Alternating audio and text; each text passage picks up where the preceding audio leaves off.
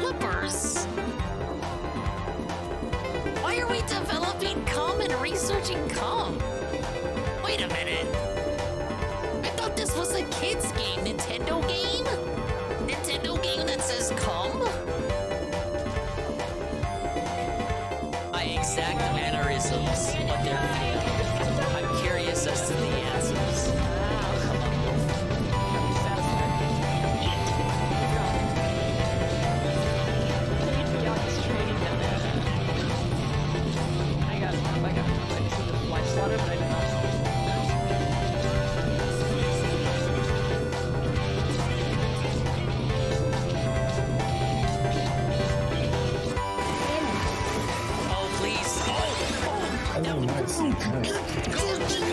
Go! Please, I love you, go! That's right, idiots. If you didn't hear the good news... Sometimes you gotta wonder if people are trolling. Shut up! Like, I literally just said 3 times, all I need to know is where the amulet is. And he goes, well, the quest is supposed to have waypoints. I don't care about that. I need to know, where is the amulet? And he just keeps saying, well, the quest is... You read where the amulet is! You read where it was! Okay, what's the name of the quest? I'm just gonna look it up myself. What's the name of the quest? It's called Lifting the Veil. Okay, I'll look it up. You read where it was!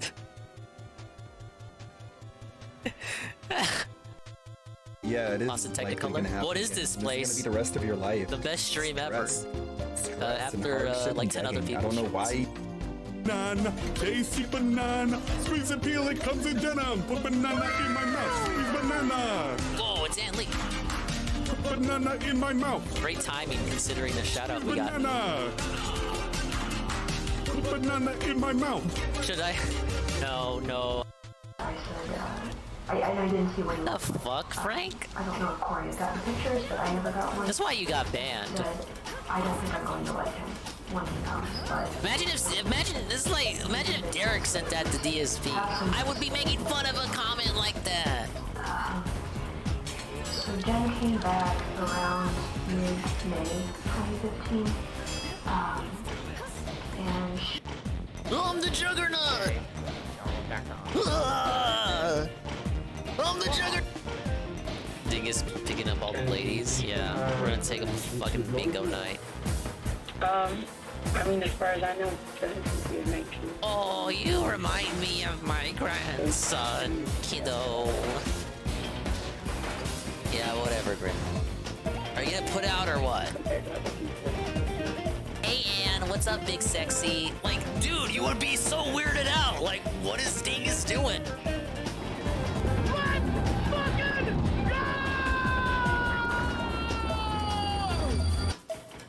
And stimulus checks. These have to be the stupidest fucking hens in fucking existence. Fuck these hens. They deserve to be cooked.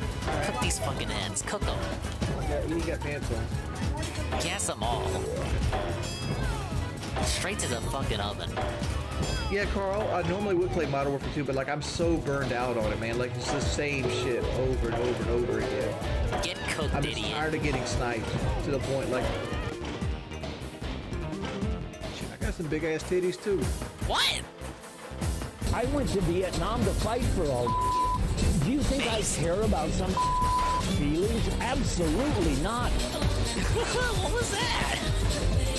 When did I save that? What the fuck was that? When did I save that video? That's not even a lolcow. That's just some old guy.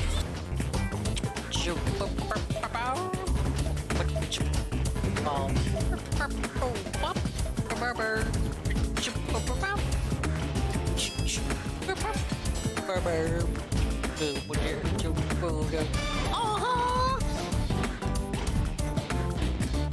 oh yeah.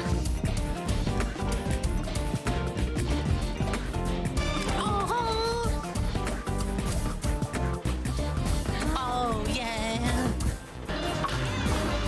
No comment on the pussy.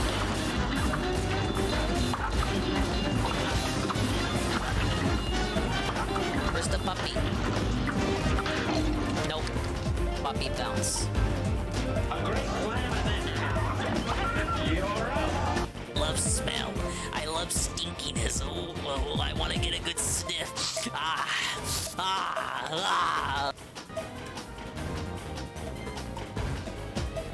What? Did he say come?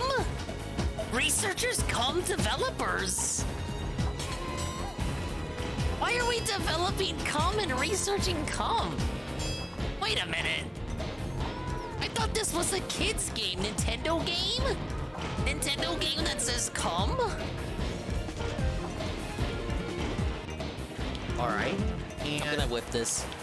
we wanted to go again, and we were gonna do, you know, smell all the scents, especially now that COVID's over, thank God. Now you can do this again. Because that was the thing. When COVID was going on, they were like, oh, no, you can't open the can, you can't smell it, you can't do this, you can't do that. So we didn't even bother going out there, okay? So we go out there, excuse me, and, you know, we're walking around the mall, and this mall's huge, by the way. This mall has 2 full giant floors and a third kind of semi-half floor.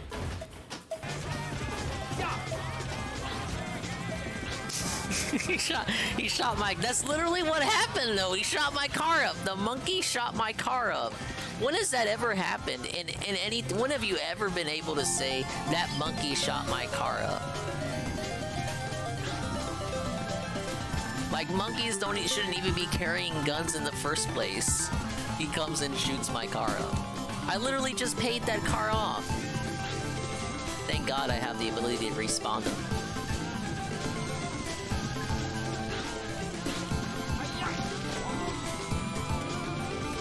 Why are people laughing?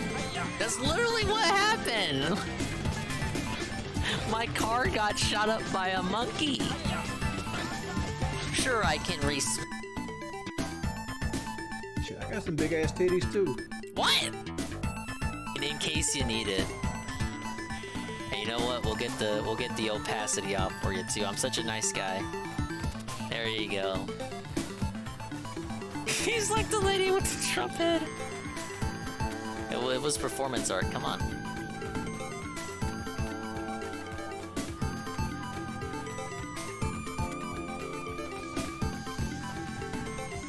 Alright, well guess what, pimp? I gotta make even more eggs. Today, a high-ranking researcher asked me to take care of a new monster. It looks like a gorilla without any skin. And that, I guess, the opposite of expand dog? It would be like recede dog. They told me to feed them live food. When I threw in Ethan Ralph, they were playing with it, tearing off his legs and pulling out the gun before they actually ate it. Oh, we did it! We did it! I didn't get hit! Bro! Oh, I didn't get hit! No, we did it! No. I didn't get time. No way, this is not time. This is not time.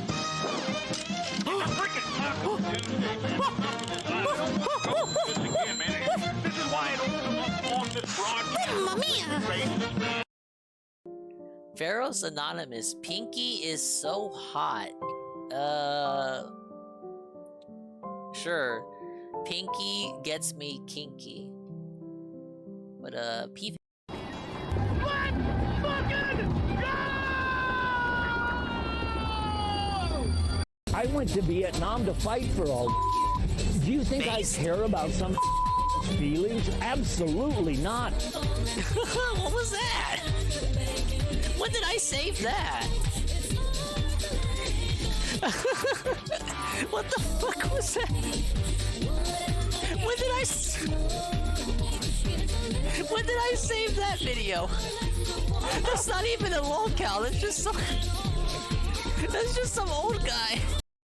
Going to check. Remember when Tevin said he would never go on Trovo? He has an account there just to have an account, but he's never gonna use it. But then he was like, well, what if I did use it? That's my Tevin voice. Now he's going on Trovo, and all it took was me disabling shoutouts because he wanted to do shoutouts in my stream. Because I did one shoutout on his YouTube stream for a guy nobody likes.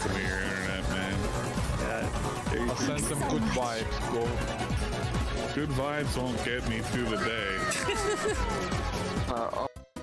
Jackson asked the following. What is up, Phil? You experiencing a heat wave in Seattle, Washington, and upstate New York where I live. It is hot, but not to the extent as it is in other parts of the country.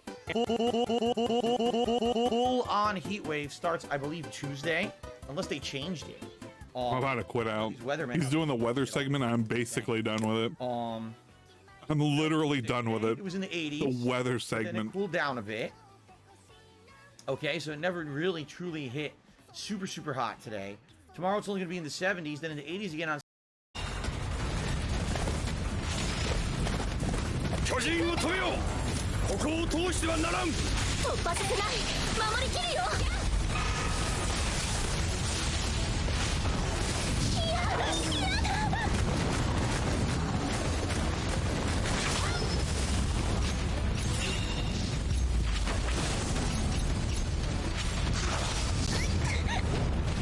So much.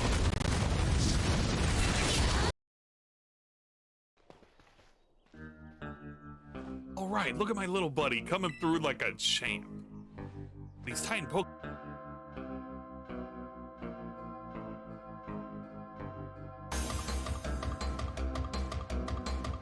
Yeesh, I sure don't like having something so tough out to get me.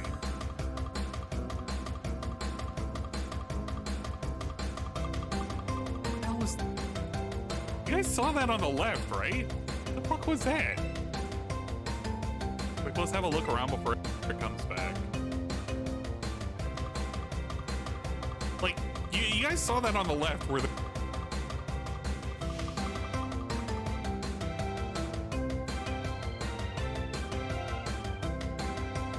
was like a little line? It was like a little yellow line. Just happens. Hi, hello, thank you. This thing. I don't know what happened. My internet? It should be fine. I'm plugged in directly to the thing. I am here. I've been here. I never left. And what's up, big sexy? Like, dude, you would be so weirded out. Like, what is Dingus doing? Fuck! No! Fuck! The problem is, down is up, and up is down. Down is up, and up is down. It had nothing to do with the fucking game. Down is up. I did it. I won. Wait, what? No. I thought I lost. I won? I won. Wait, I won. I won.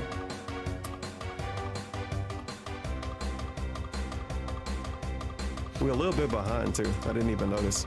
I'm a few 6 minutes behind. No. He said, you know what, man? You just have them. Just have them. He said, just have them. Just take Thanks, T. This is worse than other crying. He's banning somebody too, like mid-ban, mid-cry ban. That's very specific. That was the kind of guy that he was, you know? Like the nicest possible guy.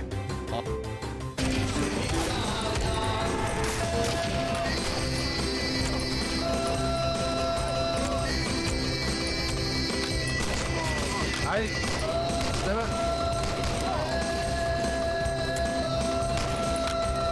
we go.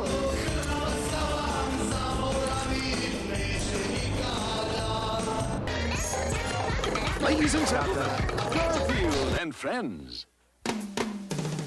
We're ready to party. We're ready to party. We're ready. I hope you bring lots of spaghetti. I'm scared. Come on in, come to the place where fun never ends. Come on in, it's time to party with Garfield and friends. Dancing, fiesta, romancing, siesta, samba, la bamba.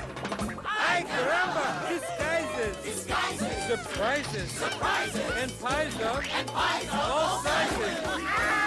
Come on in, come to the place where fun never ends. Come on in, it's time to party with Garfield and friends. Come on in, it's time to party with Garfield and friends. Garfield and friends. And pay attention. There'll be a test at the end.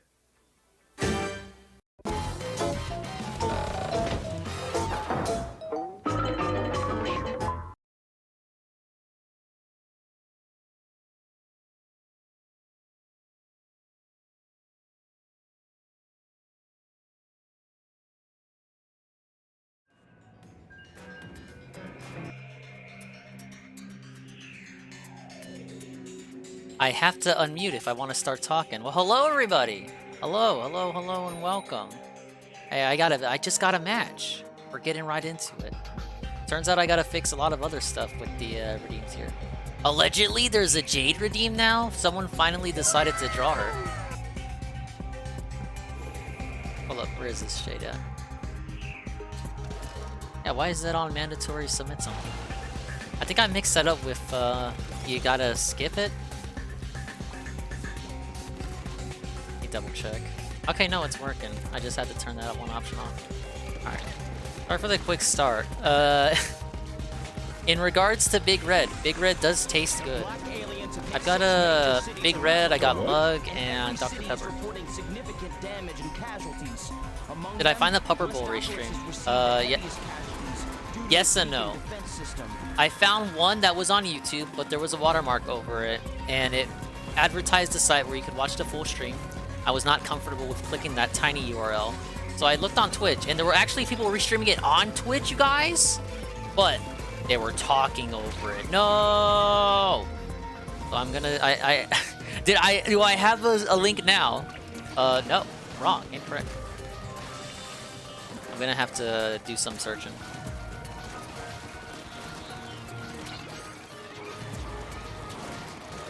Don't worry, we'll watch it.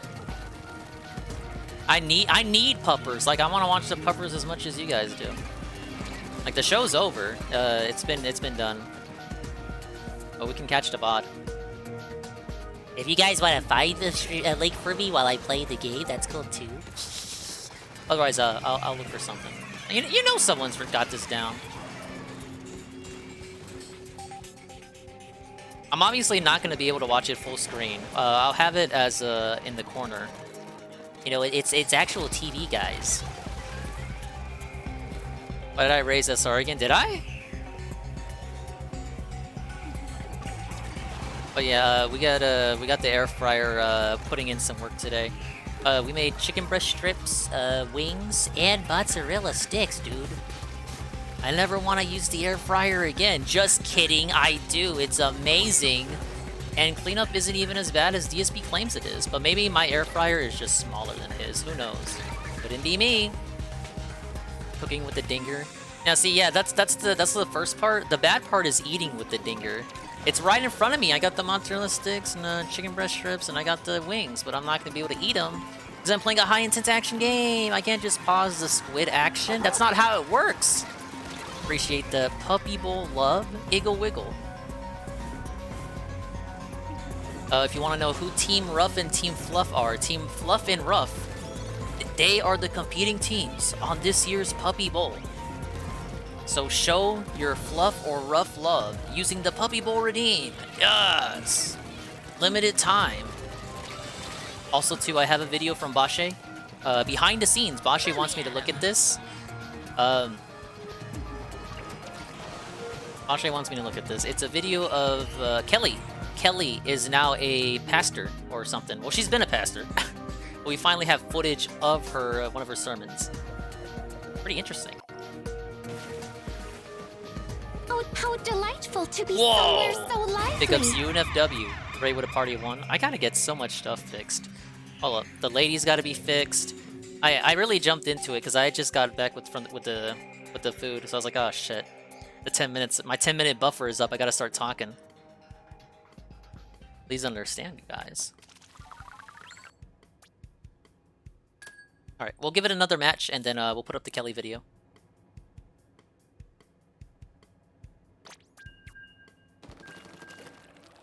And hopefully we can get a Pupper Bowl restream.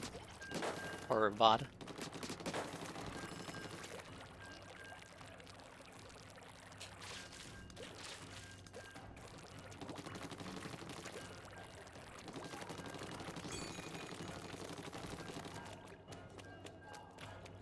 How underwhelmed was I during DSP's big announcement? Very underwhelmed. I had to. I didn't want to endure it in full, but I got suckered in by Almighty_Tevin.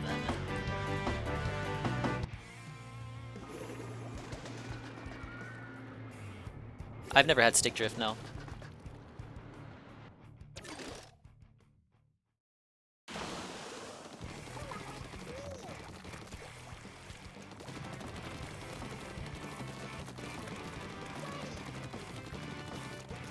Everyone knew it was a React channel? Yeah, who the fuck could have?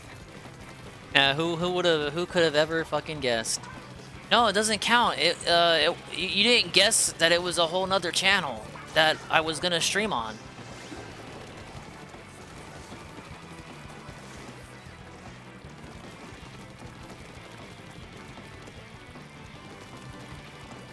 Yes, Luigi won. Oh, shit, another raid. Big ups, Ludwig World Order, the raid with a party at 21. I actually have to call out everyone's name. I haven't done that yet. I jumped straight into the gameplay for once. There was no pre-stream preamble.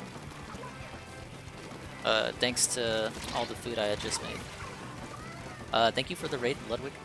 Welcome to the Splatoon Chill. I understand a lot of you may want to watch the Super Bowl. We're not gonna watch that here, but I can show you the Pupperb Bowl, which is already concluded, but hopefully we can pick up a lot of it. And I need to see Kelly. If you guys don't know, I don't know if this was seen on the lewd stream, but Kelly, a video leaked of Kelly at the Conway Church, and I was requested to look at it by Bashe the Game. She apparently she's a very energetic pastor. Or whatever the fucking role, the deacon, the lady deacon. I'm not a Christian, you guys. You have no care in the world for the Super Bowl. That's fine, as long as you don't LARP like you only care about it for the commercials. You've heard that rant from me one too many times. Like, just don't even go to the Super Bowl party if you don't even care about it. If you breach spam evasion.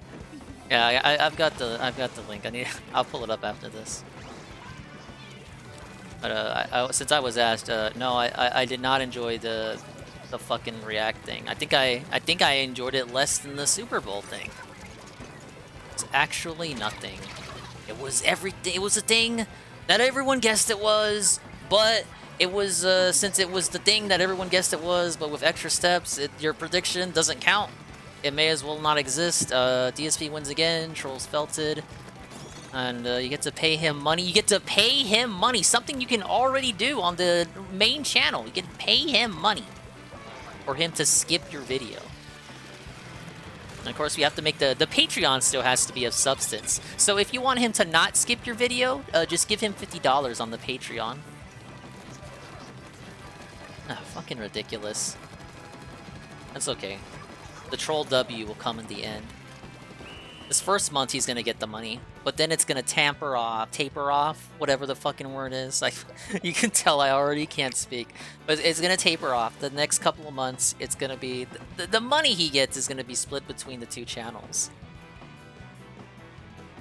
Oh, give me the L on that. I think I won the last one. Double check. Oh yeah, and he teased a second thing, which I don't know if we got it, or if it was a minor thing that no one would consider a second thing, but he considers it a second thing. Alright, let's see. I need to check. So we gotta... Oh, I got 2 L's. We fucking suck. Oh well. Big ups to J Frosty Beats, Swollen Ding Bot, Something Air. We have Mr. Pun. Mr. Pun! Why it's many. Shroom Dukum. Ickle Wiggle. Zeta Sudan. Golem. Why it's Manny. Again. We have UNFW rate with a party of 1. Thank you. Dukum coming in. Natol Cog. Ludwig with the raid. Yes! We got Mexicano. We have Aldernaut with the lurk. Thank you for the lurk. Ami no Shapai. Take that, loser. Thank you for the amazing ad. Dude, we love ads. I just got done air frying a lot of stuff, fellow raiders. So we have chicken breast strips, we got wings, we got mozzarella sticks. I'm done. I'm set for the evening. I don't ever have to get out of here. We have the Pupper Bowl redeem if you want to show your fluff or rough support.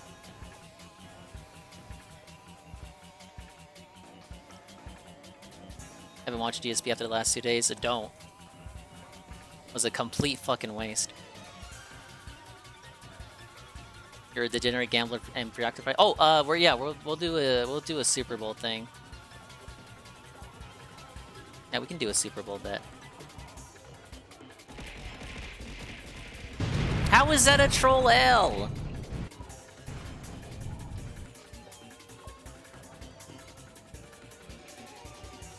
Gaslighting like it's not a, yeah. Complete gaslight. Thank you for the lurk, Mexicano. Okay, sorry, I'm catching up.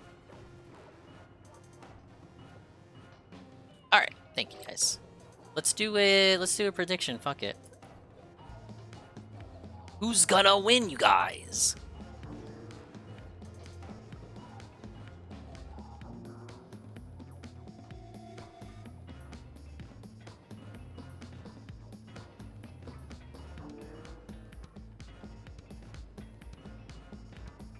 We'll give it 20 minutes. All right, go ahead. 20-minute prediction. Shout out to the Chiefs or Fly Eagles Fly. No, this is a Super Bowl thing, not the Pupper Bowl. The Pupper Bowl's a VOD now. People would actually cheat that one.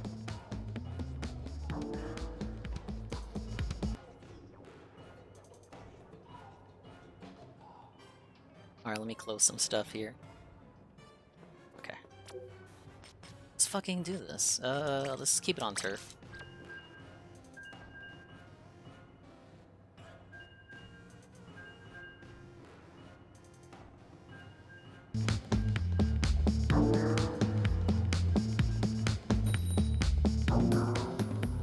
I think the MSI is already crying, so I gotta be on my best behavior. Nothing too hyper for now. Where's this Bashe video? Kelly at the church. Here it is. Alright, it's a YouTube video, right? Thought it was an MP.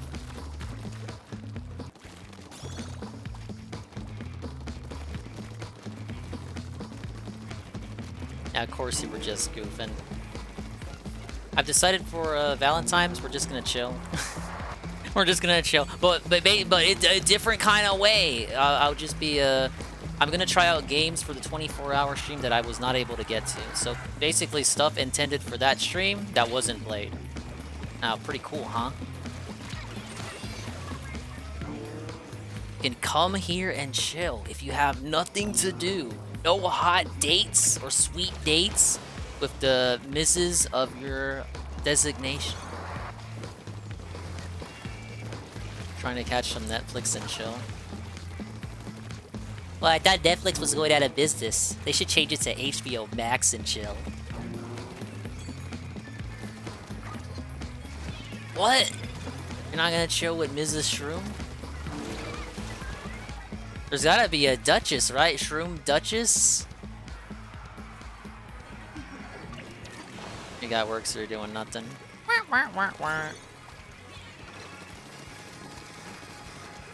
It's time to ask that lady coworker out, dude. You gotta do it. Put your best foot forward.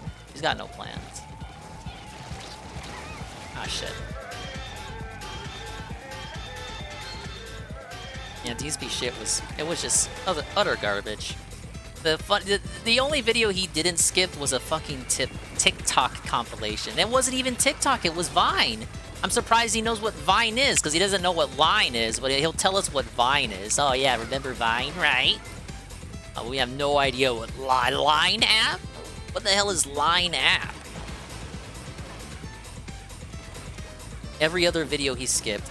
He got a video about Ben Shapiro, and that was insta-skip.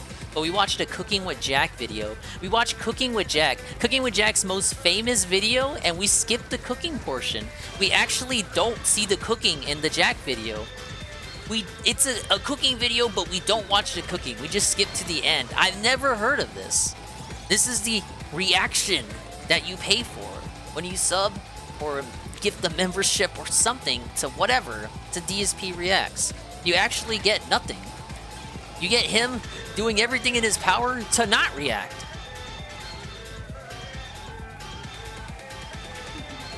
Why would you not watch a Ben Shapiro? I don't even know. Like, who does he think Ben Shapiro is? Do you think does he think he's gonna put on the hood?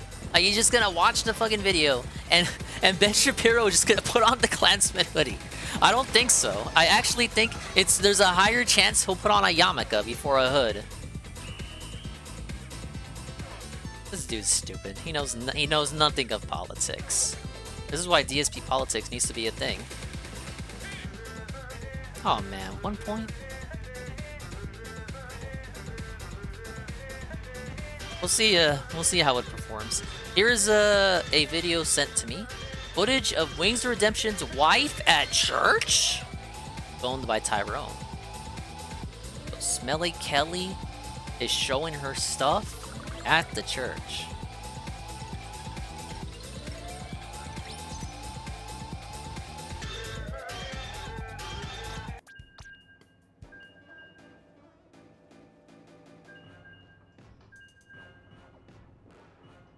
Because he is the son of the... Oh, don't buffer. No, don't buffer. We lost. True and Let's make living sure we're God. killing everything. A lot of people on TikTok recently have been saying, how can you spend your life brainwashed? Honey, I ain't brainwashed. I'm just crazy for Jesus. I'm living for Jesus. And if you don't like it, there is a Look at that guy in the back. Look at that dude in the back. Look at him. You can't shut me up. You do. Yeah, it's really her. It's the lady. I'll go and I'll make another account. Because let me tell you something. China can't shut me up. TikTok can't shut me up. Look at that guy in the back. Facebook can't shut me up. Yeah, Prisco. What are we doing? Shut me up because I don't know how old this is. Every morning my It's feet definitely touches Kelly. the ground, and he knows that I am a child of God and that I'm living for God and I'm not turning back. I don't care how many bookings I get in 2023. 2023. This is recent. All right, that is Kelly, Pastor Kelly. Yeah, she was ordained at the same ministry that ordained Duty and Joe Murray. Hello, Preska. We have Mr. Bubbles who sent me something and Ace's win. Let's see, scroll up. Sorry, I missed it. Any predictions on how Pupperb will spend Valentine's alone? Is he romantic? BK ending in another incident session while Cat gets some chocolate. Valentine's Day is Tuesday, so no, it's not the day off. We're not gonna do anything. I wish I could spend it with my wife, guys. Now, if you mean like the actual day off, maybe they can make up for it. Let's replay that one more time while I queue up. Because he is the son of the true and living God. Saw the Mio Figma. I don't think I have the money to purchase it. I'm sorry, you guys. I still don't have the Pyro Emitter statues. I don't have room for this shit anymore. We have to install another shelf. There is a block button, and maybe you should use it, because you can shut me up. You dare let TikTok try and ban me one more Just buy Nenderoids? I do. I have a Marf and female corn. Because let me tell you something, China can't shut me up. See, right there, it sounds like a Vince moment. Straight out of a script Vince would have wrote. Let me tell you something. Yes. Shut me up, because when I wake up every morning my feet touches the ground, and he knows that I am a child of God and that I'm living for God and I'm not turning back. I don't care how many bookings I get in 2023. That don't affect my relationship with him. And yeah, that's Kelly. Why does she act like a zombie on the stream? Maybe because she's out of energy. Like, listen to her. She's wheezing. Like, at least I have a reason to wheeze. And at least I mute when I need to wheeze, you guys. But listen to her. She's out of breath. She can't speak. No, we lost. We have a prediction going. Who has it in the bag? The Chiefs or Fly Eagles Fly? You missed it. Oh my god. We'll play it one more. Just for NATO COD. What the fuck? It'll be small. Because he is the son of the true and living God. A lot of people on TikTok recently have been saying, how can you spend your life brainwashed? Honey, I ain't brainwashed. I'm just crazy for Jesus. I'm living for That's Jesus. a kind of brainwashing, And if you don't like it, there is a block button, and maybe you should use it, because you can shut me up. Pastor Derek should take notes. You TikTok's trying to ban me one more time, I'll go and I'll make another account. Cause let me tell you something. She sounds like me. China Get out of can't here. Shut me up. TikTok can't shut me up. Facebook can't shut me Let up. me tell you And something, Satan brother. himself, oh, he knows he can't shut me up. Because when I wake up every morning, my feet touches the ground. And he knows that I am a child of God. And that I'm living for God and I'm not turning back. I don't care how many bookings I get in 2023. That don't affect my relationship with him. I don't get what the sermon was. China? Why are we putting on sermons about China? I don't even understand. Because the Chinese aren't Christians? What does it have to do with TikTok? What? What the fuck is going on in Conway? What happens when you don't have Raising Cane's in Conway?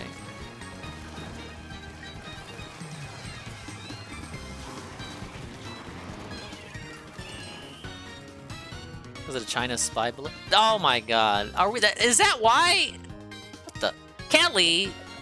There ain't nothing religious about that.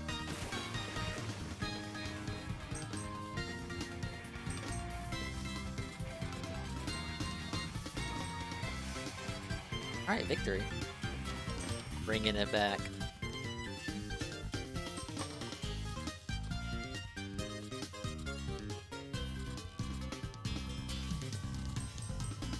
Thank you, Wings007, for acquiring that behind-the-scenes tape.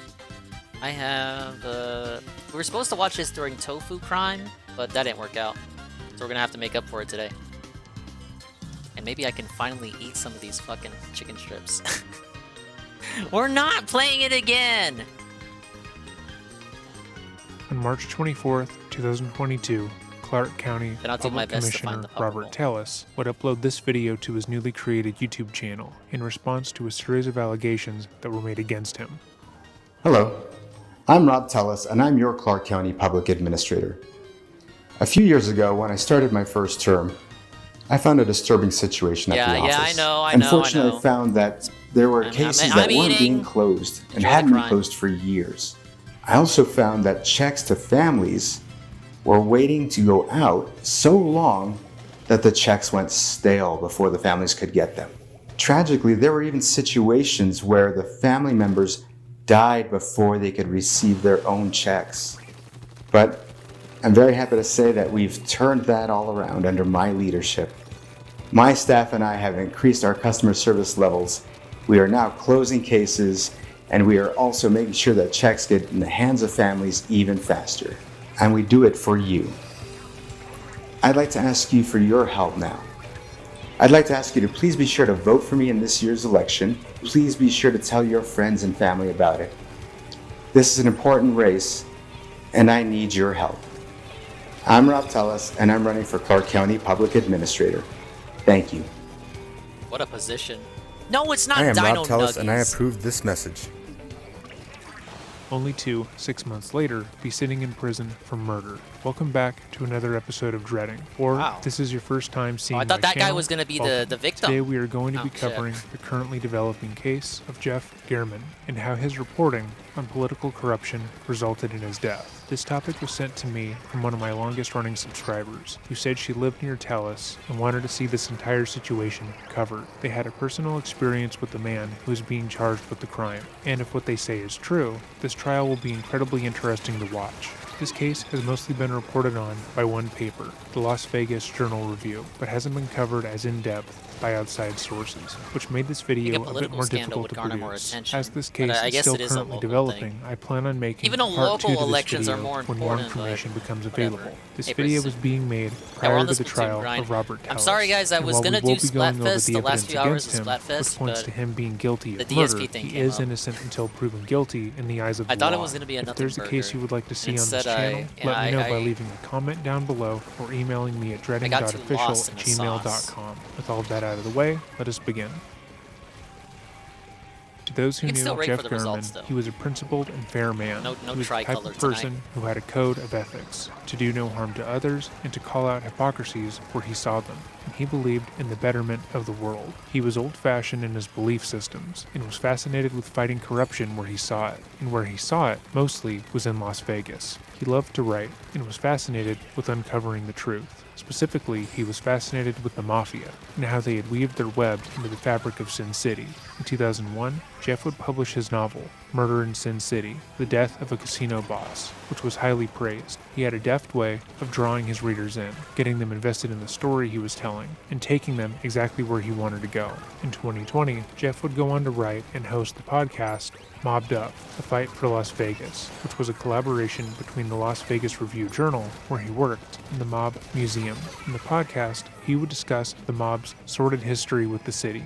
The podcast was incredibly successful, getting nearly 1 million downloads by June of the following year. For over 4 decades, Jeff had worked as a columnist and journalist for multiple papers, and had a reputation for himself as the guy who refused to be bought. If he was reporting on a story, and his editor or higher-up tried to kill it, he would only pursue his hunch harder, intent on bringing the truth to light. However, this tendency would lead to him uncovering a relatively mundane secret that would get him killed.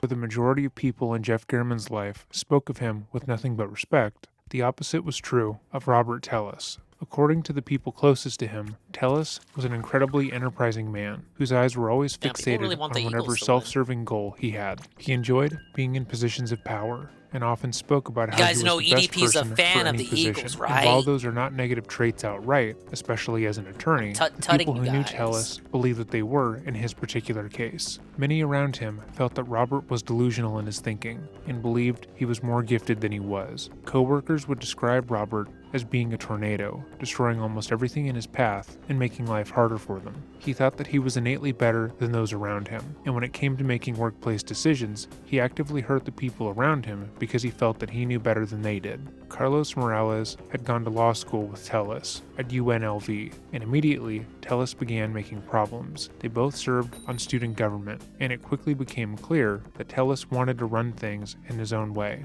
He didn't care much for the opinions and thoughts of other people, and instead chose to act in a way that many believed was antithetical to the success of the student government. He refused to do things by the book, instead forcing those working under him to do things, quote, his way, which often resulted in them being done wrong. Anytime someone would miraculously do a good job despite his interference, he would take the credit for their work, and would routinely throw others under the bus if he believed that they were trying to upstage him. He was obsessed with his reputation, and wanted to outwardly appear as a nice, trustworthy man. Despite obsessively attacking people he seemed to believe wanted his position. He was also well known for taking advantage of his positions over people sexually. According to Morales, his time working for student government came to an end when multiple people witnessed Tellis molest a first-year law student without their consent. Morales and other witnesses reported this incident, finding it to be incredibly disturbing, but they kept the young girl's name out of their reports, as she was too nervous to come forward at the time. When Robert was made aware of these reports, he was incensed. He seemed to feel as if Morales and the other witnesses were simply trying to ruin his reputation, and went on the defensive. Robert would fly into a near-violent rage, screaming and threatening those around him. He claimed he'd never touched the girl, and instead, those reports were a planned attack by jealous rivals, meant to usurp his power as the president of student government. At this point, Morales and others who were part of the student government reported that Tellis went on a months-long campaign against them, trying to figure out the exact identity of the girl he had been seen molesting, and attacking their reports. Former student body president was obsessed with destroying everyone who he believed was against him, and it seemed to be his sole driving force. He claimed again that they were just jealous, big Chad evil, energy. power-hungry You molest someone, you people don't even know who they couldn't were. stand to see a man Just like red him ass. do well. He made up conspiracy theories as to why people were plotting against him, and genuinely felt as if Getting an it was OLED him switch? against the I like world. mine. He threatened to sue everyone, I used to claiming get that more the mileage out eyewitness of it, reports 'cause I were used to play defamatory. handheld When and he was tabletop eventually much kicked more off often. student government, Especially, he threatened to sue the pre-streaming school days. for their actions, and he spent months attempting to find and If you intimidate the feel like you first-year do law handheld student or who had tabletop refused a to lot, come yeah. forward, 'Cause the positive screen really that she is was behind the that entire much better. ordeal. This would not be the last time Tellis would be accused of using his position over another person to pressure them sexually. This would become somewhat of a habit for the lawyer. The extreme rage, paranoia, and obsession that Robert displayed in this instance would also follow him into every aspect of his personal and professional life. Despite his negative attributes, Robert was also known to be incredibly charming when he needed to be. In his daily life, Splatoon 3 he was OLED cruel, does not come with the demeaning, game. and None of these delusional, OLED but for special short periods editions of come with the time, game. He could mask his true nature. It ain't His like ultimate that. goal was to become the Not even governor a of digital. Nevada, and he was well aware that he would need as many people behind him as possible to achieve his goal. He became a staple in the Las Vegas social scene, consistently attending charity events and Rotary Club events. He would This thing talk is to shilling everyone, the OLED. making He sure just that they asked knew me if he I was should an get up-and-coming one. lawyer in He the should get area, one. and notably was What? crowned one of the nonprofit's You pro wanted bono the attorneys of the recommendation. year. This award didn't mention the fact that his work on numerous pro bono cases would result in his clients being defrauded and taken advantage of. He would go on to marry Mary Ann Ramirez Ishmael and have 3 children, but Robert's paranoid aggressive behavior wouldn't cease. Their relationship was said to be toxic, with Robert repeatedly cheating on her with various co-workers and women he met through work.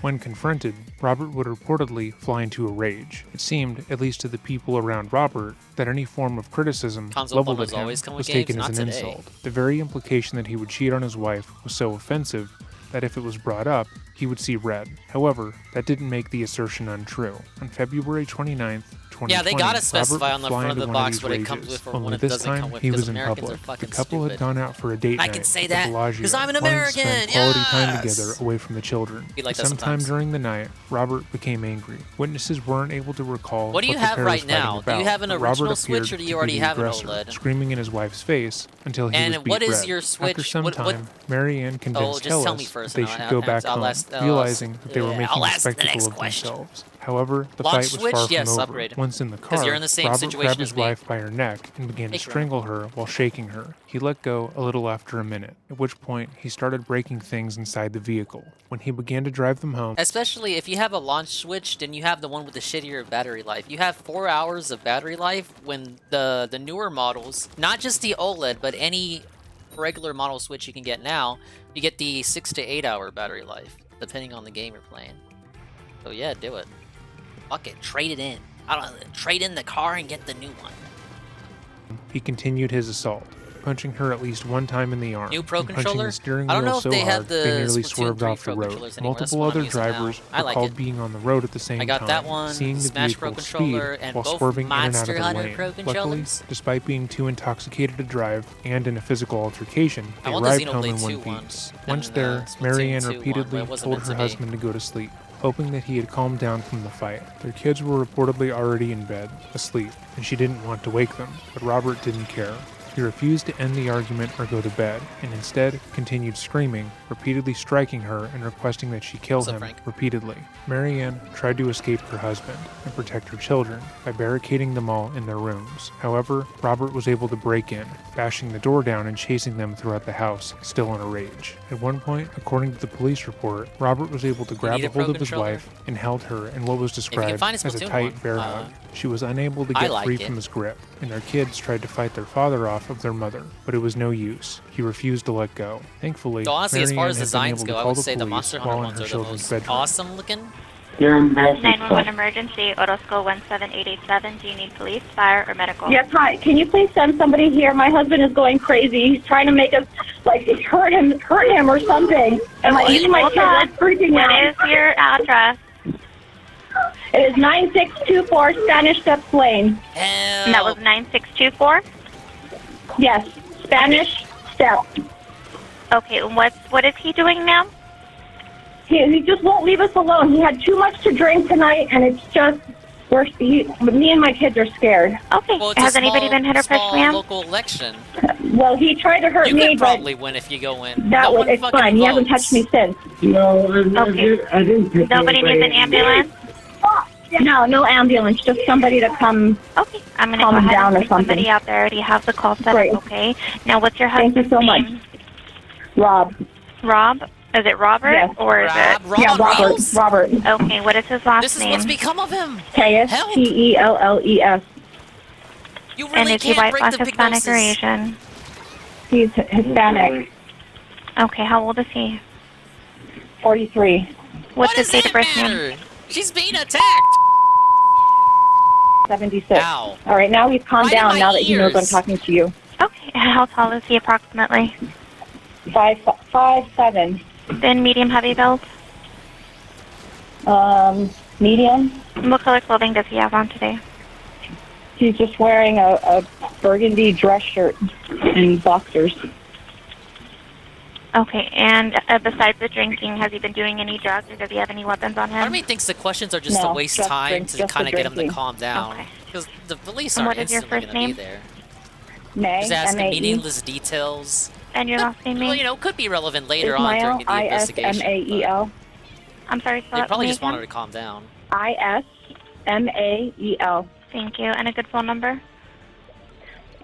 This number? Thank you. Okay. And you said he's calmed down right now? Yeah, now he's calmed down. 4%? He's putting his clothes. He's putting his pants on. I think he might good leave. excuse to eat. Okay. If he does leave, what color, make, and model is the vehicle he would be leaving in? A brown BMW X3. Wait, BMW? Is it a two-door, four-door? Could really be Rob Is it older, pre-wheelchair. newer? Newer. Okay. Do you know the plate number by any chance? I don't. No worries. It's fine. Okay. I do have a call set up. If he does happen to leave, just give us a call back to let us know. And, you know, if you know where he's going or what direction he's leaving in, just give us that information as well, okay? But I do have a call set up for officers to respond. Okay, thank you. Thank you, ma'am. Bye-bye. Bye. The following is the police body cam footage from his arrest. Shit, we get body cam footage? Hey, Ivan. Did I like the React channel? No, I did not like the reveal. I had to... I didn't even want to watch it. I had the Tevin thing on, and then... I don't know, it got to a point where he was just... He started watching the videos. So I hopped on a call with Ry Drake and Piece of Peace and Kinda Sad, and some others, Trash Man and Guy with Two Names, so we kind of just endured it together. I would not have been able to do that alone. But big ups to them and anyone else who was in that call. Was able to suffer through the chicanery. Because I didn't hit anybody. Who did I hit? Who did I Oh hit? man, he is I wasted. didn't hit anybody. This is like... But no, I did not have fun watching him skip videos. Take me down because I'm a public official. No, we don't. I didn't hit anybody. I'm an elected official, you guys. Take me down because I am a public official. Hey, Billy.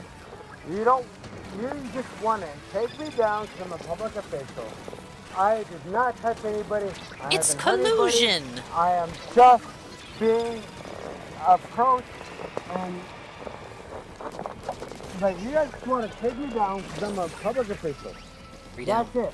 I'm a public official. I'm sure your supervisors will love to see this body camera when they see it. I'm a public official, and that's all you want to do is take me down for being a public official. Oh, you bought it? Cool. Why did you take me down? I haven't touched anybody. I haven't had anybody. It looks like it's You can boot up with me and Ann for the next You guys Splatfest. want to take me down. I haven't touched anybody. This is my home. I haven't hurt anybody. I haven't touched anybody. I love my family. I love my wife. I love my wife. Take me down. That's all it is. Why are you taking me away from my friggin' house? Why do you have any suspicious... Sit back. I'm...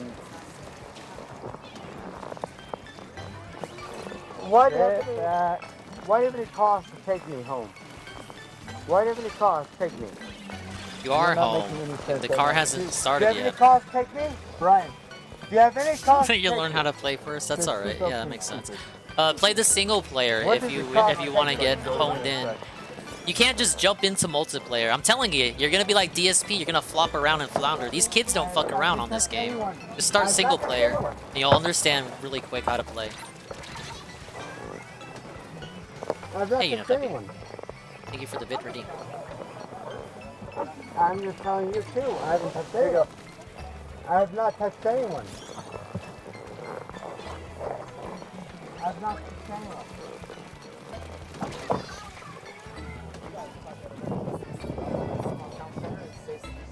Hold on. Palate cleanser. All right, take a look at it.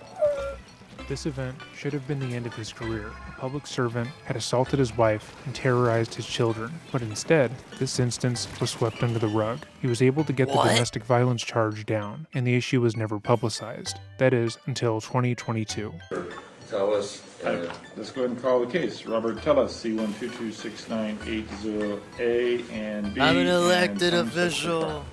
Thank you, resolved. Okay. We're going to submit on the B count. B as in boy? Yes, Judge. Okay. There'll be a 90-day suspended sentence with a 6-month fraud stay out of trouble order. The defendant will do the corrective thinking course, pay a bail forfeiture in the amount of $418, and if successful, the charge will be dismissed. Count A is dismissed today pursuant to negotiations based on... I want to try to do 10 levels every segment, Mr. because I Goodman, have is to that get a to level correct statement of 99 the before the end resolution? of the month. And as you guys know, I lose a couple of days on this particular tell month, us, so are I you have agreeable even with less this time to do that. You do have the right to have a trial where the prosecution has the burden of proving the case beyond a reasonable So the doubt. goal By tonight accepting the is level resolution, 80. Obviously, you're giving up that right. Do you understand that? Do you have any questions before I make it official? All right. As such, sir, this will be what we call a submittal on the record for the original charge of resisting a public officer, requiring you to Hey, the do, same thing Ralph got clocked for. basically 3 things over the next 6 months. First thing you'll need to do is stay out of trouble, and we call that a broad stay At out least of this trouble. guy didn't No try to criminal punch the offenses, cop. No arrests, no citations. You'll have to attend, pay for, and complete the I'm sorry if the corrective audio for the thinking court is in class, the which right in given your right online. ear. It's It not costs me, I $60. tell you. You also need to post $418. We call this a bail forfeiture amount, but basically it's a fine to you in that amount, $418. And if you do all these things, you'll get the best result that you can get out of the criminal matter, and that is the dismissal. If you fail, you will have the conviction of resisting a public officer without the benefit of trial, as well as 90 days of jail. 90 days. Just make sure that's what you've agreed to again, correct? Yes, sir. It's a good deal. Keep it in your hands, out of mine. Agreed? Agreed. All right. We'll go ahead and get you that 6-month return date. The A charge, as discussed, will be dismissed. I guess he didn't kill anyone yet. March 30th, 2021 at 8:30. We'll go ahead and get you the return slip. Do we get the referrals?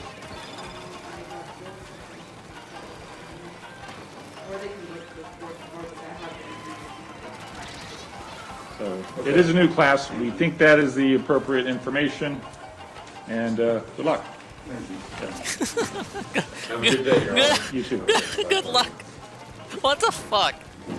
Judges can be so fuck. Good luck. Yeah. Who? Good luck, says the guy who decides your fate. Fucker. As Robert stated multiple times during his arrest, he worked as an elected official in Clark County.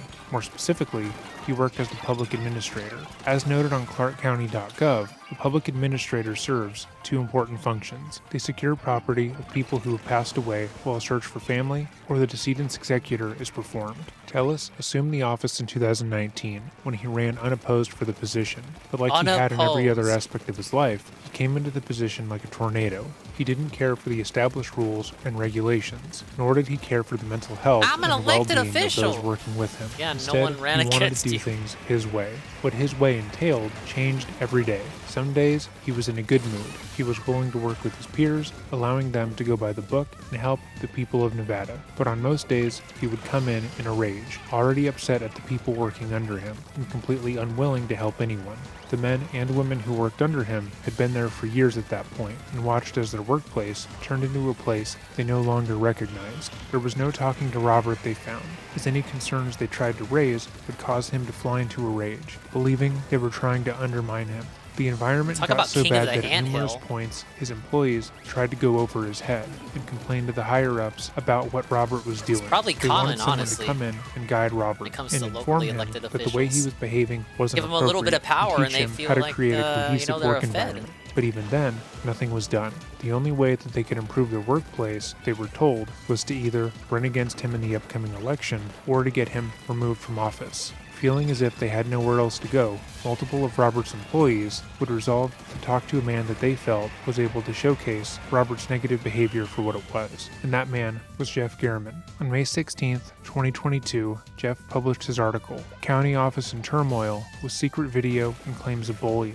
Hostility to the Las Vegas Review-Journal. The following is that article. The Clark County Public Administrator's Office has been mired in turmoil and internal dissension over the past 2 years. with allegations of emotional stress, bullying, and favoritism, leading to secret videotaping of the boss and a coworker outside of the office. A half-dozen former and current employees interviewed by the Review Journal are alleging the hostile work environment was fueled by the elected administrator of the office, Robert Tellis, carrying on an inappropriate relationship with a staffer that has harmed the office's ability to deal with the public and overseeing the estates of those who have died. The staffer, Roberta Lee Cometh, 45, has acted in some cases as an office supervisor beyond her assigned duties as one of the several estate coordinators because of her favored status with Tellis, the employees said. Because of the brewing animosity, the top supervisor under Tellis, Rita Reed, decided to run against him in this year's Democratic primary, and several employees took the bold step of secretly videotaping Tellis and Lee Cometh meeting in the back seat of her car at a parking garage Democratic, to show proof of the relationship.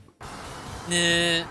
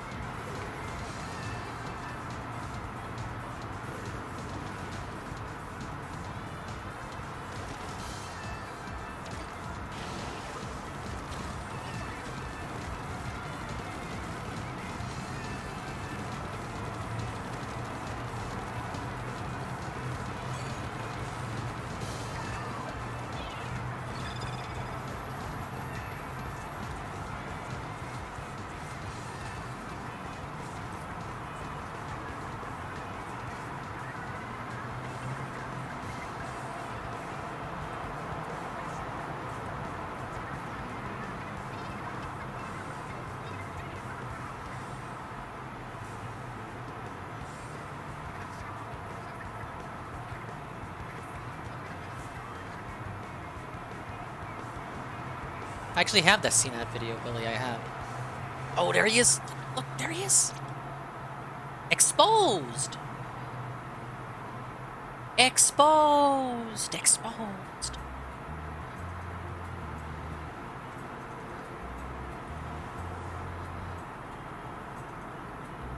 What? It's the lady. Oh my god.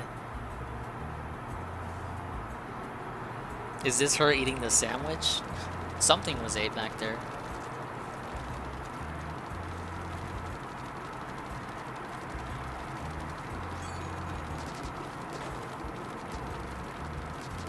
The video is kind of weird without the context, I gotta say.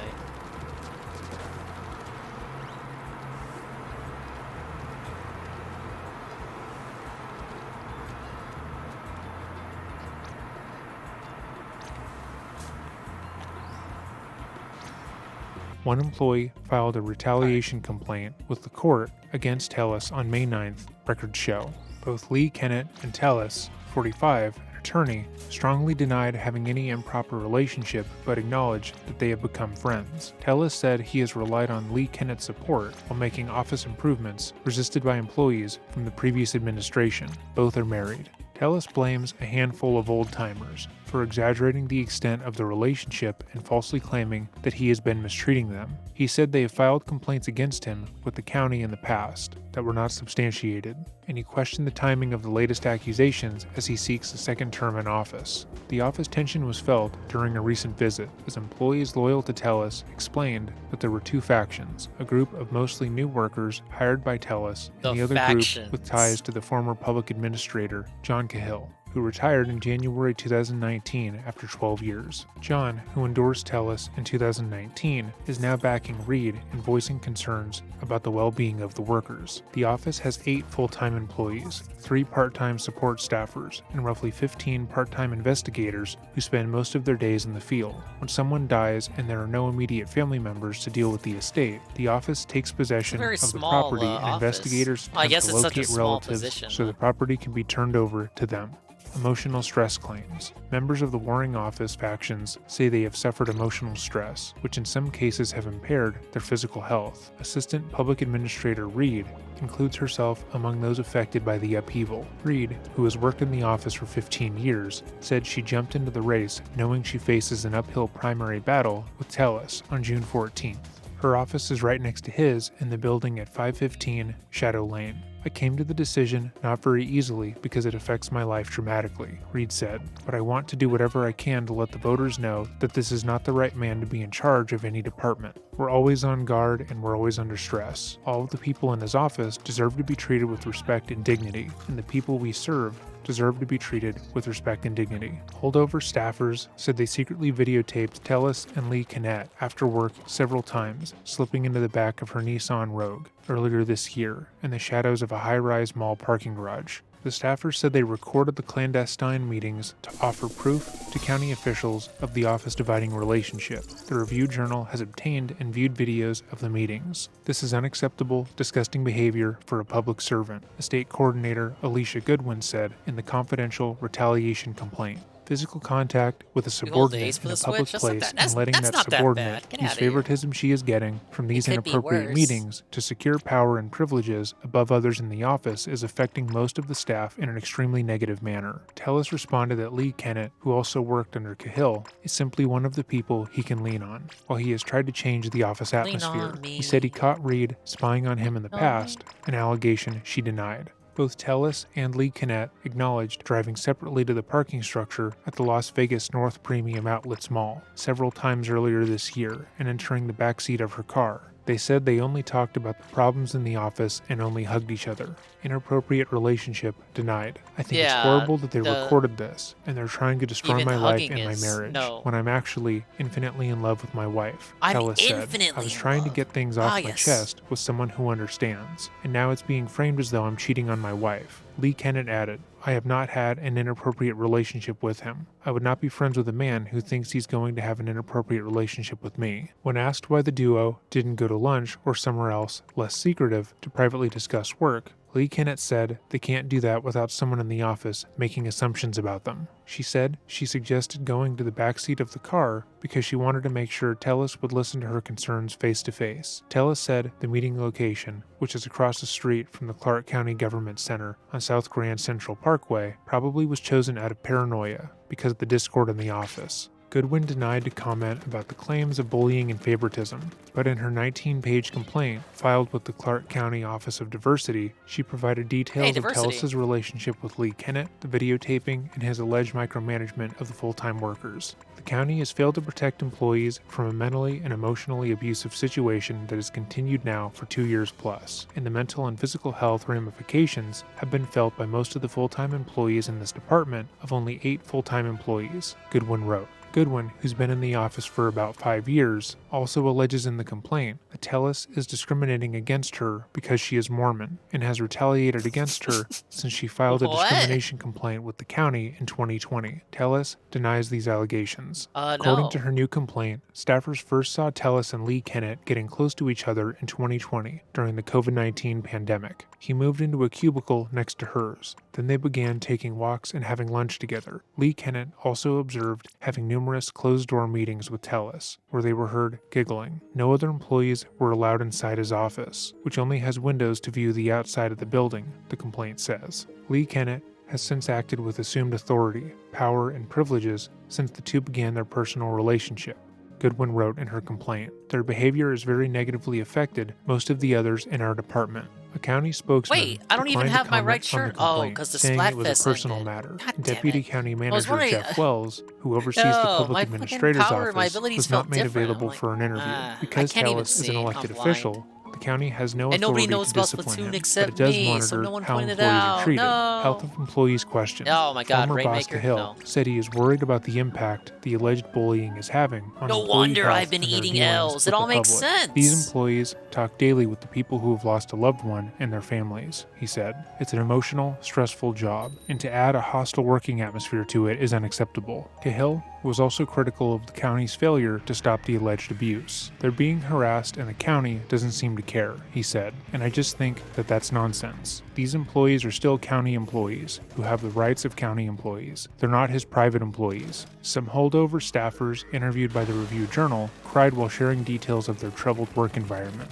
Some asked to remain anonymous out of fear of retaliation. According to the workers, Tellis has a temper and demeans holdover employees. He assigns them unnecessary work, has set unrealistic performance goals, won't respond to questions they have about their changing duties, and tries to dig up dirt on them. He also prohibits them from using cell phones at work and discourages them from socializing and gossiping in the office. Anyone who questions his authority is chastised, the workers said. The employees contend they are constantly worried that they won't properly follow his sometimes confusing directives and could be reprimanded or verbally abused. One worker said she eats a bag lunch every day in her car because she doesn't want to be seen socializing with staffers who aren't among Tellus's favorites. Janelle Lee, a part-time investigator, said the office environment is one of the worst she has ever seen.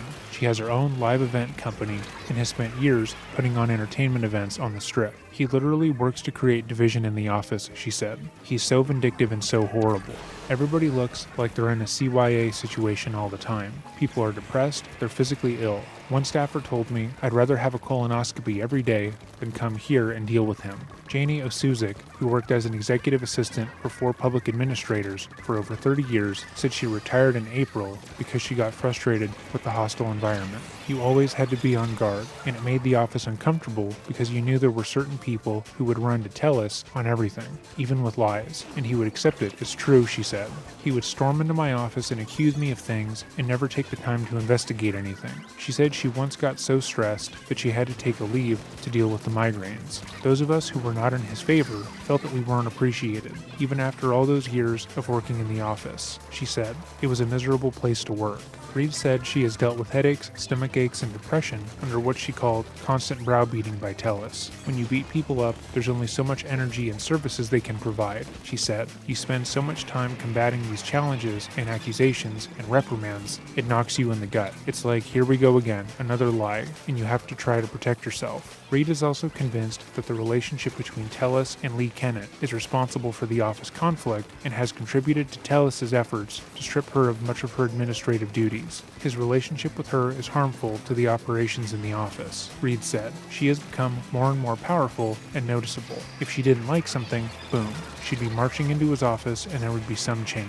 Tellus disputes the claims of hostility from Reed and the other veteran employees. These allegations that I've chained people to the wall or something are bogus, he said. They make it sound as though everybody is miserable in the office. I've done my best to try to be as nice and friendly this whole time. For whatever reason, they just seem to want things to go back to the way they were, serving the interests of a few. Before I got there, this office was in a horrible, horrible state. Among the changes Tellus said he has made are closing estate cases faster and cutting back on large amounts of tax-funded overtime employees were getting under Cahill. He provided a document that showed one veteran employee received more than $140,000 in overtime between 2017 and 2018. That was on top of the employee's combined $150,000 regular salary for those years. The employee's overtime dropped to roughly $13,500 in 2020 under Tellus, according to the document. Lee Kennett, who sits in a cubicle similar to other state coordinators and employees, said the disgruntled staffers are responsible for creating the drama. Rob is walking on eggshells because of all of them. We all are, she said. There's no accountability on their part. Nicole Lofton, an estate coordinator for the past year, said the old guard acts like a little gang and has tried to isolate her. Lofton said she has suffered from migraines from stress. They told me from the beginning to pick a side, she said, adding that Tellus does everything he can to help her succeed while the other group wants her to fail. Ariana Payne, another Tellus loyalist who works as a full-time office assistant, said that she has seen the increased production of the office. The office is running a lot smoother, she said. We're closing a lot of cases. But she said there's also been a definite divide. There's talk of them versus us, and it shouldn't be that way. We have a duty to do. Alicia Goodwin provides details on her retaliation complaint of what employees claimed they saw when they observed Tellus and Lee Kennett at the Premium Outlets parking structure between February and March. We were then able to take photos and video from afar, Goodwin writes. We also were able to secure several instances where they met up in a parking garage, driving separately in their individual vehicles and staying from 1.5 to 2.5 hours on each visit. In one video, the footage shows Tellus and Lee Kennett in the back seat of her Nissan Rogue. The video appears to show Abilities two are heads tied through the to tinted the black clothes window you joining buy. together before the No. couple leaves the back seat. Tellus leaves first, walking away without looking back. Lee Kennett exits the car seconds later and It's gets one in of the front those fucking seat. Neither games. person acknowledges the other outside of the car. We're being put through all of this because he's having a private thing, one employee said. I don't think he should be allowed to run a county department. He's mismanaged so many things. This is a horrible abuse of public trust. To say the article caused an uproar in the public administrator's office would be inaccurate, as every paranoid delusion that Robert had ever had just been confirmed. Despite the video showing him and his subordinate in a compromising position, the testimony of his staff, and the proof of his unprofessional behavior, Robert felt as if he was being unjustly penalized. He was being attacked and criticized, you get set not abilities because he did to anything close wrong, only but with because he the was surrounded by items you get from opportunistic the snakes Splatfest who all wanted what he had. He seemed entirely And in unable order to do process that he you had need done anything wrong you in need this items situation to and responded to the claims items. with anger. They're called ability the article chunks. You had need served enough its of these purpose, items though, as it to brought get Robert's the ability unprofessional to do behavior that to the service public's for that attention, ability. sparking an investigation done by Tellus's superiors. In order to verify that the claims made in the article were true, they placed Mike Murphy in the office. That way, he could observe what the working conditions were like. If they were as toxic as Rita and the other employees had said, he would no doubt bear witness to it. But if they were lying and trying to make Robert look bad, he would be able to see that as well. Once again, Jeff wrote about the investigation and the fallout from his initial article for the Las Vegas Review-Journal. But in doing so, he became Tellus's enemy. Tellus began to characterize Gehrman as being an angry, vindictive man who was obsessed with him for some reason. He was unable to grasp that Gehrman had simply been doing his he job, bought the Splatoon which is following a just story, 'cause he and saw me instead playing tried it. to claim that the reporter was a Such a malicious great stalker who wanted to influencer, be right? him. On June Right? 17, Nintendo should pay 2022, Robert would post the following angry letter on his campaign website, titled, Addressing the False Claims Against What did you Me. think While of the many of you have reacting, contacted Ann? me I as know you were support, in the I know that chat. some may believe the allegations made in the article by the local right-wing paper. You may believe that I have betrayed your trust. You may believe that I am not the man that I have always portrayed myself to be. Some of you may not know all the good work that I have done for Las Vegas. To I hope by the end of this page, you will see what I know to be While true. Rydrake was The at article work, was we false. fucking The article was listened to it. intentionally gut-wrenching. It was so ugly that you almost had to believe it was true. I can understand I'm glad why I you had might someone have, on with the call, writer's 'cause I skill would've at gone pushing nuts. buttons. Also, the timing of the article was very convenient for my stop opponent, fucking- Rita Reed. My hope now Stop is to present the teabagging facts to you so that you may Squid-bagging reconsider rabbit. your opinion if you believed the article to be true. Number 1, the people in the article would have you believe that I could mistreat Shabbat. them for years without action from Clark County. Clark County has no tolerance for Yeah, abusive giga behavior. lame. Furthermore, Imagine if we chose commissioners that are to very serious watch about protecting instead of the employees' Silver rights. Hour. They certainly would Which not at have least stood that had for some it if I was good parts mistreating the to it, employees. some funny Number 2, they segments. failed to mention Wasn't SEIU nothing in that the was article. worth The majority of these anything. employees are SEIU members. If I was mistreating the employees in Pay any him way, money and so he can SEIU skip would your have held me and videos. Clark County Wow. accountable. Number 3, they would have you believe the only remedy possible for my removal is to have the voters vote me out and vote for my opponent from the office. However, that is not never really true. wore There one are piece. currently Yeah, I investigations saw. going on as to the actions of all the actors in this You're making it matter. up I there. know that Clark County will find that I have done nothing wrong. Nonetheless, Enjoy, if they were to find that I Yamato, was I acting the guess. way that was claimed, I would be referred to the state for removal. You might then ask, what has motivated people to lie about me if I have done nothing wrong? Obviously, the lengths to which Obviously. Rita Reed and these individuals have gone is Uh-oh, hold up. incredible. They are seeking to Wintertime? destroy me both personally. Listen up, it's going down. Repping the Splatlands. It's us, the guys. See, breaking news. Oh my god, the Splatfest results. Alright, conch shells. What? White chocolate? We fucking lost. Next up, who got the most votes? Ah, yes. Shiver sabotaged again! No way! Alright, time for a clout check. I did my best. I played off stream while looking at the looking at the fucking stream. It's fucking reaction nonsense. No way! Complete blowout! Help! Are you kidding me? White chocolate? Racist won! Racism wins again! Yes! I mean, no! I said no!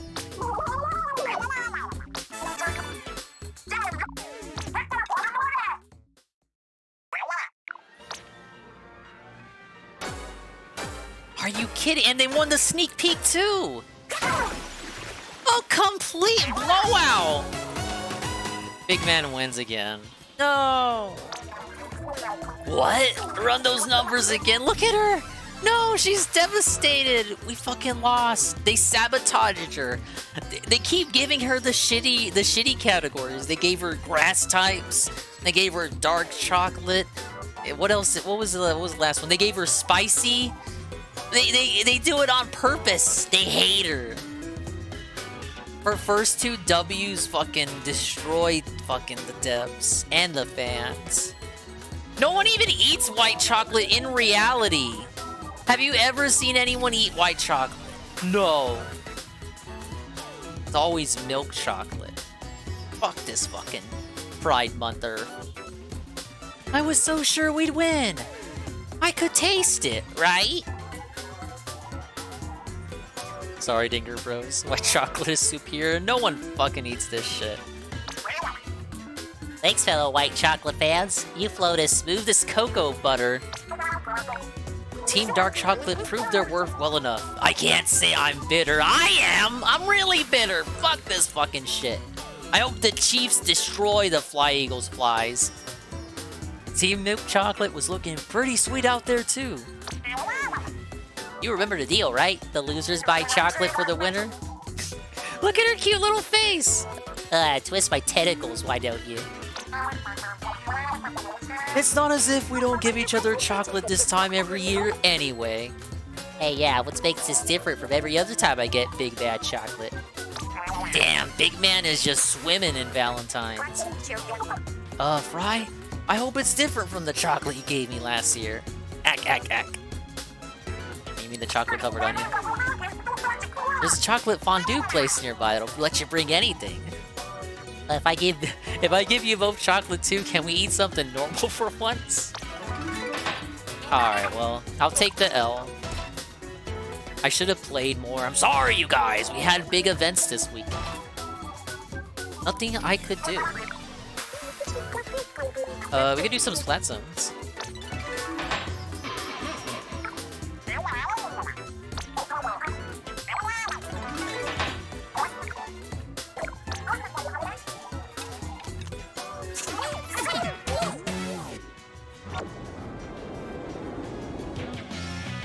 Whoa, 21 Super C Stales.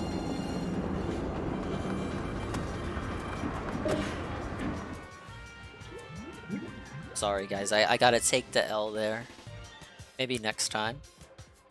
Personally and professionally, I can tell you what I know. Number 1, I made significant changes in structure and operating procedures, increasing efficiency over their objections that it is not the way things were done. Number 2, after increasing efficiency, I cut overtime for the employees. One employee made around double her salary for several years before I cut the overtime off. They were not happy. Number 3, I have held employees accountable using Clark County approved forms of discipline when actions were either intentional or grossly negligent, such that they costed the taxpayers if it's the thing money. with the theme song, Number 4, I already saw that. I set expectations that employees not spend the majority of the workday chatting. While I stated on several occasions they can no longer do that, it wouldn't I still be yet difficult to get the emphasized rights that to it the was fine to song take 10 since it was minutes here and already there to chat, cooperating. on top of the breaks and lunches that sure are available the to rights them. from the Number TV 5, show beyond reverted what right I did back to above, 2 of the employees were promised promotions if my opponent from the office won. Another employee, a part-time employee, was promised a full-time position. After my opponent from the office, Rita Reed, announced her candidacy, her supporters in the office began to ramp up interference with our operations. After the article, this included harassing other employees in the office. Tragically, these other employees have suffered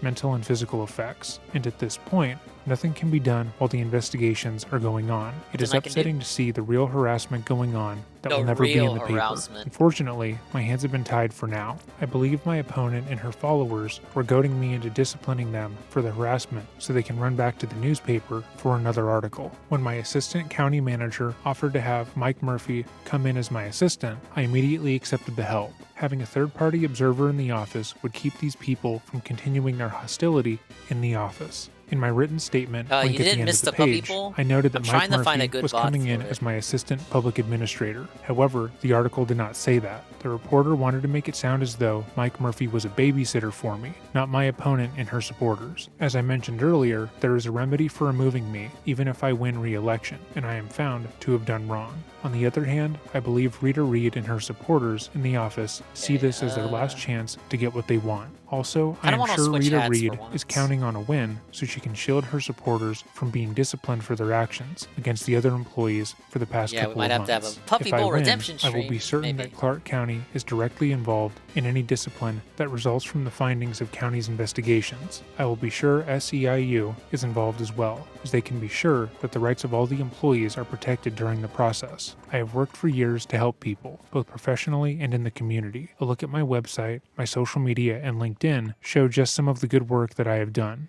I believe there are people who will find it hard to reconcile these claims in the article with what I have done in my life. That is because the article is false. I am still campaigning hard to win this race. I have maintained all my union endorsements, and I continue to receive endorsements after the article. I have been working with other candidates to spread the word. I'm working hard to win re-election, and I believe I will win. Sincerely, Rob Tellis. P.S. I had hoped the truth would come out publicly. At one point, I sought legal counsel to see if legal action was an option. Unfortunately, it appears that this would have only done more harm than good. Suing a newspaper like the Las Vegas Review-Journal is near impossible. Suing my own employees is not a good option either. Also, given the newspaper's leaning, it is unlikely that they would publish a letter to the editor from me. I emailed information to another news outlet, but it seems they were not interested in the story. Frankly, it seems that no other news outlet was interested in picking up the story from any viewpoint, which further speaks to its credibility. After the blog was made, the county's investigation into Tellis came to an end, and they found the article had been accurate in its portrayal of Robert's behavior. He would actively penalize some of the staff for misbehavior, flying into a rage when they were caught talking. He would refuse to allow them to help some residents, purposely blocking them from doing their jobs, but he would treat other staffers completely differently. It was clear that there was a divide in the office, and that Robert had been the cause of it. The report and its findings only seemed to anger Robert. He thought his managerial style would have been validated, that the county would have supported his ill treatment of some of his works on the grounds that he had saved them money. But the fact that they had turned the situation around on him to make him look like the bad guy is too much for him. Prior to the election being called, Robert added to his blog post, writing, "At this point, I do believe I will lose this race, and I am looking forward to going back to the practice of probate law where I can continue to help families. Why then provide this update? Well, I have always believed in justice and doing the right thing.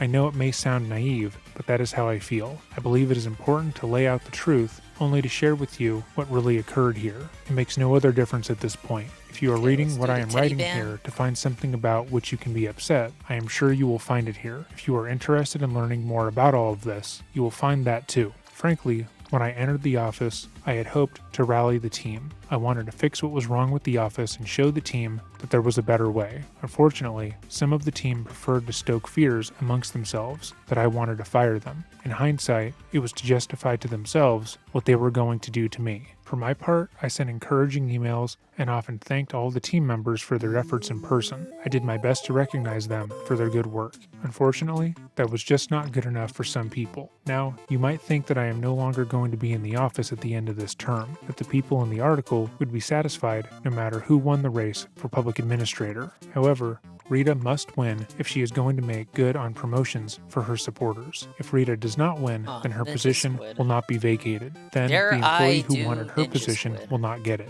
This person wanted to work in that position for 3 years to obtain a much higher monthly payment in retirement. For that reason, Jeff Gehrman and John Cahill may not be done trying to drag me through the mud. To ensure that Democrats rally around Rita, they would have to turn most Democratic voters against me, even now when I should be irrelevant. Don't be surprised if the articles keep coming. Through all of these articles, I have found the support of my family and friends. Despite what Jeff Gehrman and John Cahill have tried to do to me personally, I have been backed up by love and support that helped me to keep fighting for re-election. While I have lost, I still yet have that love and support. and I am L. grateful That's for what those this sounds like who know to me me. and believe in me, for the voters and organizations who maintained their support, and the people who tried to help me win the race. Continued public office was clearly not in the cards for me. There are so many other ways that people are involved in the community without holding public office. I look forward to continuing my work for the community in these other capacities. However, despite his angry letter and fierce campaigning, Robert would end up losing his re-election bid, coming in third out of the 3 individuals running, one of which did absolutely no campaigning. As he was already covering the election, Jeff wrote about the results, as well as Tellus's blog post, which only seemed to anger the former elected official more. He went on Twitter to vent his frustration, accusing Jeff of being two-faced. He wrote, "Does the @LVRJ know that @JGarminRJ may be doing double duty on their dime? Did they know he basically made a veiled threat to make me take down my site with the truth after I had already lost the election? #LasVegas. However, the screenshot he posted showed no such threat or malice. Instead, it just showed the journalist asking him for a comment for his article. After he had lost the election, Robert seemed to feel as if he had nothing else to lose, and began to directly antagonize the reporter on Twitter. When it became clear that Jeff was going to be writing a 4th article on Tellus, going over the entire scandal, his loss, and his continued downward spiral, Tellus tweeted, "Wife hears rustling in her trash. Her. Honey, is there a wild animal in the trash? Me.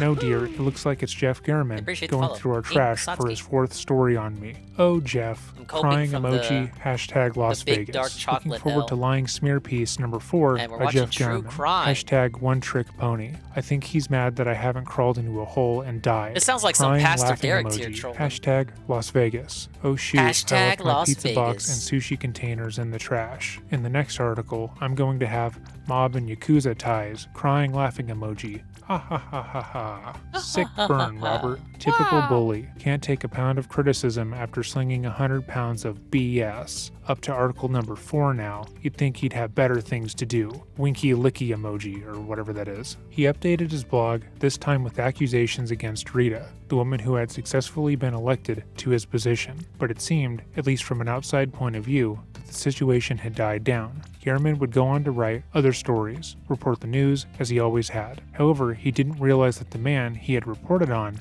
had committed to ending his life. What?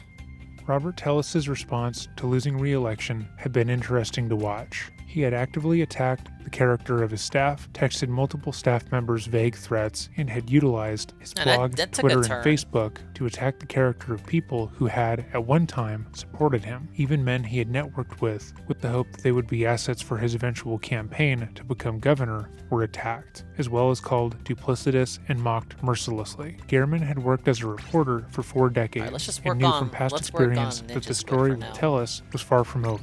This was a man who had worked tirelessly to get where he was, and he wanted to uncover all of the friends he had lost and the people he had left dead and bloodied along the way, so to speak. With that in mind, Garmin made additional public record requests relating to any information on Tellus. These requests included emails between Tellus and his Communication employees, error. records of misconduct in the Oh. office, and would prove that Tellus just was not only keep abusive taking to his Ls. workers, but carried out inappropriate sexual relationships while working. Robert was already in a heightened state since losing the election. He was embarrassed, but more importantly, he was angry. His life, his plan, everything he had worked towards was now destroyed, and he believed that it was the fault of 2 people, Rita Reed, who still worked under him and ran against him, and Jeff Garmin. On August 28th, he sent Reed a string of text messages, not unlike those he had sent before. The messages read, "You've made a deal with the devil. You've ruined my life's path and damaged the office. You will have to live with everything that has been done here." He had sent messages like this to her before, damning her to hell and telling her she was going to die alone, so she ignored them for the most part. She wasn't aware of Tellus's violent past, and she believed that she was safe, but she had no idea what he was capable of. Days later, at 7:30 a.m. on September 2nd, 2022, Tellus received an email from the Clark County Attorney's Office informing him that the county was planning on releasing the emails between him and his former mistress to Garmin, citing his information request. Less than 4 hours later, Jeff Garmin would be murdered in cold blood. At 9:12 a.m., Tellus left his home, driving his wife's maroon GMC Yukon Denali, as confirmed on neighbors' Ring doorbell cameras. At 10:54, a car matching that description was seen parking near Jeff's home. A man was captured walking to and from the car. He was wearing a wide-brimmed straw hat, a neon long-sleeve safety shirt, and a large blue duffel bag. The outfit was strange and drew a fair amount of attention to the man, especially on surveillance footage. The man in the strange outfit then walked into Gehrman's side yard at 11:18 a.m. What he did there was anyone's guess, but after 5 minutes of waiting, the reporter would eventually walk outside himself. At that point, he was immediately attacked by the knife-wielding stranger. The attack was quick, and the strange man left immediately, jumping back into the maroon car that matched Tellis's wife's vehicle. Gehrman would be found the following day by a neighbor, dead of multiple stab wounds. Jeff Gehrman was well loved in the city of Las Vegas. He had worked with law enforcement before, uncovering corruption and making sure that the city of sin wasn't quite as sinful. His murder was immediately labeled major designation status, and the investigation into what happened became high priority. And within days, they had already had their first and only suspect.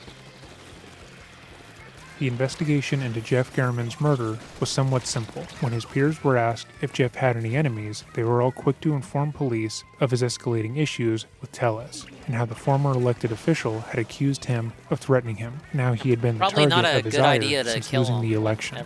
Police quickly found the surveillance footage of the man who killed Gehrman in the vehicle he was driving, and noted that Tellis fit the general description and had access to the same vehicle. At this point, they were all well aware that Tellis was likely the murderer, but also realized that they would need to have a well-thought-through plan to move forward. Tellis had worked in the legal system, and interrogating him the same way that they would interrogate someone without legal knowledge would go nowhere. Instead, they opted to put some of the information they had gained out to the public, with the hopes that the knowledge that he and his wife's car had been seen on camera multiple times would scare him. They wanted him afraid and nervous. That way, if they were to bring him in, he would be more likely to make a mistake. On September 6th, just 4 days after Gehrman's murder, police held a press conference where they showed a maroon GMC Yukon Denali and released a video clip of the suspect walking. They urged the public for tips, asking viewers to take notice of how strangely the person was walking. At once, like the police had predicted, people immediately began to publicly accuse Tellis. The fact that he fit the general description and his wife had the same car was too coincidental, and all of his threatening texts, tweets, and messages pointed directly his way. Later on that same day, the Review Journal sent reporters to Tellis's home, where they confronted him about matching the description,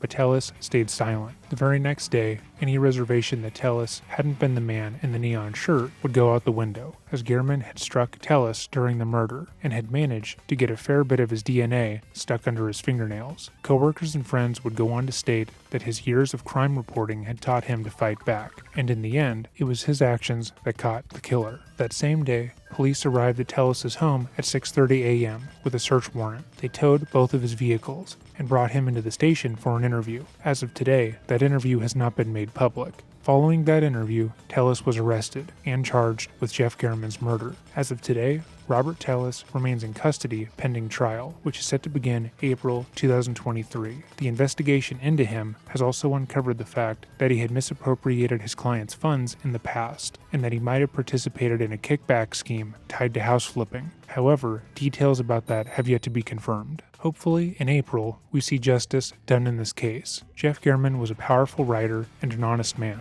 He spent his life working to fix corrupt systems and bring light into dark situations. He got involved with Tellis after being made aware of the strife he had brought into his workplace, and sought to defend the men and women who worked under him. He deserves justice. If you have made it to this part of the video, thank you for watching. Again, this is part 1. And a second part will be out following the trial. If you like this video and want to see the next portion, like and subscribe. If there's a video you would like to see made, leave a comment down below or email me at dreading.official@gmail.com. With all of that said, have a great day and stay safe.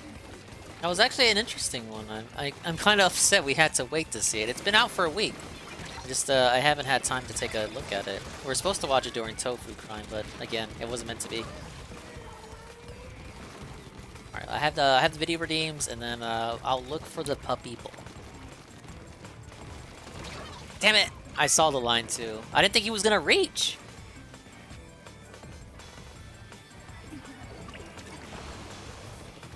Shroom, you're gonna have to study the maps too. Like this one, the water level drops at I think 2 minutes left.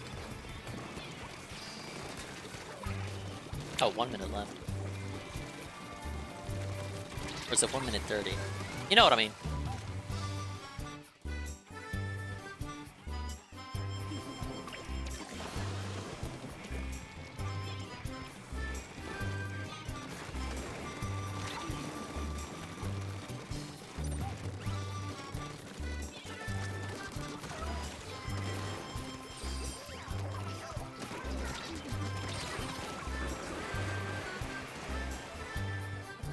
Hey, we did it.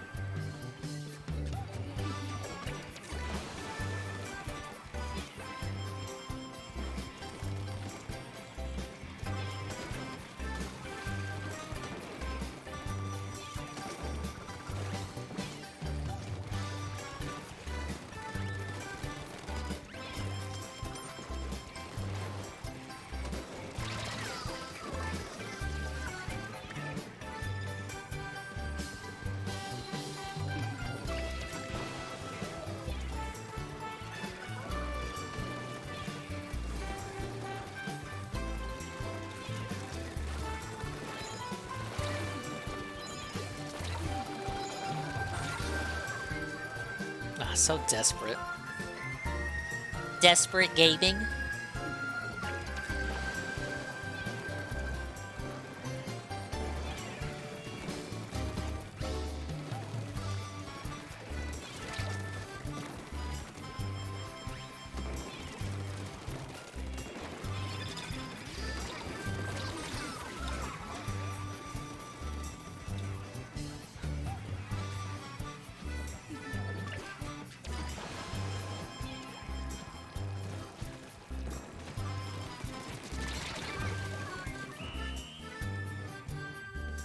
Yeah, I think that's an L.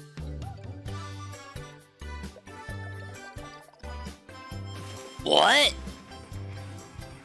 Oh, never mind. I guess we got sunshine today after all.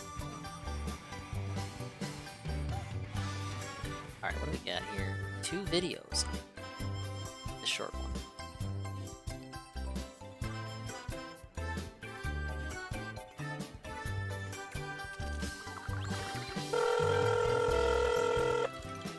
Following is a real telephone conversation. I need a ambulance. This is the ambulance emergency line. Do you have an emergency? I need an ambulance. Who is this? Joe. Okay. Where do you need us? I'm in my phone booth. Okay, what's the address there? Let me tell you what. I'm going down to my road, driving my car, minding my own goddamn business, and a deer jumped out and hit my car. Okay, sir, are you injured? Now, let me tell you. I get out and pick the deer up. I thought he was dead. I put the deer in my back seat, and I'm driving down the road and minding my own business. The woke up and bit me in the back of my goddamn neck. He bit me and he done kicked the shit out of my car. I'm in the What? The deer bit me in the neck. A big dog came up. The dog wanted me out of my phone booth because he wants the deer. Now, who gets the deer? Me or the dog? Okay, sir, are you injured? Yeah, a deer bit me in the neck. Hold on. Are you injured or schizo? Hold on. God damn it, get out of here. Hold on. The dog is biting my ass. Listen up, people. The police are there for emergencies only. Use them. Don't abuse them. Thank you, Mr. T. What? I mean, that was an emergency. Connection's unstable. We lost. Too many people are watching the Super Bowl around the world. No! No! Why was I allowed to move all of a sudden? What's up, right trick? I think we're doing regular battles for now. Hello, Rye _ Drake 331.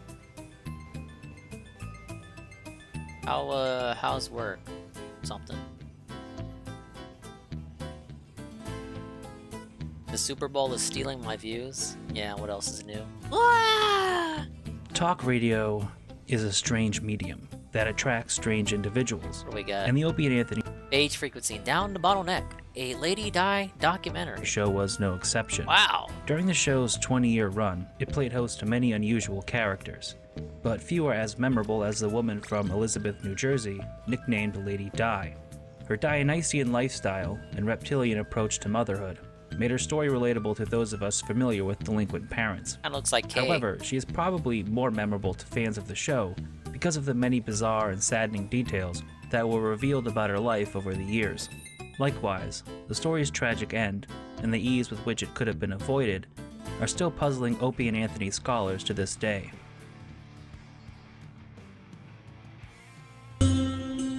It's unclear exactly how, why, or when Diana Orbani came to the attention of the Opie and Anthony show. Posts from the Opie and Anthony message board, whackback.com, indicate that Lady Di was a fan of the show in a similar vein as another show regular named Stalker Patty, and that one day she simply showed up to the radio station. The Opie and Anthony show had a very dedicated fan community, especially on the various message boards where Anthony himself was an active participant. It's entirely possible that at one point documentation of Di's earliest encounters with O&A exist. Unfortunately, many of the early fan sites are long defunct, so these moments may be lost to time and the bowels of the internet. Former O&A producer Eric Nagel believes Di and her friend Marion may have been introduced to the show in late 1999. Even Greg Opie Hughes has stated that he cannot remember how he and Anthony were introduced to Di and her friend Marion, collectively dubbed the retarded Laverne and Shirley. What is known is that Diana was calling into the show as early as January of 2001, although Opie and Anthony already appeared to be familiar with Di, Marion, and several tropes associated with them. All right, 212-757-1027 if you want in today. Lady Di. Yes, hi, how you doing? Happy New Year, welcome back. How's everything? Oh, just dandy. Oh, my God. You know, let me tell you something, guys. The commute home without you guys would be terrible. You know? Uh-huh. I mean, I was hearing the radio and I was fired. Huh? That's horrible. Lady Di, of course, really, really likes Anthony. A lot of listeners have my screen name. Mm-hmm. And we're keeping in touch with me. Okay. And I got privy to some information that I would like to share with Anthony. I haven't even told Anthony. Uh-oh. What information is that? Does this have to do with Lady Di, Opie? Me. It has something to do with Lady Di. I'm doing all right, Shabbat. Right? And Okay. Lady, All right, hold up, and Lady hold up, Di, hold up. if this is true, Getting you better, inundated with you videos. better not deny it. Go ahead, tell me. What, What? I have been informed that Lady Di, one half of the retarded Laverne and Shirley, You better stop that. yeah, thinks. Hello. I just wanted to tell you that. I am Adolf Hitler, command of the Third Reich. Little known fact, also dope on the mic. What? Alright. Thank you, A_Shybot, for the video redeem. Is that from Epic Rap Battles of History? How the fuck did they get away with that? Alright, my bad. Di, Opie. Okay, it saved my It has place. something to do with Lady Di. All right. And Okay. and Really Lady makes Di, you if think this about is true, you Shybot, better, doesn't it? You better not deny it. Go ahead, tell me. What? What? I have been informed that Lady Di, one half of the retarded Laverne and Shirley, You better stop that. Yeah. You better stop Thanks. that. Did you? that Yes. she has a shot at Anthony. Wait a minute, what happened? At some point afterward, Di and Marion appeared in studio for the first time. For longtime fans of O&A, this appearance is a surreal experience. Despite being nearly 20 years old, it bears the hallmarks of every Di and Marion segment that would follow it. Chiefly asinine and irrelevant babble that added nothing to the show. Diane got him. What? Did you guys really throw out the cologne? Yeah, I hated your Why? cologne present. That was Pierre Cardin. That was her idea. Opie? Yes, Anthony. A lot of people My idea would have wanted to get you guys like gift certificates or something. All right, listen, if you don't shut up, I will throw this. What? When Opie and Anthony ended the segment by leaving Di and Marion to host the show, we would witness the second of their defining characteristics, fighting with callers and delivering vicious comebacks. Mario, you're on the line. Yeah, how you doing? Okay, how you doing? Yeah, how much would it cost to F you two scrags in a dumper? How much would it cost to F you in a dumper, buddy? I don't know. How much you got? None of your business. I don't think you'd be worth a penny. Oh, come on. I'm worth more than I'm that. serious. I don't think you'd be worth a penny because I don't like your attitude. You I got a don't bad like your- attitude. Damn. What are you going to do Hang with up on him. Really, you got a bad attitude. Get him out of here. I don't like people no with bad coats. attitudes. Serious calls, please. Because of their buffoonish stupidity and tendency to get into arguments with the audience, Di and Marion became frequent guests of the show. But it wasn't until September of that year that they had their first truly memorable moment, when they acted as Opie and Anthony's replacements at the MTV Video Music Awards. Although this event is remembered by 50-year-old fetus Jim Norton, as the time Di and Marion prevented him from getting a photo with Mick Jagger, there were actually many hilarious moments to come out of their red carpet antics, such as Marion's questions for Suge Knight. Excuse me, are you Suge Knight? What do you sing? I have no idea. Oh, Suge Day? Okay. Do we have a video camera for half this Suge track? Knight's brother. All right, All you two No. All right, leave the guy alone. Well, we're still waiting. They're special. They're special, sir. Okay, They're special. They're special. Little. We're very Have special. you guys mugged Imagine if Phil anybody did this with lately? Derek Robbed or anybody? Jake. Pickpocketed Like a anybody? frequent caller, as it were. But he puts, they call in so often, he just puts them on the big stage. That's what Ralph did with Flamenco. Flamenco used to just attention whore. Maybe Then he got turned into a co-host. Let's chill out a little bit. Did that with okay? Butters, too. The pair would also Pretty much assume all of any Ralph's black band they co-hosts saw was besides Gator and Jay-Z or Sedan are just Cisco people and accosted that- them with their catchphrase, They're like Yin Lady Yang Di. Party. Hey, Jay-Z, yo. He just called in a lot. Cisco, what I tell you? It's not Jay-Z and it's I not have to run away. Hey, yo. I have to run away. I'm not berating the practice, I'm just saying there's a lot of Hey, similarities. who? Fat boy. Hey, fat boy. No, I've not seen this. I have no real After their brief connection brush Opie with and fame, Di and Marion began to view themselves as minor celebrities, as evidenced by their appearance on a roadshow Opie and Anthony did at Philadelphia's WYSP. Oh my God. Here they are. Now they have catchphrases and they're using them too much. Yeah, they don't even know how to deal with that. We don't use them that much. Hey, talk right into that mic. You slobber into that one, please. How you doing, Philadelphia? How are you? Hey, Philadelphia, hey. How you doing? Yang Yang Party! Yay! Oh my God. Shut up. I swear Isn't to that God, how this Derek is like is? an Well, no, SNL because he bit, doesn't but have it's his the own real side damn show. thing. He's not Fame hosting had the not made them show. any less stupid, it seemed, as after their appearance, they were asked to read liners for the station, which went about as well as you can imagine. All right, you go first. All right, hey, this is the retarded little Shirley. From the Opie and Anthony Show, and you're listening to the Eagles football on 94 WYSP. Hey, this we is hate the retarded Eagles little over Shirley here. From the Opie and Anthony Show, and you're listening to clown 'em Opie out. and Anthony on 94 WYSP. Hey, it's a retarded liberal. Yeah, I know. She backed away. Just say that. Don't back away, Diane. Hey, it's the retarded Laverne and Shirley from the Opie and Anthony Show, and you're listening to the Eagles football on 94 WYSP. It was a small and seemingly innocuous statement made by Marion, though, that would prove to be frighteningly prophetic in the coming years. You had enough beer. Diane, we're here to do things. We're not here to say. Okay. On the evening of the Philly Roadshow, Di became intoxicated to the point that she blacked out, got on stage during a bikini contest, and flashed the crowd her bubs. All right, here's Lady Di talking about the roadshow, dancing and the bikini contest.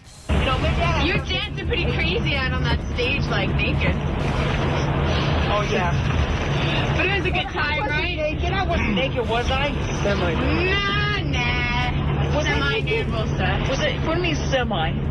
You got more confidence than me, girl. Let me tell you, I couldn't have gotten up there. Oh, my God. I would have been nervous beyond belief. Get out of here. I just would have been scared. I don't have that kind of confidence. So, in other words, I showed my boobies and that was it. Nothing else, right? You don't remember? I remember that. So son of that ass. I remember that.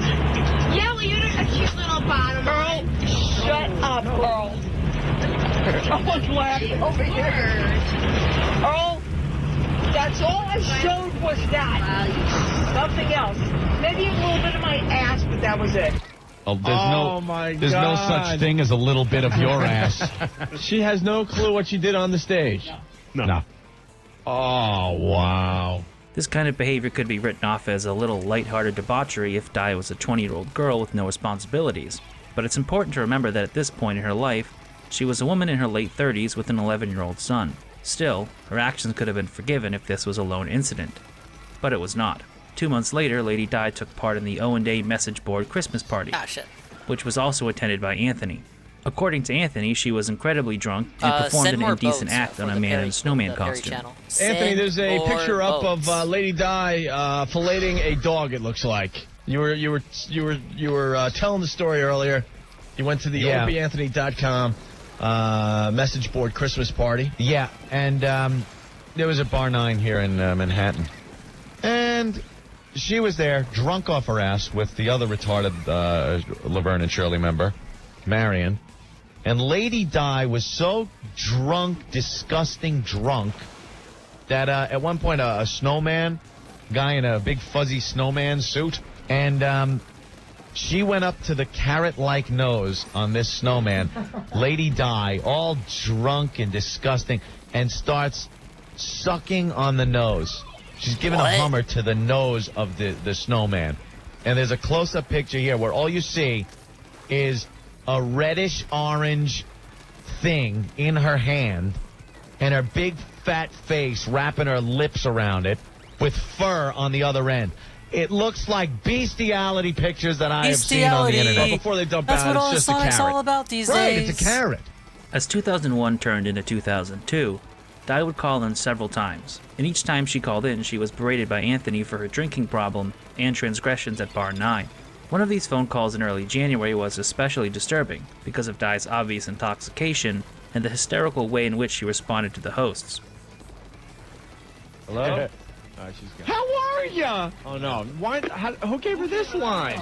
How are ya? Lady Di. How are ya? Oh, shut up. She can't even do it right. How are ya? Hey, you drunk? How you doing? Hey, Thank you. Stop it, Anthony, please. You sound hammered right now. Anthony! You're drunk right now. Ugh, you What? disgust me. Listen to her. You're drunk. Rick says Thing is W. No, I am not drunk. Lady Di, you're drunk. I'm No, I not am drunk, not. you guys. And you're annoying. We had a gig down at Bar 9. You know Bar 9? drunk right Down now. on 9. Alright, let me run and get a And drink. I'm we're there. My brother's there, so we're no getting way up on she stage. kills We're someone playing by the some time I music get and back. stuff. God, And Lady Di gets up on the stage and becomes the most annoying twat. Anthony, She's stop drunk and right she's now. I'm not drunk, singing. you guys. I'm blah, blah. happy. She wouldn't shut up. Anthony, See this? One This is second, what I I'll heard leave all it, night. right now. And We'll she's, switch over. because she's drunk again. Anthony, please stop it right now. You're hammered. She's crying. I am not hammered. Stop your whining. The midget's Private Pile! Shut up! You disgust me! Aunt, this is not right. She's crying. Oh, shut up. The midget's Anthony, more Opie, together. Opie, save me, please. When Di and Marion made their return to the studio in January of 2002, Di would try to preempt a discussion of her alcoholism by announcing without provocation that she was drinking water. Marion would come to her friend's defense by saying that Di was turning over a new leaf and joining a health club, but also added that she didn't speak to Di for 2 weeks because of her behavior at the Christmas party. Perhaps the most interesting bit of information to come from this appearance was the revelation that at one point Di had been in the Navy. What did you do in the Navy? That was a while ago. I got on an honor roll, and that was it. What did you do in the Navy? What was your I MOS? was a cook in the Navy. You were a cook. Did the sailors get any of the food? Yeah, really? Is that Yeah, why they you got did. discharged? I was a good cook, too. You were a just didn't work out cook for in me. the Navy. On a ship? This was years ago. Was it on a ship?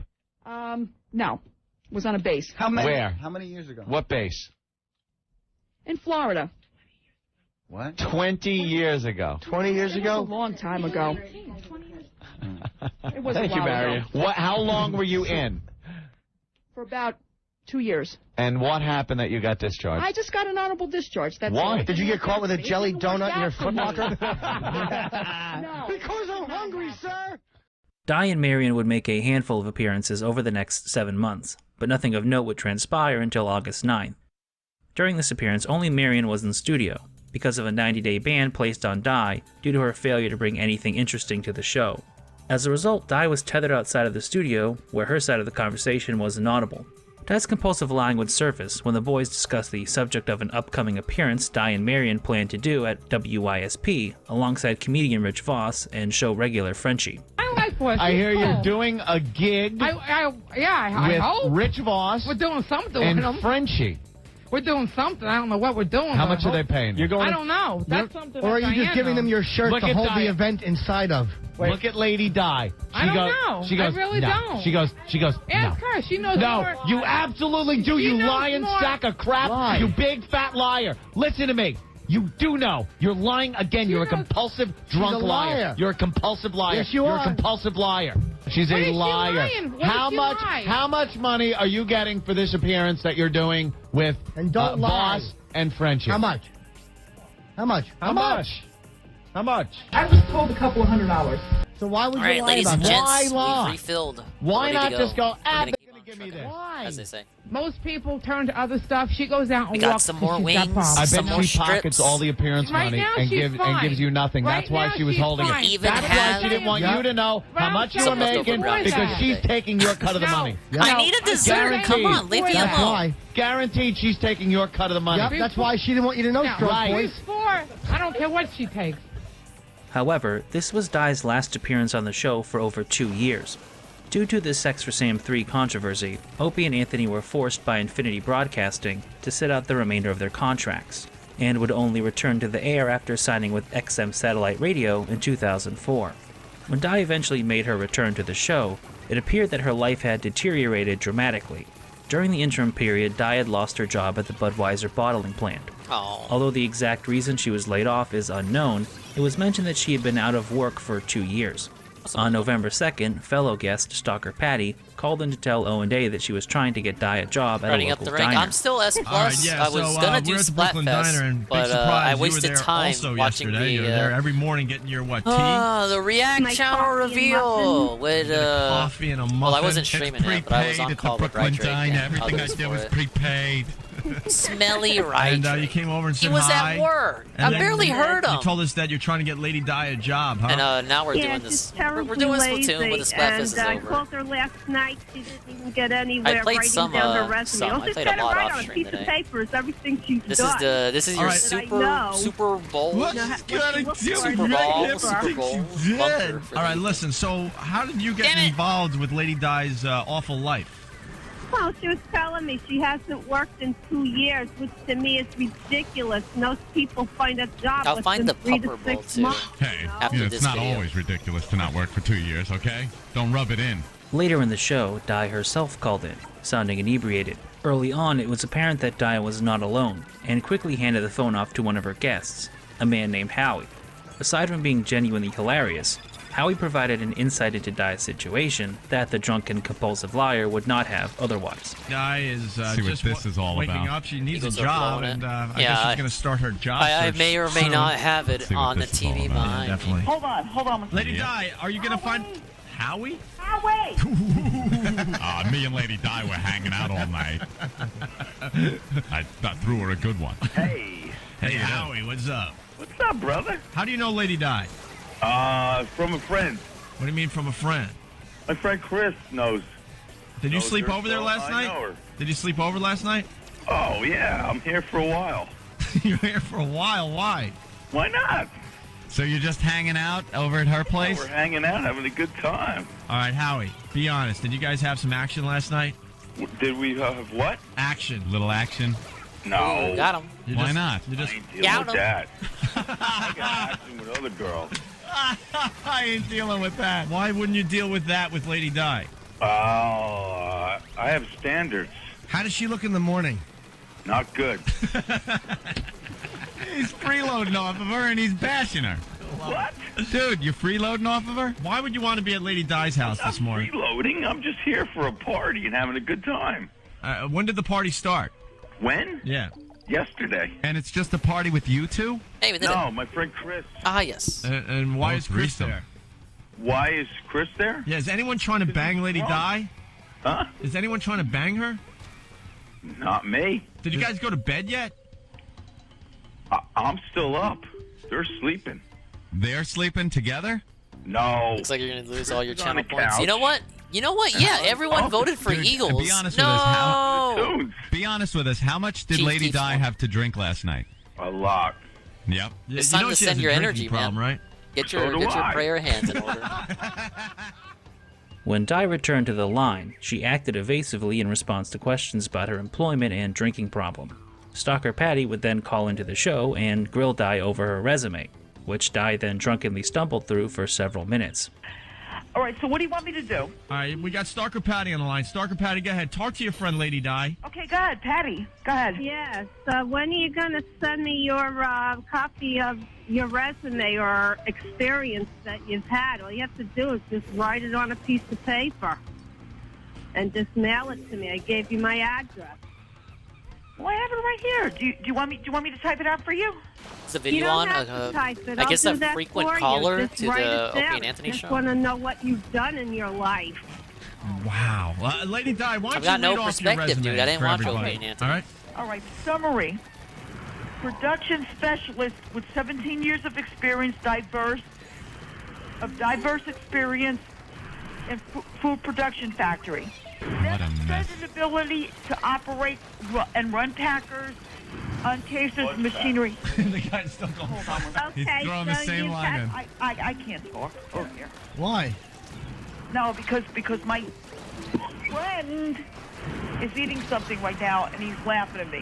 What's he eating? Your twat? Chinese food. Chinese food, okay. In the morning. Chinese food. Cold Chinese food in her all place. Drunk. All right. Demonstrated ability to operate and run packers, uncasers, labelers, fillers, and other type of state-of-the-art food production, robotic machinery. Look. A similar situation unfolded on November 10th when Stalker Patty called into the show and the topic of Di's resume was brought up again.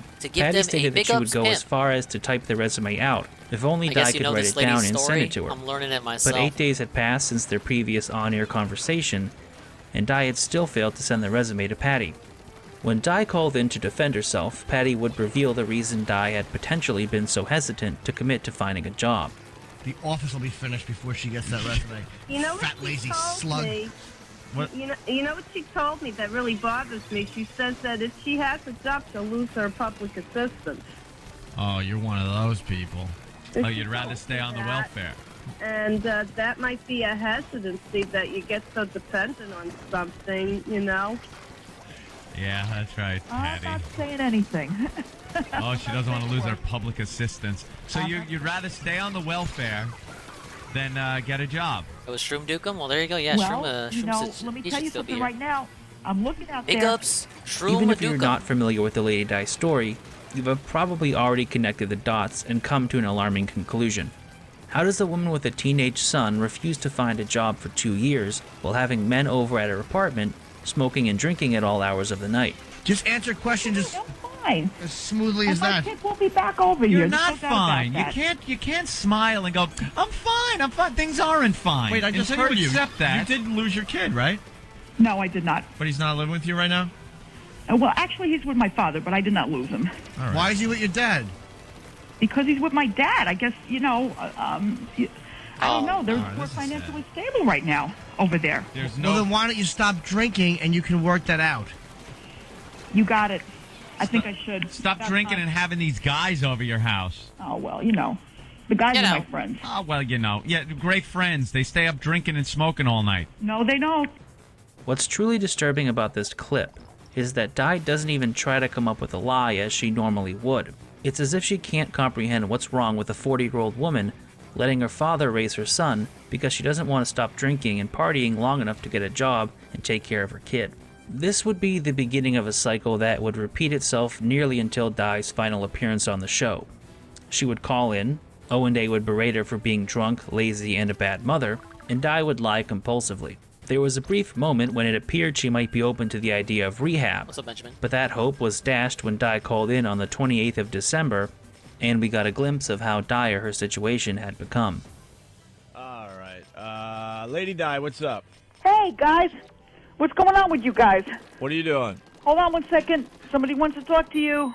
Hold on. Hey. Hey. Yeah. You're Lady Di's friend? What's going on? Yeah, I'm renting a room here. All right. So what's the deal? Why are we talking to you on our radio program? I don't know. She handed me the phone. Are you guys drinking tonight?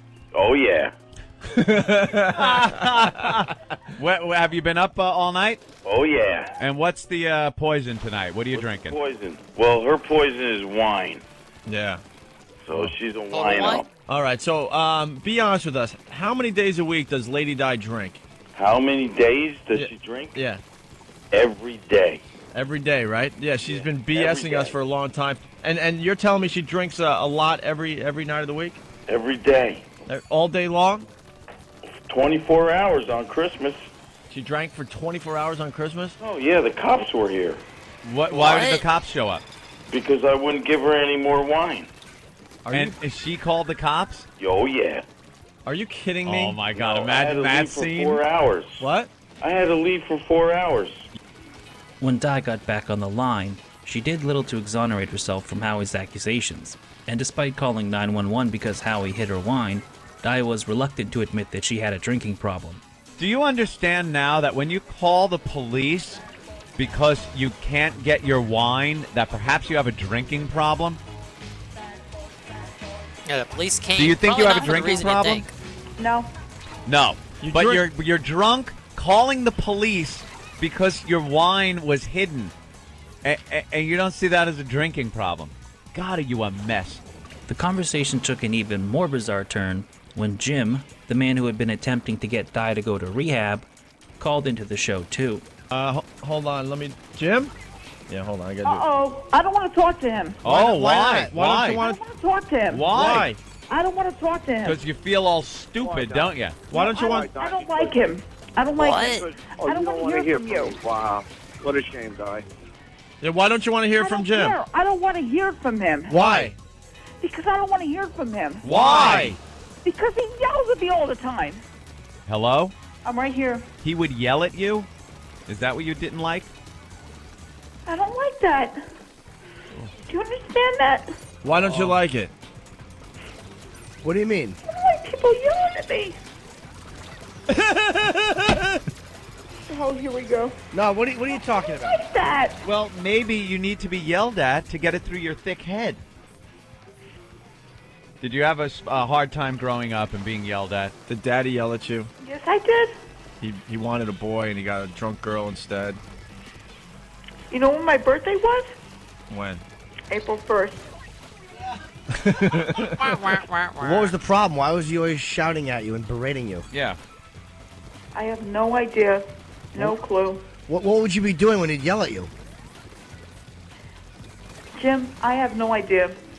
The irony of the situation, of course, being that even though Di accused her father of being abusive towards her, she was willing to let him raise her son, rather than getting sober and assuming her own parental responsibilities. If this phone call wasn't weird enough, Di decided to dial things up a few notches towards the end, by refusing to hang up in spite of the abuse hurled her way by Opie and Anthony. The son is living with your father who was so disappointed in you? My father. And your son is now living there because you're incapable of taking care of him as a mother? I guess, if you want to say that. All right, your life is a mess. Just Wow. say your mom's box. All right, Lady Di, we got to go. We'll talk to you later. Yeah, I guess. Lady Di. What? See? You see? I told you. I'm on to you guys. On to what? Never mind. Hang up the phone. No. All right, then we'll hang up All on right, you. we'll both hang up on the count of three, okay? On three, we hang up together, okay? Okay. 2, 1. Bye. Why didn't you hang up? Oh. Lady Di, hang up, please. No. All right, we gotta go. All right, we'll just keep you there all day. I don't give a fuck. Okay. In a story as long and repetitive as Lady Di's, the individual moments start to lose meaning. After dozens upon dozens of conversations that all sound the same, it can be easy to forget specific details, but out of that melange you start to notice patterns and themes. And one of the themes that stands out is Di's attachment to the show. In everyday life, Diana Urbani was a nobody, but people knew who Lady Di was. She could call into a radio show and the host would take her call and refer to her by name. Even though she couldn't even listen to the show because she didn't have a satellite radio, the fans who listened to the show every day knew who she was. When you look at the story through that lens, it's not particularly surprising that she was known to call into the show every day, sometimes spending hours on hold on her prepaid phone, regardless of whether they would put her on the air or not. This was how she decided to spend her life, rather than taking care of her own son, drinking from the moment she woke up, and wasting most of her day calling into a radio show that abused her in exchange for the possibility of a few minutes of attention. The following day, an angry Marion called in to rebuke many of Di's lies. She claimed that Howie was a good guy who was trying to help Di get back on her feet, and countered Di's claim that her father was abusive. Most importantly, though, she stated that Di would not go to rehab to get her son back. Oh my goodness. All right, well. Can you believe her? She's really a fucked up lately. She can't get her act together at all. Do you want to call her the C word? I'm saying fucked up person. I'm not calling her that. You don't want to call her the C word? No, because that's too harsh. But I keep telling her, knock the crap, do something. They want her to go to rehab to get her kid back, and she won't. She won't do nothing. Doesn't care about her kid? And you know something? Her kid is my godson. And you know what she's mad now? She's mad at me in a way because you know what? I got a MiFi for Christmas, and she can't listen to you guys only when she calls the show. Wait, Mariette, you're her godson, the kid's godmother? I'm the godmother. That's a very important, that's a very sacred thing to the Sicilian people. The kid's staying with her father, and her father's cool. So she can't say nothing bad about her dad. And her dad didn't do anything wrong to her when she was growing up. She's all bullshitting you guys. Well, we know she's a compulsive liar also. For the next few weeks, Di's son would become the focal point of the conversation whenever she called the show. Attempts to get any information out of her typically proved fruitless, as Di was reluctant to explain why her son was no longer with her, so the conversation would devolve into Opie, Anthony, and Jimmy calling her an unfit mother and an alcoholic. Do you know that you're a waste of space? Out of touch. I am not a waste. You do realize that, right? You offer nothing to yourself, nothing to your son, nothing to your father, nothing to your friends, nothing to society. You offer absolutely nothing. As mentioned earlier, this is a cycle that repeated itself to the point that it became a running joke on the show that every one of Di's phone calls sounded the same. Nevertheless, there were, mixed into the white noise that comprised the majority of her appearances, a few noteworthy revelations. And it wouldn't take long for another one of these bizarre details of Di's life to surface. It started on January 14th of 2005, when Opie asked Di if something ever happened to one of her roommates that resulted in Di or her other roommates being questioned. So how long have you been living with roommates? With the roommate? Yeah. About a couple of months. No, but over the years you've had roommates, right?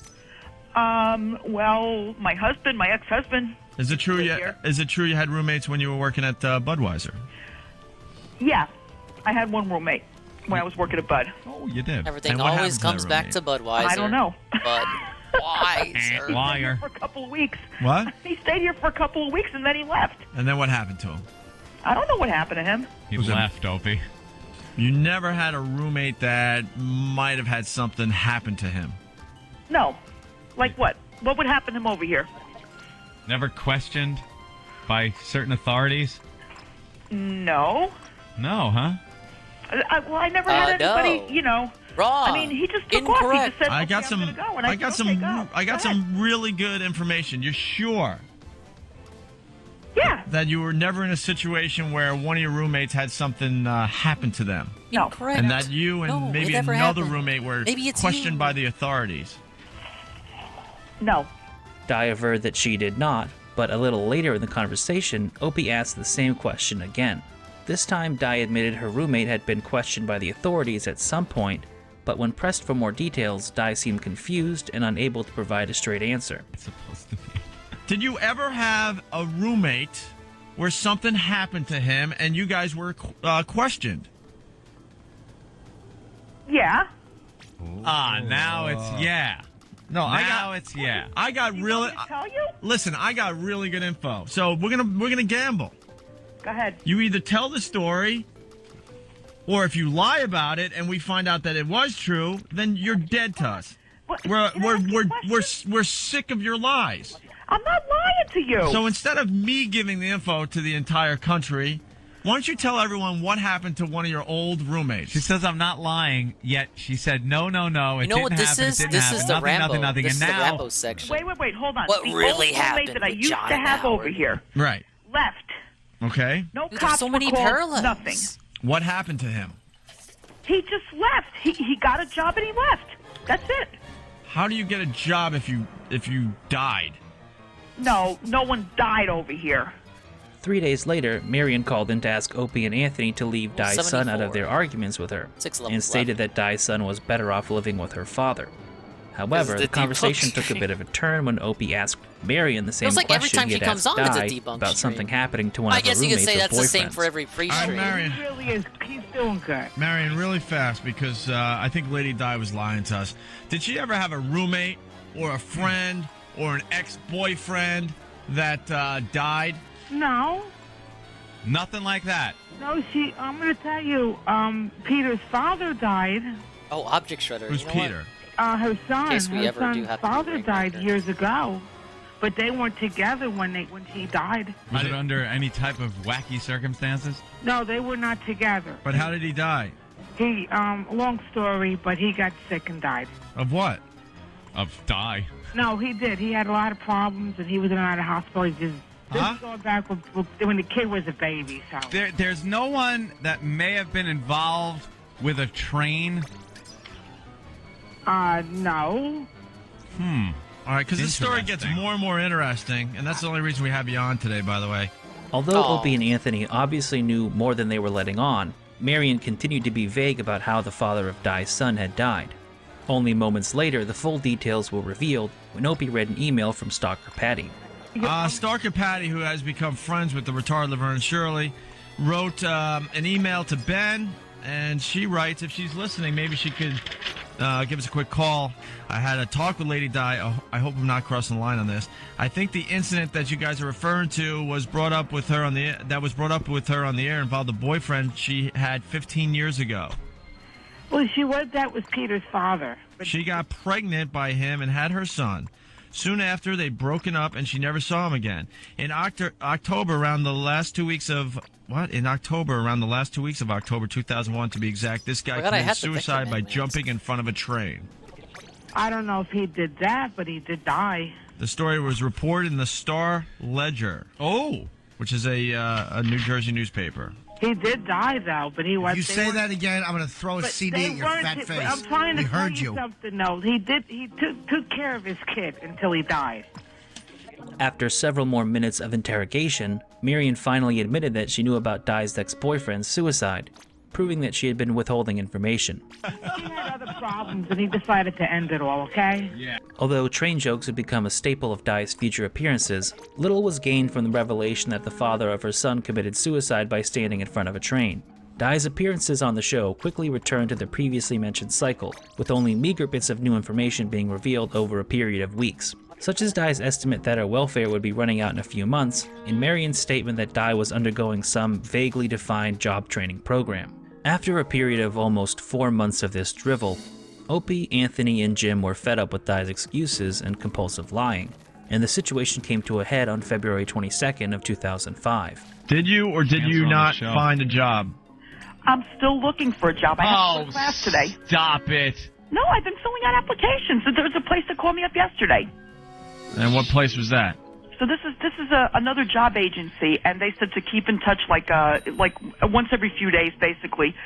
For them to there's a job that's close by, so for them to, give me a job. And even the people with the kindest hearts that listen to this program are not buying your crap anymore. It's the truth. Not the truth. Yes, it is. In the typical fashion, the conversation turned to Di's son, and why he didn't live with her. But this time, the boys would not let Di off the hook. They badgered her with questions about her son until Di gave something resembling an answer as to why her son was living with her father. Why isn't he with you? Well, first of all, my father's house, okay, is probably a lot better for him. It's bigger. And the reason you don't have a better place is because you don't have a job that can pay for it. No. So the reason you don't have your kid is because you don't have a job, because you can't pay for a child. Okay, whatever you say. So that's what it is. True. So you're in a flop house basically with other drunks. No. And you got a responsibility out there. You got a son. When pressed for more details about the direction her life was heading in, Di stated that she was seeing a therapist. But the credibility of these therapy sessions was immediately cast into doubt when Di admitted that she had not told the therapist about her drinking problem. Undeterred, the boys continued to grill Di about her son, until she had finally admitted that she let her father raise him because she didn't have the money. He had no choice. That's obvious. Yeah, what was the straw that broke the camel's Captain back Obvious, as far right? as him going, look, you got to give me the kid? What happened? Did you say I'm broke? I can't support Well, the... well, I did. Right. Well, I didn't have any money. That's for sure. Uh-huh. So I mean, my father's a well provider for him. The selfishness and absolute absurdity of Di's situation was perhaps best articulated by Jim Norton. If you protected your son the way you protect your alcoholism, you'd be a good mother. It's possible that something about this particular beating managed to get through to Di on some level, because over the next 7 months, she was actually able to find a job working at Dunkin' Donuts. Sadly, the hope that Di would make a lasting change and reunite with her son was dashed when she called into the show on December 27th. First of all, what did you get your son for Christmas? I got my son a lot of things for Christmas. Like A lot of things. Name the best thing that he got. From his mom. Well, he got souvenir cars. From you? What? Yes.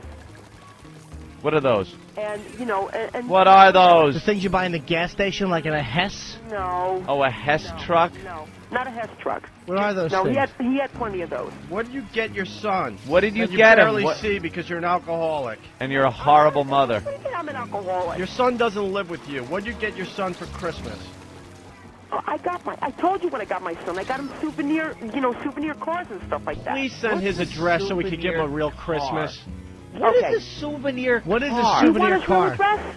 What's a souvenir car? I don't even know what that is. First of all, I no longer live in Westfield. You That place said got that. too expensive for me. Do you live with your son? No, I do not. Still How about you not. stop calling our show and call your son? How Stop long? drinking. I call my son all Stop the drinking time. so maybe you can give him a real Christmas one day. I call him all the time, and I gave him a real Christmas for so many years, and he still has real Christmases. No, he doesn't. His Yes, mom he got does. him fucking awful souvenir cars. Oh, come on. You know what the don't best- know what else I got him? The best present you could give him is to stand on the path tracks, Exactly. just like dear old dad. Wrong. Choo choo. Goodbye. I'll talk to you later. What else did you get him? Hold on, but the souvenir cars and what else? The souvenir cars and whatever else I'm going to get him. Well, Going to get him. That's Going to get him. great. I hope you're fucking Jewish. Look. How Hey, much did you Boy, spend? Vic. How much were the souvenir cars, Lady Di? How much were How they? much were the souvenir Yes, cars? ask me They the were quite a question bit. again and then give me. How much is quite a bit? They were quite a bit. How much? much? Couple $100. You're lying. I'm not. You're no, I'm lying. You're lying through your tequila worm. I mean, we have about 20 minutes left, but I wouldn't say she's evil. So far, she just seems like a really sad lady. A compulsive liar? Yes, but... And a terrible mother? Yes! But I'm not sensing evil. Though she is a drunk. Definitely a shitty parent. What did I tell you? I hope, The truth.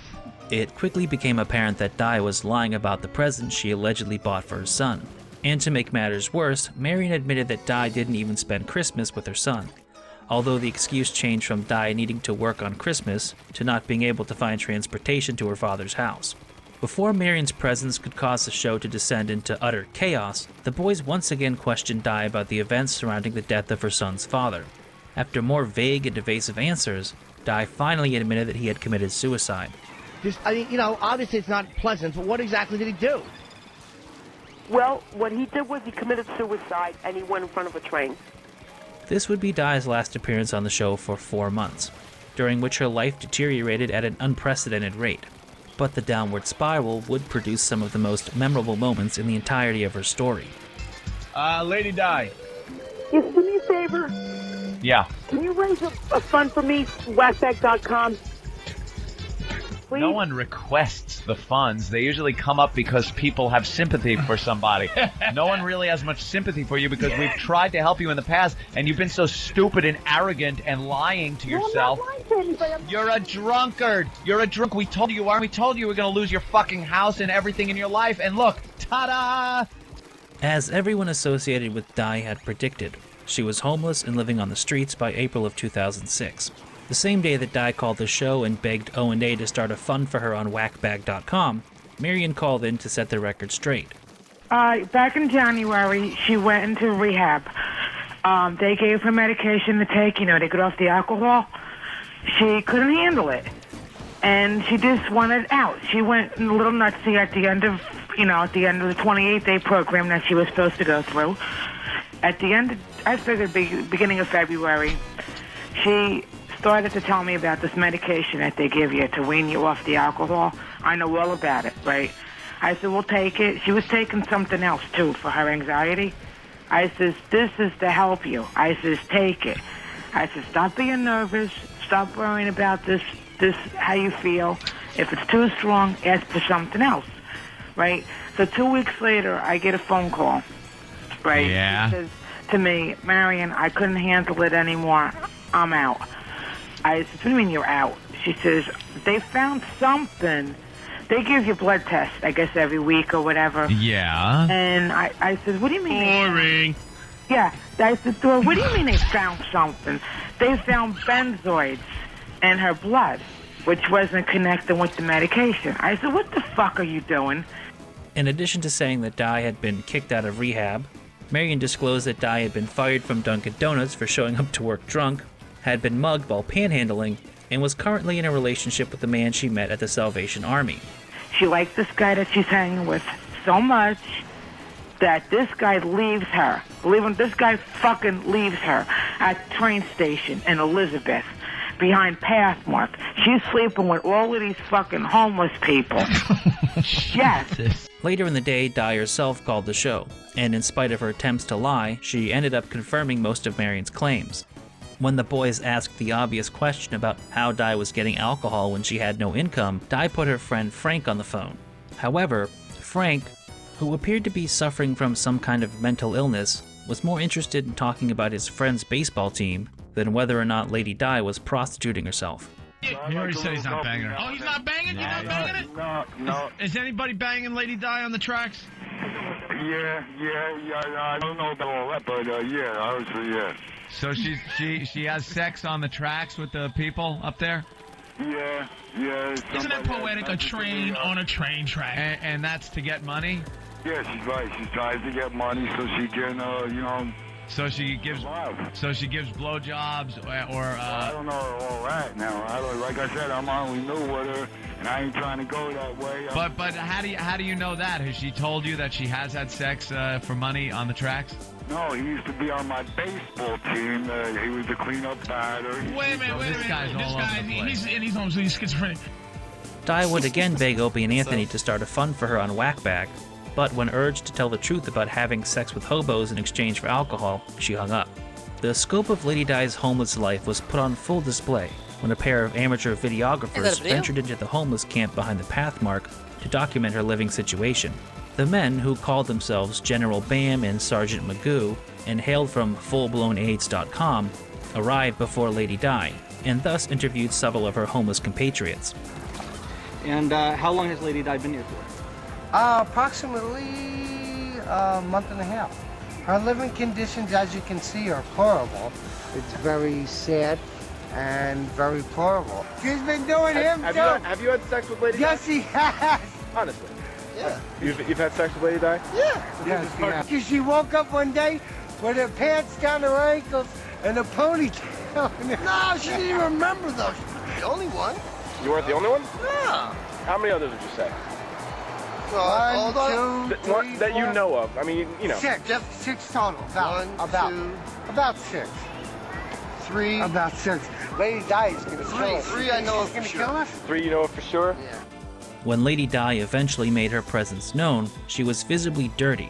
Opie and Anthony, please, you got to help me out. You have to help me out. because I don't know how much longer I could live like this. After once again begging Opie and Anthony for assistance, Di would admit to having an intimate connection with a man known as the Romeo of the Railroad. Are you two, intimately involved with each other on an adult basis? Not anything nasty or anything. There goes Romeo of the Railroad. Upon their return to the Pathmark adjacent shantytown, Di confirmed the claims about her relations with other vagrants. Is there a reason why that bed is broken? Yeah, we've been fucking so we got another guy. They've been fucking too much? Before her, he broke it. Thank you, baby. I'm the one that brought it up here. Yeah, but I re-broke it. I made $6. Hey. Once settled in and properly libated, Di opened up to questions about her current condition, although as usual her answers were evasive and she took no responsibility for her own predicament. Was drinking an issue also that took up a lot of your money? Nah, I don't know. How much are you spending a week on alcohol? I don't know. Should I be honest about this? Absolutely, be honest. Yeah. Okay, $10 a day. On alcohol? $10 a day. Jugs of wine every day. $10 a day. Rip channel points, Is that why is it you lost over? your job because of drinking? No. No, I just Guess I just I decided should not to go turn back. my head. That's all. How did you lose your job with Budweiser? Oh on, be man, I honest. guess the Eagles aren't flying tonight. All right, give me a second. Tell us the truth. That's a really soft issue right there. I No, had I- a job 17 Eagle years. Bros, no. I know, and it hurts that they fired you. Hell. Why? Let your story be known. Did you mess up? Because I had a back pain. I went to I went to see the nurse, and when I went to see the nurse, they decided, instead of me seeing the nurse, they decided, okay, she's going to sue the place, and to just say bye-bye. That's it. That's the reason they fired you, you think? The documentary ends by following Lady Di on one of her panhandling excursions. After a brief encounter with the police, we get an unexpected insight into how manipulative Di can be, as she begs strangers for money outside of a fast food joint. I make more when you hit them on the way out than you do on the way in. Hi, hon, can you spare any change, please? I'm homeless. Any change? What are you trying to get? Something to eat or something to drink? Just change. What are you trying to get? Something to eat or something to drink? They're from Opie and Anthony. Oh. You know Opie and Anthony are? I heard you guys on the radio. Yeah, she's Lady Di. She's the one. Lady Di, go get whatever you need. Thank you, baby doll. Have a good one. You too, hon. He thought they were Another they 4 were months went Opie by and before Anthony. Di was able to get herself off the streets. When she called into the show in August of 2006, she had found a place to live and a temp job working in a warehouse, but she was still at home drinking beer with a homeless crack whore at 8:30 on a Monday morning. For most people, being homeless for several months would probably be a pretty Yeah, eye-opening I moment, tried to a look reason for the to Pupperb examine Bowl. their It life didn't and work figure out the changes they need to He might make have to to never end up in reschedule the it. same position again. Not Lady Di, though. She was insistent that she needed to take baby steps, none of which involved getting sober. She said you drink every day. She says you drink every day, and you're not. You're living in like a rooming house with a bunch of drunks and drug addicts. No. Everybody over here is really cool. Everybody over here is Really? nice. What do you know about cool? You're an absentee mother. What do you mean, really cool? Stop talking like it's 1967. Yeah, or that sounds 16. fun. All right, Lady Di. Jim, listen to me. Listen to me. I'm listening. I've been listening. All you do is lie. Just keep drinking. Before you take adult steps again. Shut up with the baby steps. You either drink or you don't. All Just right, let's get stop. this prediction Stop out of the way. believing to be Eagle Bros coddled. lost. Your fat chin What? tickled. Speaking of baby steps, miss Bros, a few they're more called of the your holy sons. shit. 10% on the Chiefs. Yeah, how do you know what baby steps 10% look on like? the You were in a Chiefs. blackout while he took them. Someone got a big payout just now. In another sad display of her attention-craving obsession with the UNFW? show, Di called back into the program, sounding yes. even more intoxicated than before. However, her attempt to pick on Jim Norton was a giant flop that added nothing to the show. To So they ended up playing the silent game with her and until she one hung up. other. Yes. Hello.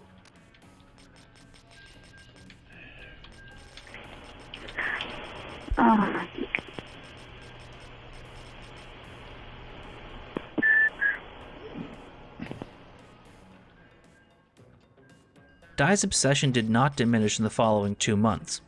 If anything, it became worse, as mentioned by Opie when they put her on the air in late November. Let's say hi to Lady Di. Lady Di, what's up? How you doing, guys? Better now that you called, dear. Why are you calling us every day? Why? I need to know why. I don't call you every day. Every day, but we don't throw you on the radio. But you're calling every day. Why? Why are you calling us? Because I love you. Look. Let me tell you something right now. I love you guys, and so does Marion. Both of us love you guys. Thanks. Well, I don't love you. You're not even You're not even a thought. You have to love me. You're not even a thought in my head when I'm not doing this radio show. Oh my God! I tried to get through to you on 3FM, everything like that. You're trying to get through every day. Why? What do you have for this program? No, I'm not trying to. We're moving on with new characters. We don't need you anymore. We used you. We got good radio out of you, and that's it. Yeah, what do you want to say, Di? You got the floor. You used us, and you got the radio out of us. What do you want to say? What do you want to say? 56,000 points on the fucking Eagles? Say hello to you guys. I gotta pay attention to We're football. doing a radio show. It was not uncommon for Di to call the show for no other Bosch reason was than to betting say money on hi or that she loved the boys. I don't know which team he played In fact, as this video has shown, her aimless blathering was the norm. But by now, Opie, Anthony, and Jim were tired of this and largely wanted nothing to do with her. So they wasted no time insulting and degrading her. I just wanted to find out. So, Lady Di, you're drunk. Do you swallow or spit the hobo cum? Everyone wants to know. Let's get into some real questions here. Yeah. Do you swallow or spit, or maybe just as a goof to make everyone laugh, you gargle it a little bit? As it was a Monday morning and Di was already drunk, the conversation once again turned to her alcoholism. Di attempted a feeble defense of her drinking, but ultimately admitted that she was doing nothing to curb her alcohol consumption. Answer my fucking question. You don't see give me a a second. problem that you're drinking this early in the morning? Yes, I do. All right. So why are you doing it? Because. All right, we'll have to figure out why she's drinking later. Oh, we know why. Because I'm up it. I'm not here to play a character. I'm not here to pretend that I'm something that I'm not. I don't dye my hair.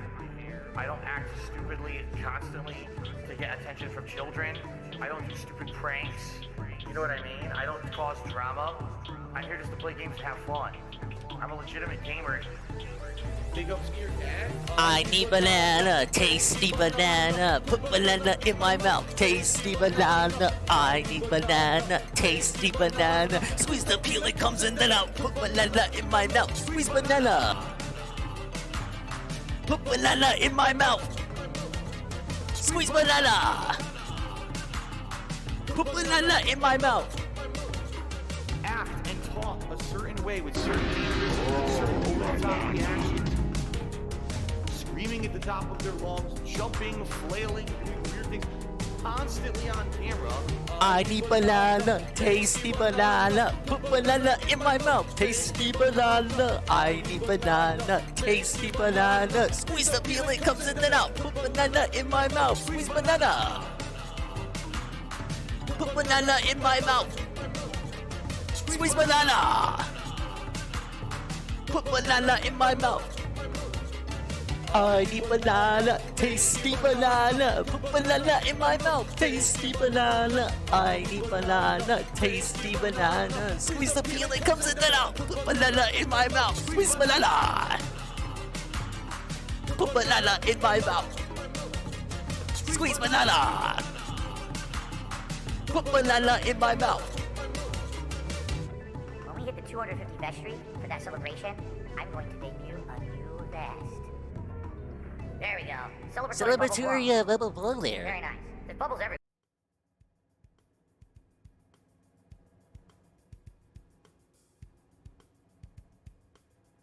Oh, thank you.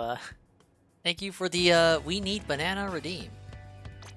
And hello, Pray for Rock and Moitus. The chill.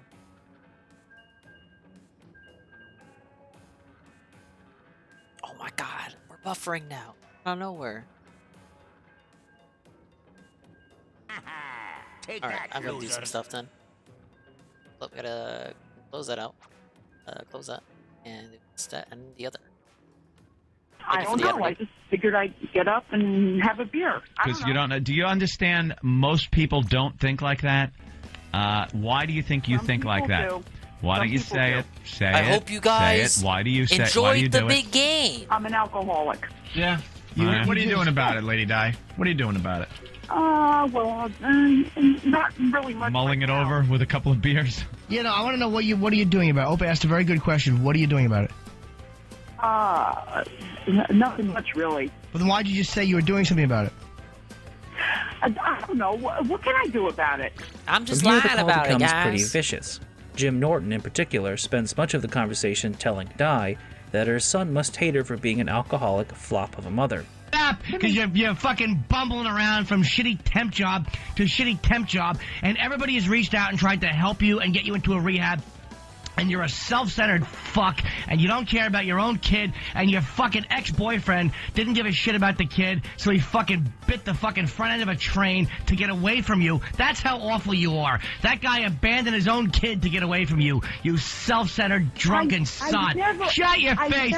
Your kid hates your guts. He doesn't love you. He doesn't think it's charming that mom walks in. You're not a charming drunk. You're a dirty-faced, horrible-toothed, bad-breath fucking sot, and he hates your guts deep down. He resents you. What's your son's name there, Lady Di? We forget. Peter. Peter hates you. This prompted Marion to call into the show and ask the boys to leave Di's son out of the discussion. But as the conversation progressed, it became obvious that Marion was enabling Di's behavior by making excuses for her drinking problem. Marion, are you working on what you're going to say at Lady Di's wake? No, because you know what? Diane doesn't drink as much as she used to, okay? You know what you are? You're an enabler. I was going to say it. You're an enabler, Marion. You're a codependent slob and an enabler. Your friend is drunk on a Monday morning. It's not her fault. And you're going to sit there and say she doesn't drink as much? It's not her fault. Not her fault. Shut your fat face. Predictably, though, the addition of Marion to the dynamic transformed it into a cacophony of bird-brained yammering. Amidst the chaos, Opie made a fairly astute observation about the role of Di and Marion on the show. Marion, here's a taste of reality. You used to do some fine bits with Lady Di, absolutely. But then Lady Di's drinking got completely out of hand, where she lost her kids, she lost her job, she lost a sense of reality, where she ended up living on the track, sucking on hobo cock and swallowing hobo cum. And that's the only thing that is now interesting about Lady Di, and that's why she continues to be on the show. But as far as doing bits for this fine show called the Opie and Anthony Show, it's long over. Yeah. When Marion finally hung up, O&A decided to pretend that Di was no longer on the line. As the boys ignored her presence, Di was left to helplessly plead for attention in what was a surprisingly poignant reflection of her years-long obsession with the show. All right, so we're going to take a break, and then we're going to continue with the Opie and Anthony Show with this Kramer thing. Listen, Opie, the Michael Richards Opie. Kramer thing with the Opie. N-word tirade on stage at the Laugh Factory in L.A. And by the way, a special surprise. Yeah? We have some delicious cupcakes. Stream was better than the bowl. How many games have you won she in a did row? not. I Cake would have to Girl's look. back? I think at Yeah, least she two had in a a row. problem I'm not that last week. good, Yeah. mind you. Look at the Which is ratio. why she was on her way over with cupcakes. I'm trying my and best, then, guys. you know. This is why we don't need Lady Di anymore. We got new characters to exploit. Yep. Cake lady or cake girl. You need me. Cake girl rule. Yeah. Cake She made an rule. awful cake. Yeah. It was Exactly. It was just a horror. Di did make one final call into the show in late 2006, but after stating that she was going to buy her son a $50 gift certificate for Christmas, she was quickly hung up on. This marked Di's last appearance on the show for nearly 7 years. During this period of time, Di's life would change very little, but her return to the show in 2013 and the events that followed are still considered by many Opie and Anthony fans to be the last great saga in the show's history. As always, I want to thank you for watching the video, as well as liking, commenting, and subscribing. Initially, it was my intention to cover Lady Di's story in one video, but I started to realize that it was simply going to be too long. And it was also taking forever to sort through all of Lady Di's appearances on Opie and Anthony. If you're familiar with her story, you know just how tiresome it can be to listen to, especially all of the appearances back to back. It is mentally exhausting. But we still have more to go. Part 2 is going to catch up with Di in 2013 when she returns to the show. We'll cover the super shows, the internship, and probably everything that came after it. There are only a few issues that I'm debating on covering and where to put them and what to do with them, but I hope you guys enjoy what I have in store for you either way. If you want to support the channel, check out the links in the description. And also, I'd like to give a special thanks to my supporters on Patreon Does this who lady help make die? these videos Probably. possible. So thank you. Why do you think they Bone call her CK, Lady Di? Dan Thomas, Oh, that's rude. Terpatronus, Mike Roballs, James Taylor, CP, The Son of Man, Neem, Origami Fleshlight, Kevin Howard, Medication Doesn't Work, and Jackie.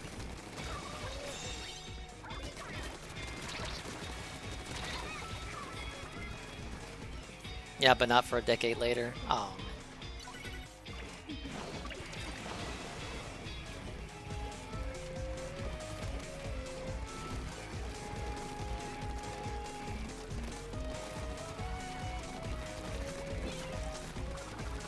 That's really depressing how it ends. I'm supposed to be watching Puppers. They're tempting me. They're tempting the hand of fate over here.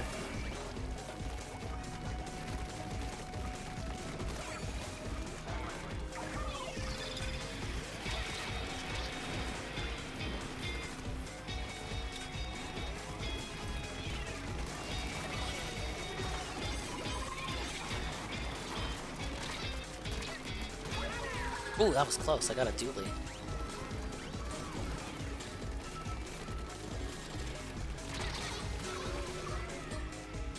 You missed the puppy bowl? You didn't. You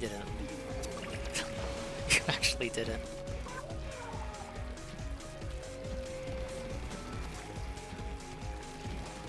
Look, I tried, you guys, but I only found suspicious links.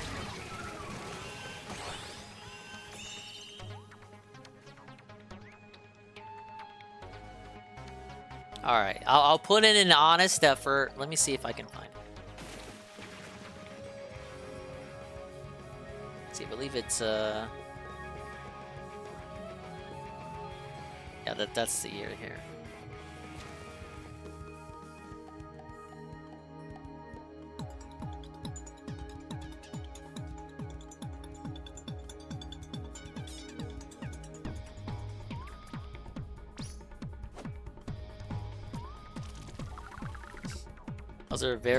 Those are very suspicious links.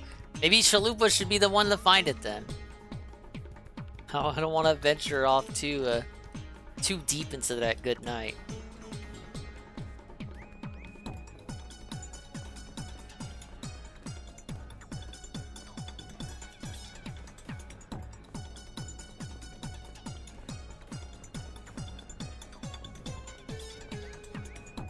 What's the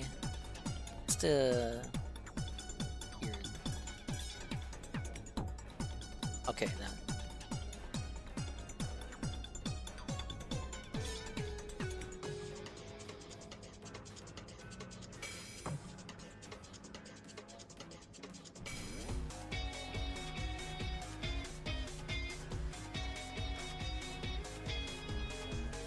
It's still happening? Yeah, don't get too excited.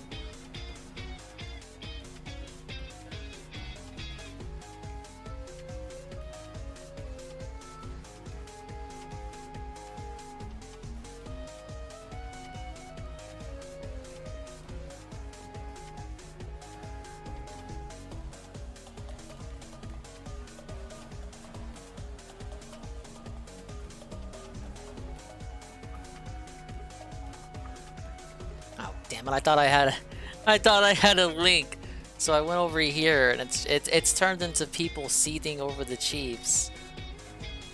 I've never seen so many Pepes collectively in one place.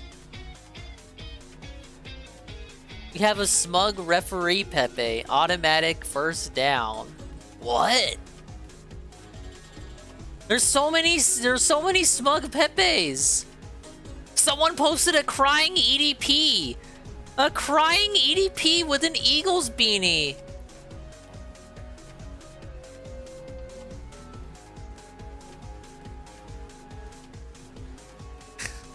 The white man marches on? What? What does that even mean? I don't understand. Loser Delphia?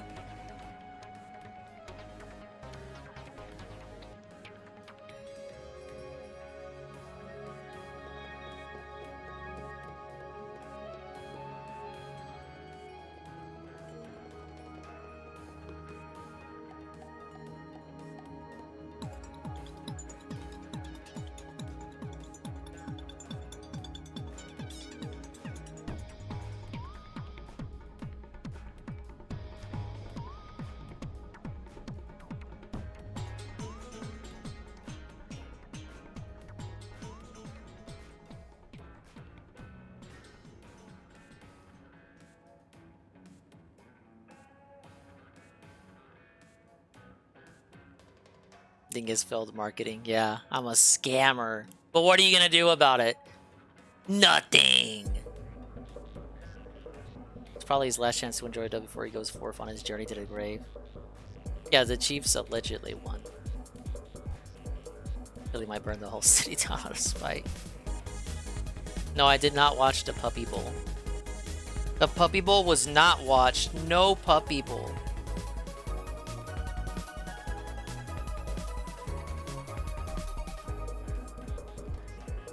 I guess we get no shoutouts to Fly Eagles Fly then. He fucking clipped his wings.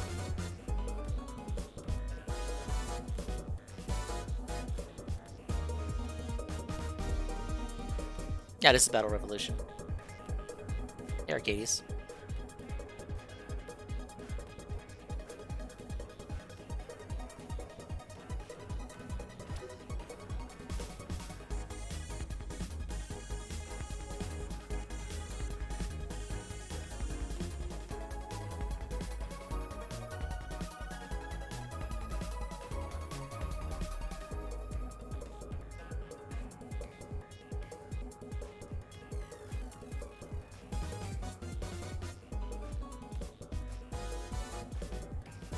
Yeah, I can't find it.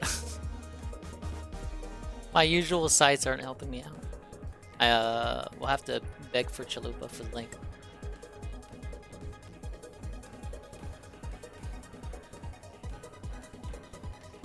I'm doing alright. Thank you for asking, Arcadius.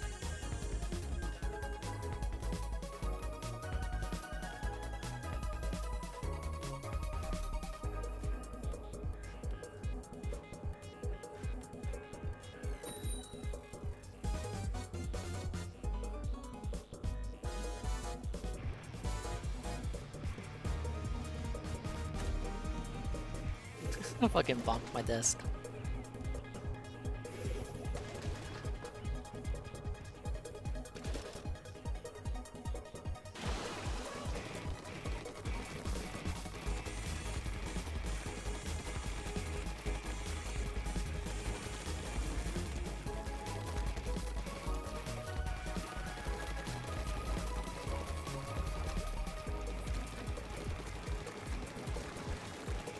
I'm gonna go shower. Hope you don't miss the Pupperb Bowl. Alright, Charlotte.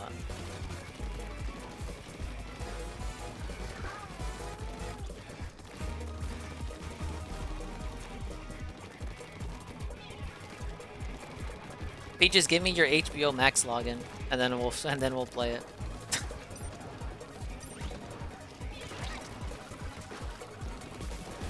We'll stream it that way, obviously.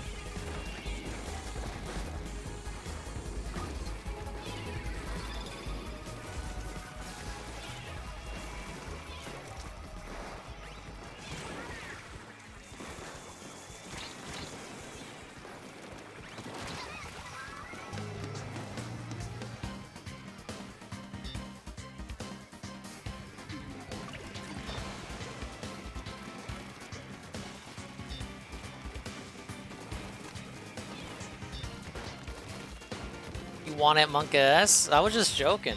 I didn't think you actually have it. I don't have any of those sussy streaming services. Why would I? What the fuck would I watch? What?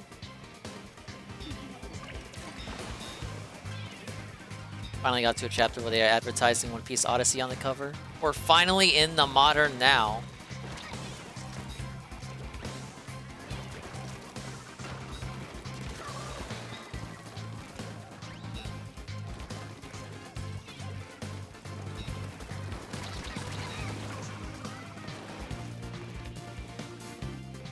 Ah yes, I'm totally watching all the programs on HBO Max.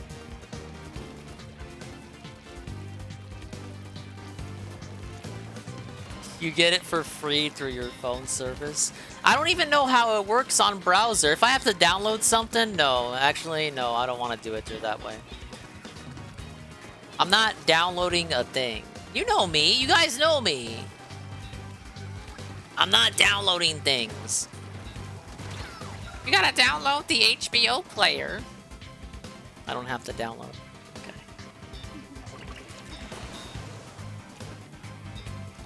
Good.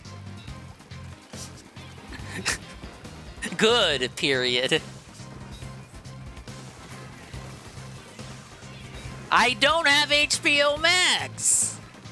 I don't. Why is he saying I do? I have suspicious voices in my ear.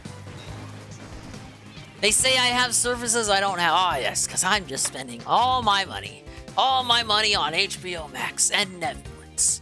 And, what's the other one? Disney Plus.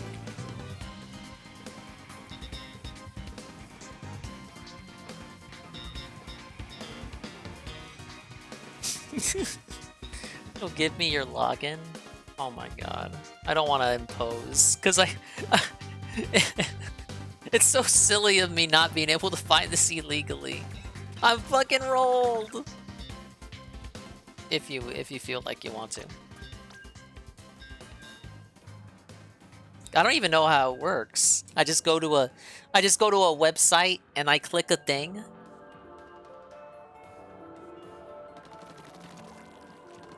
Sacrifices must be made for the puppy bowl. Suppose so.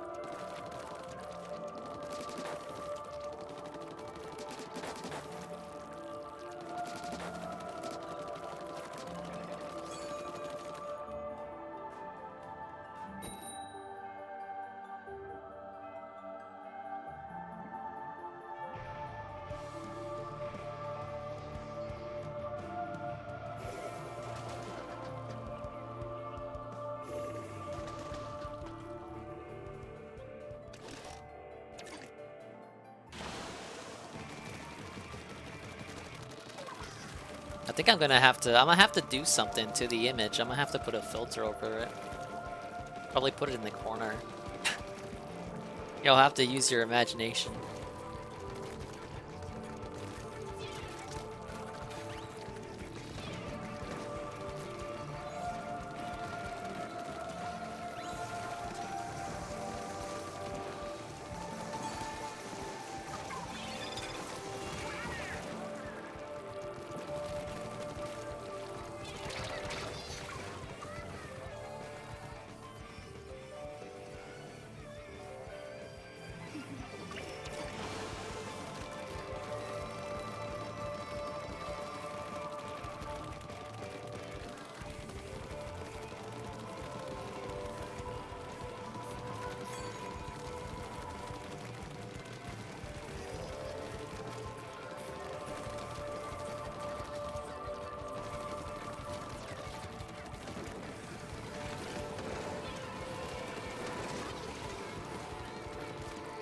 It only doxes your whole name? Oh, then don't do it. Don't do it.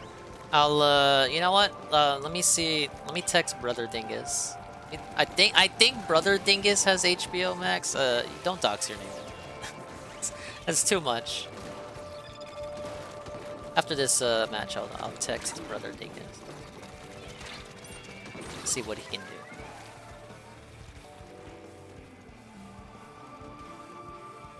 Doom 64? I think I have access through that to PS Plus. If it's not on the PS Plus catalog, then I can either buy it for $2.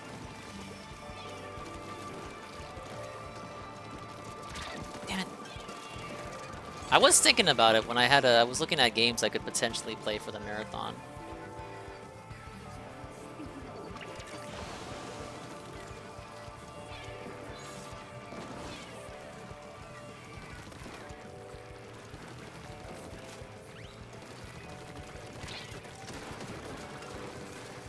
A lot of people say people only wanted Doom 64 to get ported because it never got ported. But the reality is that the actual game isn't really good. But this is only what I've heard, guys. They only want the mystery of Doom 64. They don't actually want Doom 64.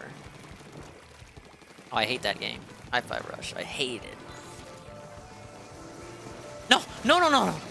How did I survive that? What? Okay, I didn't survive that.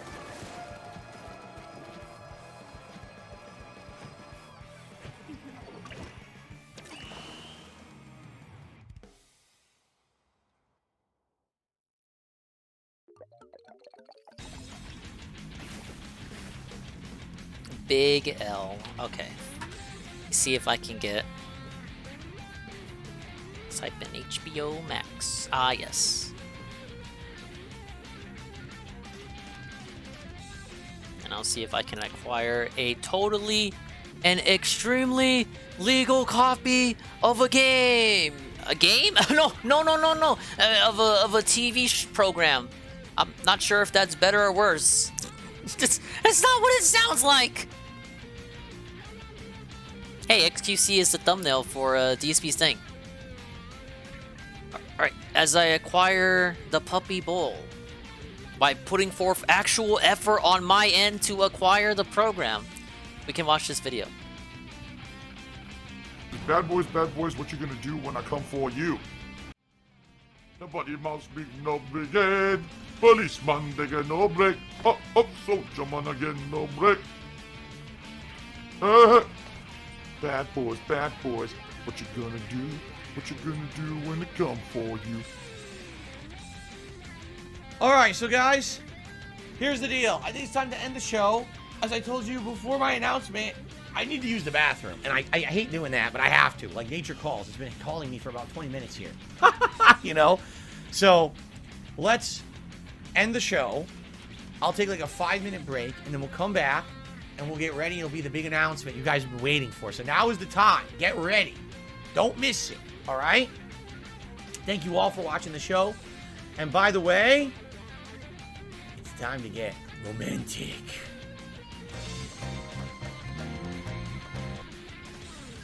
Okay, guys, so it's official. My new YouTube channel has launched. Please head over right now to DSP Reacts, which can be found at youtube.com/@DSP Reacts. I think that's the way you find it now. Or just search for @DSP Reacts on YouTube. It is basically my old vlogging channel rebranded. And this channel is going to have multiple new pieces of content, not just what you're thinking. So it's not, just Phil doing a basic React thing. It's not, because it's not. And that's what we're going to do right now. I'm going to end this stream. I'm going to head over there. I'm going to start up the stream over there. And it's going to be the big intro, me explaining the new project, how it's going to work. This is going to be very exciting. I'm very excited. I hope you guys are too. All right, by the way, subscribe to the channel. Why? Because that's the only way you'll be able to talk in the chat today. If you don't subscribe, you can't talk. All right, and what we're going to do is set it up that sub-only mode just like it is here on DSP Gaming. But obviously, day one, you can't be subbed for 24 hours. So we're going to have, you got to subscribe right now if you want to be able to talk over there. All right? So this stream is going down. The DSP first ever Reacts stream is going up over there. I'm going to go through all of it, explain all of it. It's going to be an exciting event. All right, guys? That didn't used to be like that, and I actually have no idea why it's set up like that. I was like, someone just became a member. Why didn't it pop up? Because apparently I have to click accept, and I'm not sure how that works. I'm trying to figure out how to get tip animations to play, because it's not working right now for some reason. Even though it's supposed to be. Okay, here we go. All right, well, ladies and gentlemen, it's been a long time coming, a lot of work, a lot of effort, a lot of hype, a lot of anticipation. Today's the day. Today is Sunday, February 12th, 2023. I'm DSP. Welcome, everyone, to DSP Reacts. That is correct. This is my brand new, or is it, YouTube channel. This actually used to be my old vlogging channel from many, many years ago. This channel has actually been in existence for a very long time. However, it has been defunct for over a year. And since it's been defunct for over a year, I said we should do something with it. And let's be honest, the year of 2022 was a very interesting year. I branched out from just being an online gamer, and I decided to do many different various things outside of just playing video games on the internet. You guys really enjoyed the things that I did that were very different. You understand? Like, in general, gaming's great. I've been doing gaming on the internet for 15 years. But things advance, things move on. And in this case, we're in a situation where basically things ladies and gentlemen, did different things. So we have acquired access to the Puppy Bowl. I want everyone in the stream. That's right, even Almighty Tevin, who's listening to me right now, maybe, I want everyone to thank Brother Dingus, but in reality, thank Sister Dingus because he steals his login from. He leeches off of Sister Dingus's account. Fucker.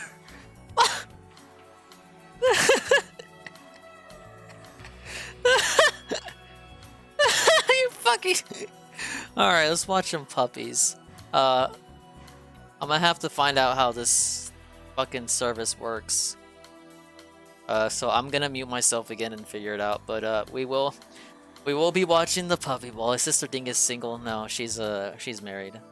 She's got 2. I have nieces. Well, I have multiple nieces. I don't have any nephews. It's weird. Girls plague my fucking family, guys. All right, back to we'll play this and then we'll see if I can get the puppy bowl. What do you guys want me to do? Because I'm gonna have to do something to it. Do we want it transparent? Do we want it flipped? Do you want me to hue shift it? I'm gonna have to do something. Well, based on your feedback, you guys kept telling Maybe me, guys, myself. we want throw you your suggestions to do different stuff. All right, we want you to do all these different various things. Okay, I will branch out. I will do the different things that you guys want. All right, so that's what we're doing. We're doing completely different things. And so that's what DSP Reacts is all about here. Okay, so thank you for coming for the premiere. We got some bugs to work out, some things to do. For example, Nightbot is in the chat right now. Okay, and I don't think it's doing anything. It's tracking chat right now, from what I can see, but I don't know if it's actually doing any of the moderation it's supposed to be doing. Okay, I don't know why. I'm taking a look right now. I got all these spam protections on. Seriously, I got all these things on, and I don't think Nightbot is working. I don't know why. Maybe Nightbot has to be in the chat for a set amount of time. I'm not sure. Of course, being that this is a relatively new channel, you're gonna have trolls coming in and doing trollish things. There's nothing we can do. We'll take care of those on a troll by troll basis, and to the point where eventually it's gonna get cleaner, much like DSP Gaming did in time. Okay. What is that now? I clicked on that. I don't even know what that did. Did that just shut down the chat? Oh God, I don't know what happened. What is going on? I clicked. Yeah, I think I just crapped my chat out. Oh my God. Like, I'm just so tired of this stupid shit. I really am. Nightbot is working. Nightbot just started working. Nightbot is hard at work. Nightbot is kicking ass. This is exactly what I wanted.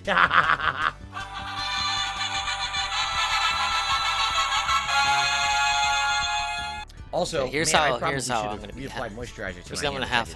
I can't even speak. Here's how I'm gonna have to do this. All right, give me a second.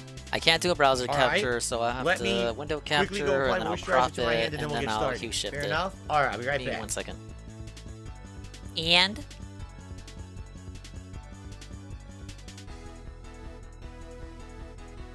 let's get started. Now we actually begin for real. Here we go. Hello, everyone, and welcome to DSP Reacts. This is my very first video here on the channel since rebranding the channel here in February of 2023. So for those who don't know, all right, DSP Reacts is my new project for 2023. It's something that I got an idea for last year. Last year, over on my main YouTube and very long-running YouTube channel, DSP Gaming, we tried some different things. I branched out after being a 15-year-long content creator on the internet. 10 years. All right. 10 years of me being a content creator for the internet. I tried doing some React-style content based on your feedback. A lot of the people were saying, hey, just don't play video games anymore. That's the past. You got to branch out. You got to do some different stuff. We like chilling with you. You know, I started a podcast last year over there called the Level 1 Podcast. People love just interacting, talking, and getting my opinions on things. Then I started doing React-style content to things such as documentaries. Good Game Goblin, I don't watch stuff and react to it, so that's not happening. Okay, here we go. Like the Wings of Redemption documentary, or a documentary about me. Wings of Redemption. Called Down the Rabbit Hole. And people absolutely positively loved it. So because of that, I realized something. Man, you know, I've been around for so long. And yes, there's quite a lot of people on the internet who know me as the guy who plays video games and comments on them. But that's not what I want to do for my whole life. Listen, I'm a lifelong gamer. Yeah, I'm a gamer. I absolutely love it. I love doing that kind of content, and I want to keep doing it. But I'm getting older.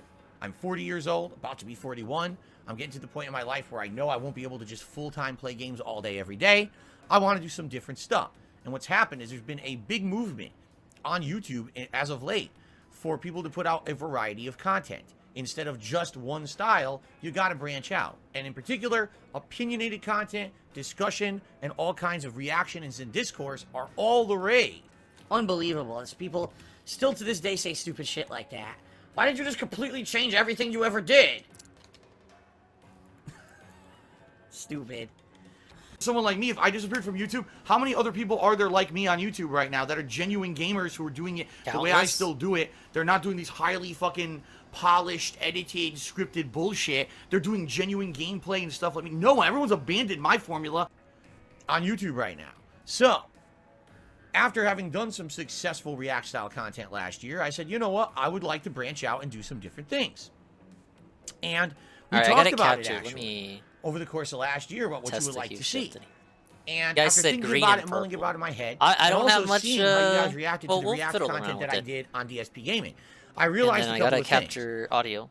Number one, the React content was doing well, but likely should not be on DSP Gaming. All right, why? Because DSP Gaming is known as a gaming channel, and yes, for the podcast that I started there last year has been doing very well. All right, and that podcast, the Level 1 podcast, will remain on DSP Gaming as a daily morning staple. That's not going anywhere. Now, there's 3 different shows that will be housed here on DSP Reacts. Allow me to explain all 3 shows and see what you think. Show number 1 is more long-term, something that I want to do. I don't understand the show's idea. But it's not happening immediately. The first show will is this be called, Killstream.live or whatever DSP the fuck Asks Ralph It. wanted to do? The This will be an Killstream interview Network. series where I will interview people across the internet. And this is another thing. He said he's going to interview people. Just for the gameplay, he's going to take your suggestions. Obviously, but there's nothing that says the people he asked for interviews, they can say no. Because they don't want to go on call with Phil. I didn't know how it was going to come out. I was like, oh, this is something that comes out really well. I'll promote it. I'll let everyone know about it. So I didn't want anyone to really know, and I guess the word got out. And next thing you know, now there's confusion about the time and shit. So it all fucking fell apart while I was trying to stream tonight, and I apologize for that. I was just trying to do stuff nicely and keep it under wraps so that would be a nice, pleasant, positive thing. And instead, of course, as usual, the fucking internet has to blow it up and make it dramatic. It's fucking stupid. So it is what it is, right?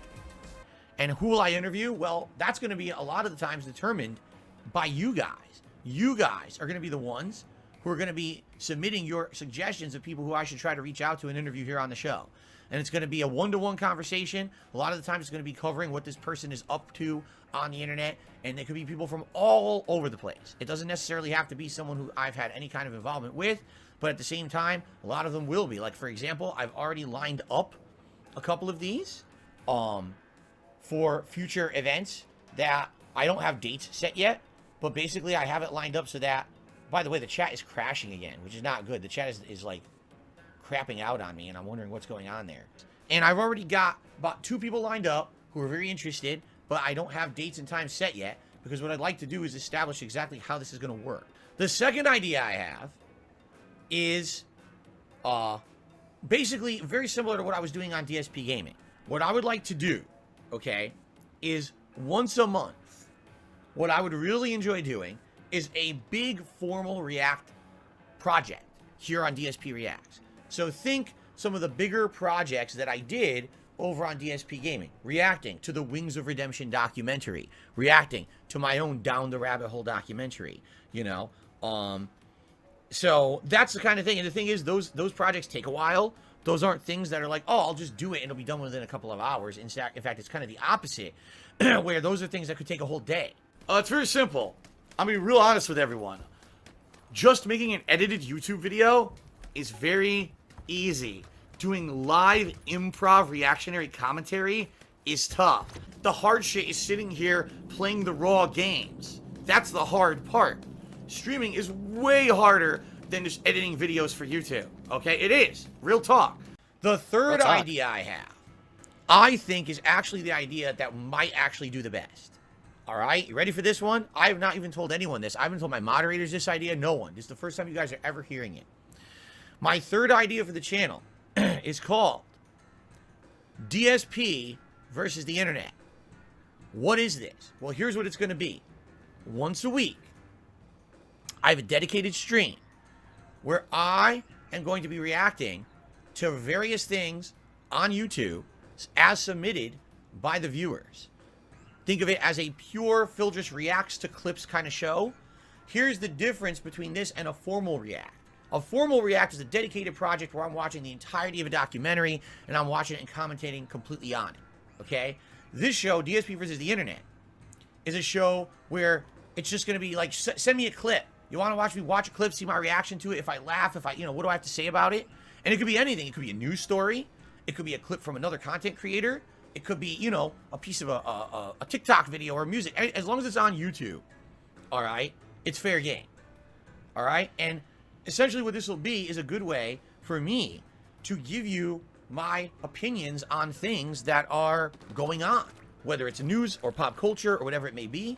I feel like this is going to be an opportunity for me to branch out, all right? I don't do stuff like this at all. All the content that I'm suggesting is going to be user submitted, all right? But it's going to be user submitted by channel members. So if you become a member of DSP Reacts, you are getting a tremendous amount of control and input on the channel. Members are going to be submitting videos for DSP versus the internet. Members are going to be voting on the long form reacts that I do. Here's the criteria of the kind of stuff that I want to react to. First of all, it can't be licensed music and content that's going to get me, blocked, muted. Oh, here we go. Copywritten music will get content. I use all credit on the videos on YouTube. You don't make no money because of the music. It's been licensed, so y'all fuck. If you became a member, thank you. Head over to the community tab right now, post up videos for me to react to, and vote on that poll. Because within a few, minutes of shout-outs, me explaining everything, doing some Q&A, I'm actually going to do some live reacting to videos that you members are posting up. Just to show you an example of how this whole thing's going to work. I'm sorry if you love watching, oh my god, live reaction to trailers, live reaction to fucking E3. I'm totally not of that at all. I want to watch, when I watch content on the internet, alright, I want to watch someone who has formulated an intelligent opinion, who is not just making a video for the hype and for the money. I want to watch someone who's actually adding some kind of critical commentary, some kind of contribution based on their own personal experience or their knowledge of the industry. That's what I want, an intelligent video, intelligent content. Not, oh, E3, hype, oh yeah, oh, look at my face, look at my overreaction, give me monies.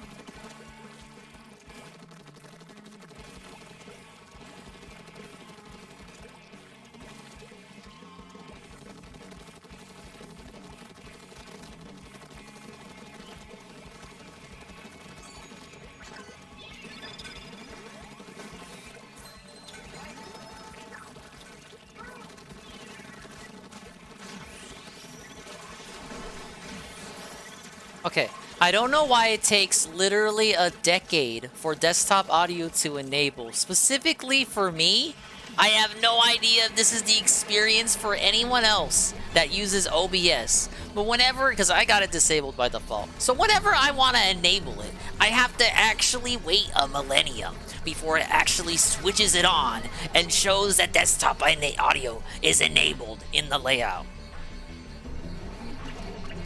Now, you might be hearing an echo. I'm aware we dealt with this echo in the the echo saga last year. I know how to fix it. Give me a second. I booted up because I didn't want you guys to be bored. Yes, I was thinking of your welfare. Hey, I got him. Use Streamlabs. Now, counterpoint, and in Marked One stopped using Streamlabs because it sucked. Yes. So, and might still use it for YouTube, I think. I may have gotten my platforms mixed up. But yes, for some reason, yes. Whenever I need to enable desktop audio for something, it takes a millennium. It hates me.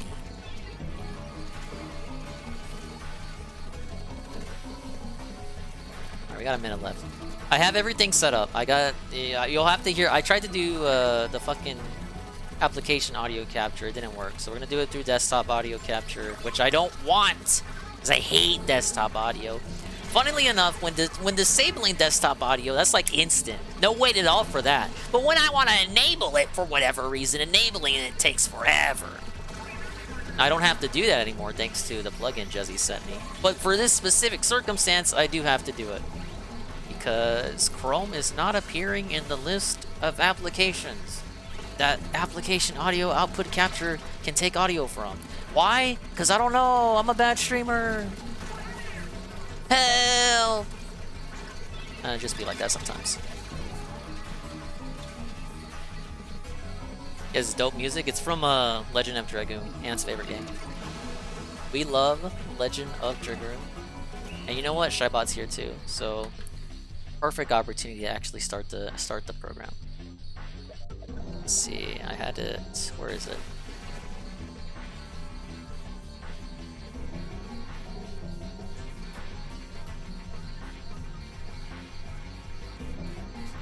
Just don't be a bad streamer. It's too hard for me, guys. Okay, I gotta fiddle around with stuff. Let's see, everything is monitor and output. How did I used to do this? I used to have a special way of doing this back when I used to play with Looper. No. Okay, I'm gonna switch everything.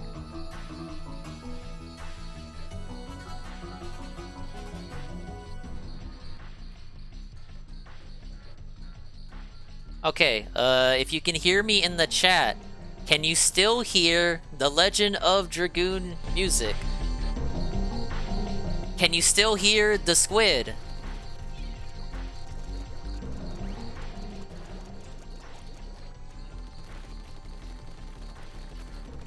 Okay, then I did it right. Alright, then that means we're gonna have the Pupperb come up, right here. Okay, it's still active. You might hear a black guy suddenly speak. Don't be afraid. He's our friend. Okay, let's capture cursor. Or we'll lower the music, and we'll lower the game too. Thank you for working with me, guys, and thank you. Scream. We're not getting a scream check. I don't know if Tevin has me muted or not, but he is looking at my shit. Alright, let's see if this works. There's HBO Max, courtesy of Sister Dingus. Is it capturing? It's not capturing! No! Why isn't it capturing? Wait a minute. It's not capturing. Hold up. We messed up. We lost. Why isn't it capturing? No! Ah! We have the audio. I know we have the audio. We don't have We don't have footage. The game glitched. I can't do display capture. No, because I only have one monitor. We've only got one monitor.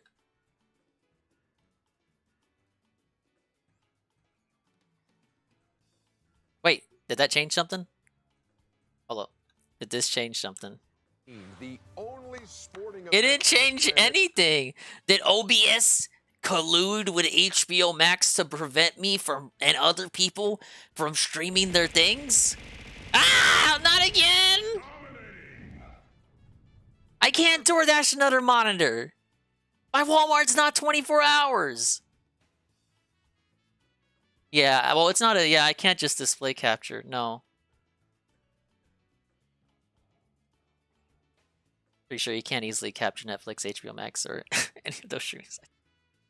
Damn it! This is the only way I can legally do it! Wow. So, Shroom Dukem offered to dox himself to me. And I told him no. I told him no. I didn't need that information. But he offered it. Imagine if he did. And I was evil enough to accept such an offer. I wouldn't know his name and have no benefits from having reaped that information. We would still be fucked in the ass. What's up, Jesse? You're here at the worst time. Then I have no recourse because I can't display capture. It's not a video. I can't just download it, and it's not a game. Wait, browser acceleration? Okay.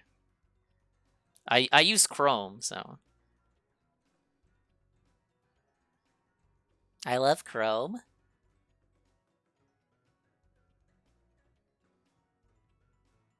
I have your IP and I have your address. Oh, that's right. You're on my payroll now, pimp. Google can't find what I'm searching for.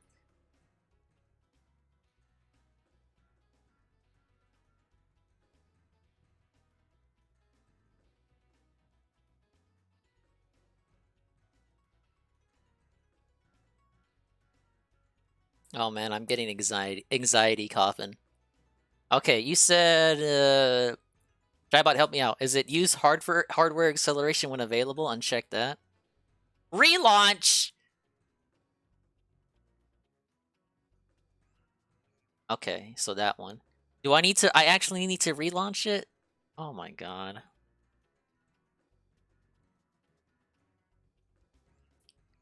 Okay, do I still have access? Don't make me sign in again. I don't want to sign in again. I better still be signed in. Okay, I'm still signed in. This shit sucks.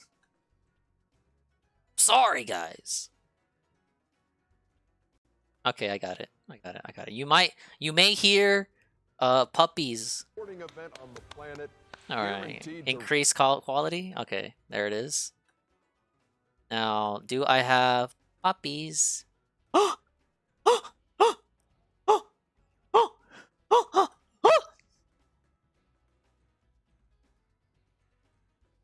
Okay.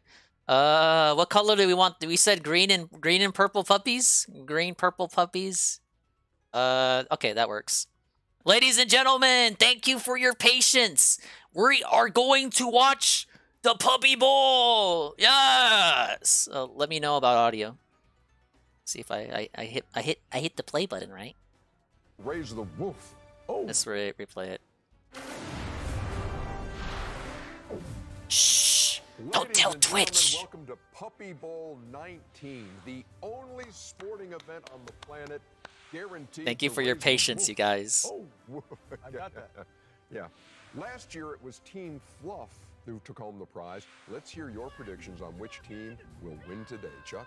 Ernie, I gotta say the reigning champs Team Fluff. They got the biggest player in the game, Velma the Great Dane, and no pup is getting past defense that size. Velma's good. No, though. I'm going with Team Rough. The secret weapon is Moo Cow. Nobody expects a tiny little pup, 3-pound pup, to come in and sneak into the end zone for that undercover TD. That's what's gonna happen. Ernie, I gotta say I'm with Charles on this one.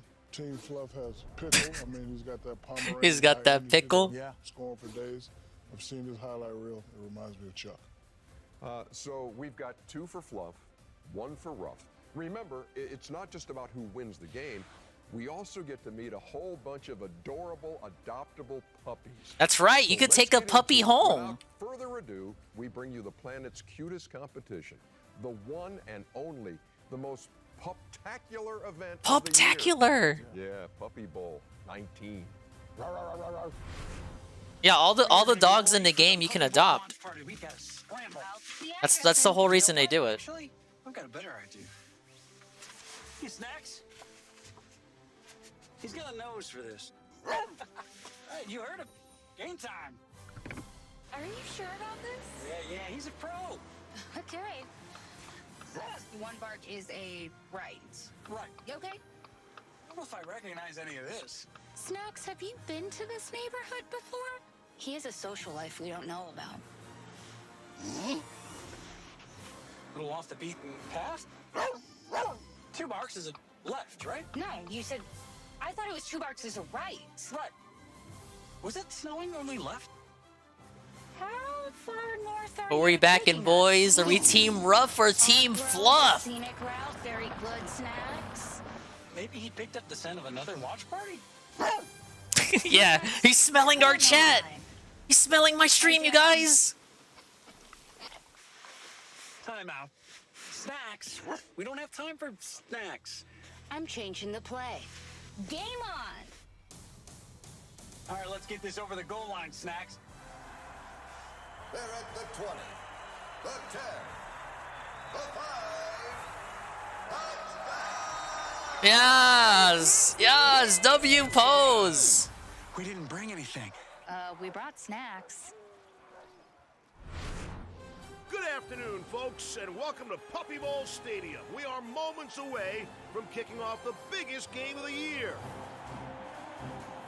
Take some pups for the Earlier Ruffs. today, our rescue pups arrived at the stadium, amped up and ready for Look at him action. go.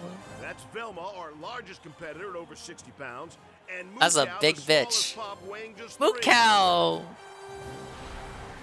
Dark side Now, Phil the they're Moo Cow. limbered up for their first ever appearance on the big stage at Puppy Bowl 19.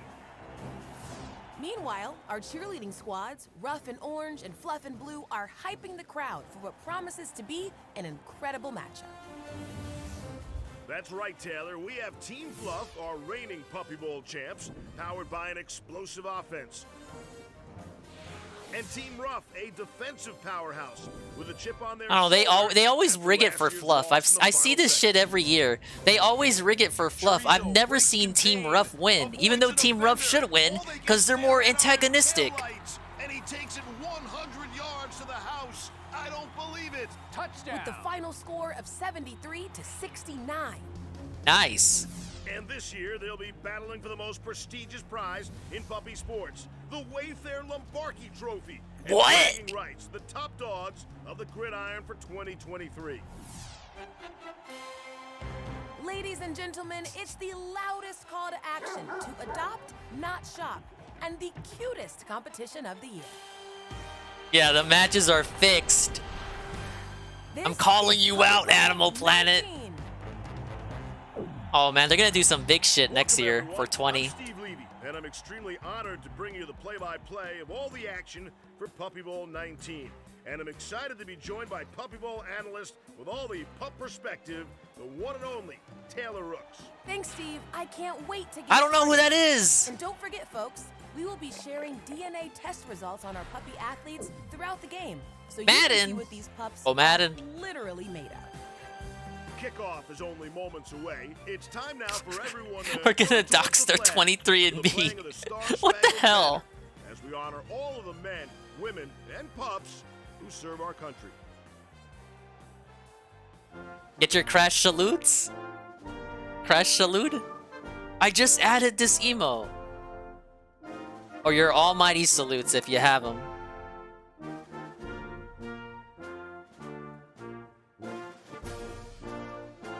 All rise now!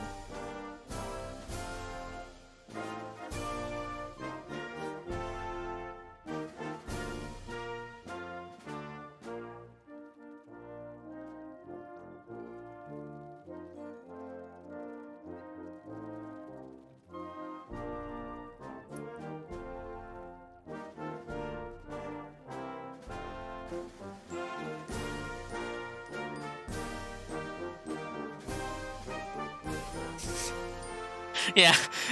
instead of taking instead of kneeling, they take a paw. Bumper, no.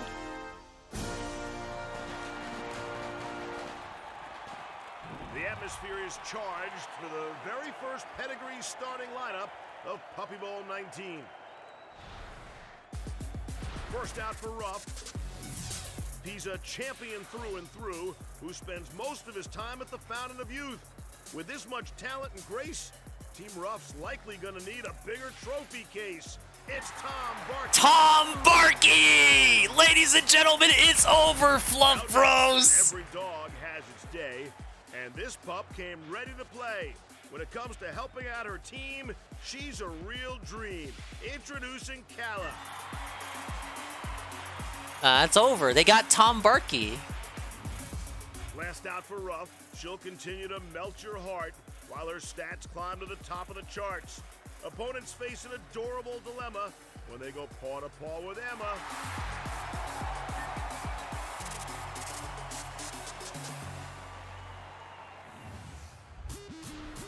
First out for Fluff. This furry little gherkin never stops working. With the scoring power to make any defense sour, he's kind of a big deal. Meet Pickle. Pickle ain't winning shit. Get out of here. We hate Pickle.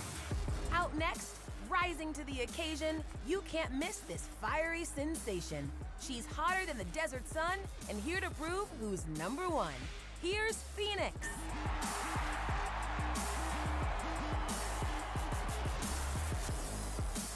Last out, the key to helping her team win, she runs laps around the competition, bringing that West Coast flair to any scoring affair. Introducing Aaron.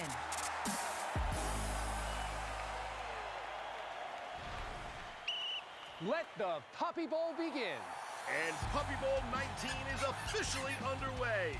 Ruff's Emma with the kickoff return. She cuts left, but Fluff's Pickle stops her at the 30.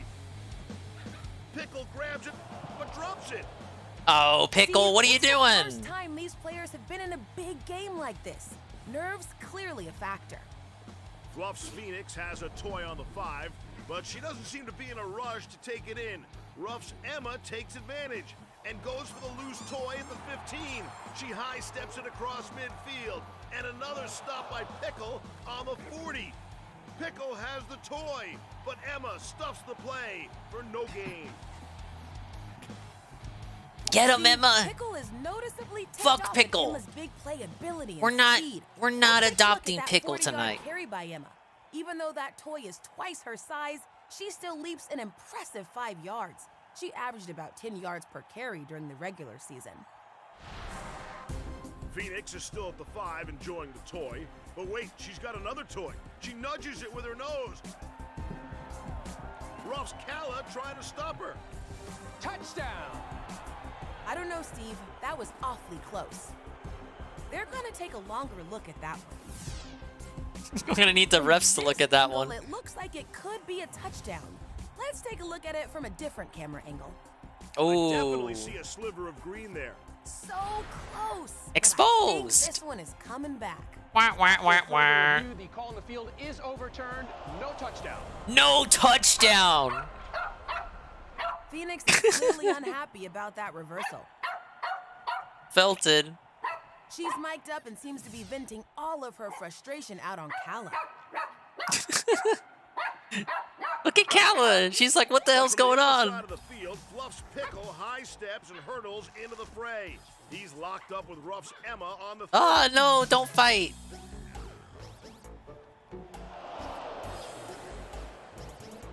Now they're facing off in the red zone. Pickle better watch out. They're getting stricter on this kind of action.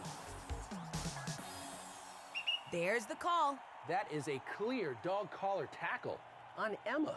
I know she's the opposing teammate, but you guys got to play clean, okay? What are you doing, Don't try to Pickle? shush me. No, I'm going to keep talking, okay? Put Pickle in Looking at timeout. Pickle's wisdom panel DNA results, it's not surprising he's got some swagger with the bravado of the Pomeranian and the take-charge attitude of the Papillon. Back in the game. That's definitely the Fluff's Pickle Papillon in him has a acting toy there. at the 20. And And now it's Emma who forces a fumble. Pickle tries for the loose ball on the 40, but is denied by Emma. She is applying some dogged pup-to-pup coverage. And now Pickle lands a block on Emma. Team Fluff is huddling up to draw a new play. Oh, Pickle barrels into Emma and grabs a toy. He sprints towards the end zone, a quick cut, and he runs a reverse. He can't get Emma off his tail. Now I think he's just showing off. It's been pickleball all game so far. What the hell? Get Pickle out of there. The 20, the 10. Eliminate, disqualify. What?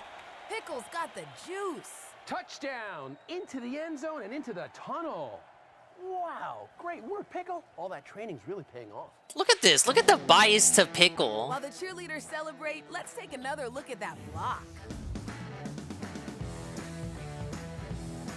That looked like offensive interference, but no whistle. Pickle might have gotten away with No, don't put down Pickle. Put him in timeout. For over 300 yards on that one. Impressive. That's one way to make up for his earlier penalty. And Team Fluff gets points on the board first, 7-0. What? And look at Pickle. Taylor, have you ever seen a twerking gherkin? I have now, Steve. While Pickle relishes the moment, let's take a look back at the Puppy Bowl 19 red carpet, where our players arrived earlier today. Chickpea rolled into Puppy Bowl Stadium on her iron horse, and she is ready to go. She'll look to keep Team Fluff's paw on the gas when she takes the field in just a few moments. And now we go to Zachary Levi, star of the upcoming film Shazam. Fury of the Gods. Hey there, I'm Zachary Levi. If there's anything I've learned as Shazam, it's that one word. What does this have to do with dogs? That one word is adopt. They're supposed to promote dog movies. Or foster home. Oh, that sounds familiar. If you've ever thought about adopting a dog, what? Your chance. Throughout the show, we'll highlight 11 pups that are available to join your family. You don't have to be a superhero to come to the rescue here, though these dogs might think otherwise. Check them out. And, if you don't mind, check out Shazam! Fury of the Gods in theaters on March 17th. This guy is anti-vax? Oh, I think I like him then. Adoptable pup of the game, courtesy of Pedigree. Meet Captain, an affectionate and playful Chihuahua mix recently rescued by Save an Angel in Bastrop, Texas. This 12-week-old cutie enjoys a good snuggle and would make the perfect addition to a loving household. If you're interested in adopting Captain, go to puppybowl.com/adopt. Pickles TD gives Fluff the first score of the game. More first quarter action coming up right after this. Oh, lost by 0.1. And would have been seasoned. Welcome back to Puppy Bowl 19, a showdown of cuteness like no other. Steve Levy alongside Taylor Rooks calling all the puppy action today. The puppy action. Middle of the first quarter, and Team Fluff leads 7-0. An elaborate drive by Fluff's Pickle led to an impressive opening touchdown, giving Fluff the early lead. And Steve, I spoke to Ruff's coach who told his team to stick with the game plan. There's plenty of time left. But before we get on with the game, let's check in backstage to see which player is getting a pup talk. Emma, you don't need to put up with Pickle roughing you up like that. We want to see you stand up to him. We know you can do it. Now, let's get right into the next Pedigree starting lineup and see if one of these pups will be a game changer. First out for Fluff. With moves smoother than a hummus platter, offensive records are bound to shatter. Serving up a winning recipe, here's Chickpea. I already hate him. Next up, from a sacred community and well known for creating team unity, she's the spiritual guide bringing positive vibes for her Big Blue tribe. Introducing Inya.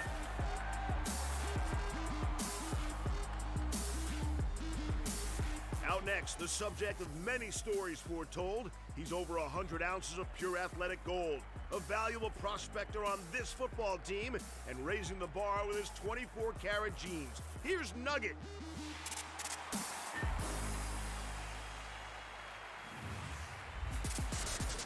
First out for Ruff, a southern boy who hails from down near the bayou. He's sure to impress you Ralph? with his speed, his agility, and his manners too. Hey, that's cool. This Dingus is reacts. Yes.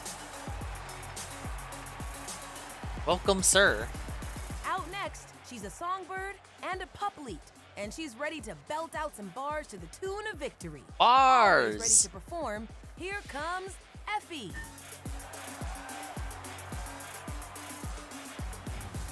Last out, a legendary artist whose contract includes a creative clause. Try to hold your applause while he crafts his magnum opus. This is Da Vinci.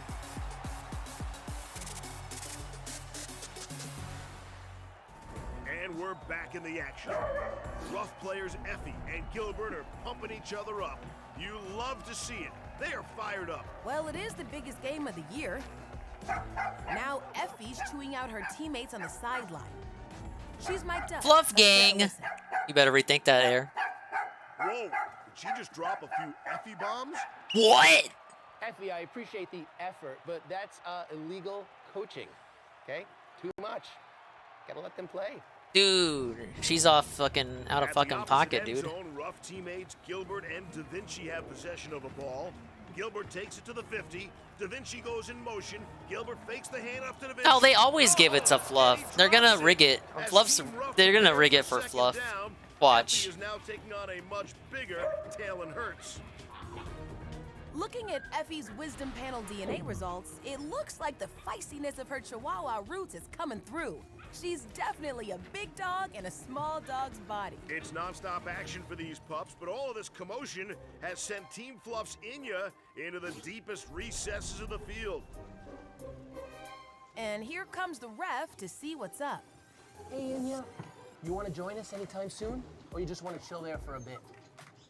Come on, Want to guys, play games come and get chill, out. man. Let's go, Inya, come on. I'll be back. Inya is our first contender for this year's Underdog Award. Stay tuned to find out who wins the prize.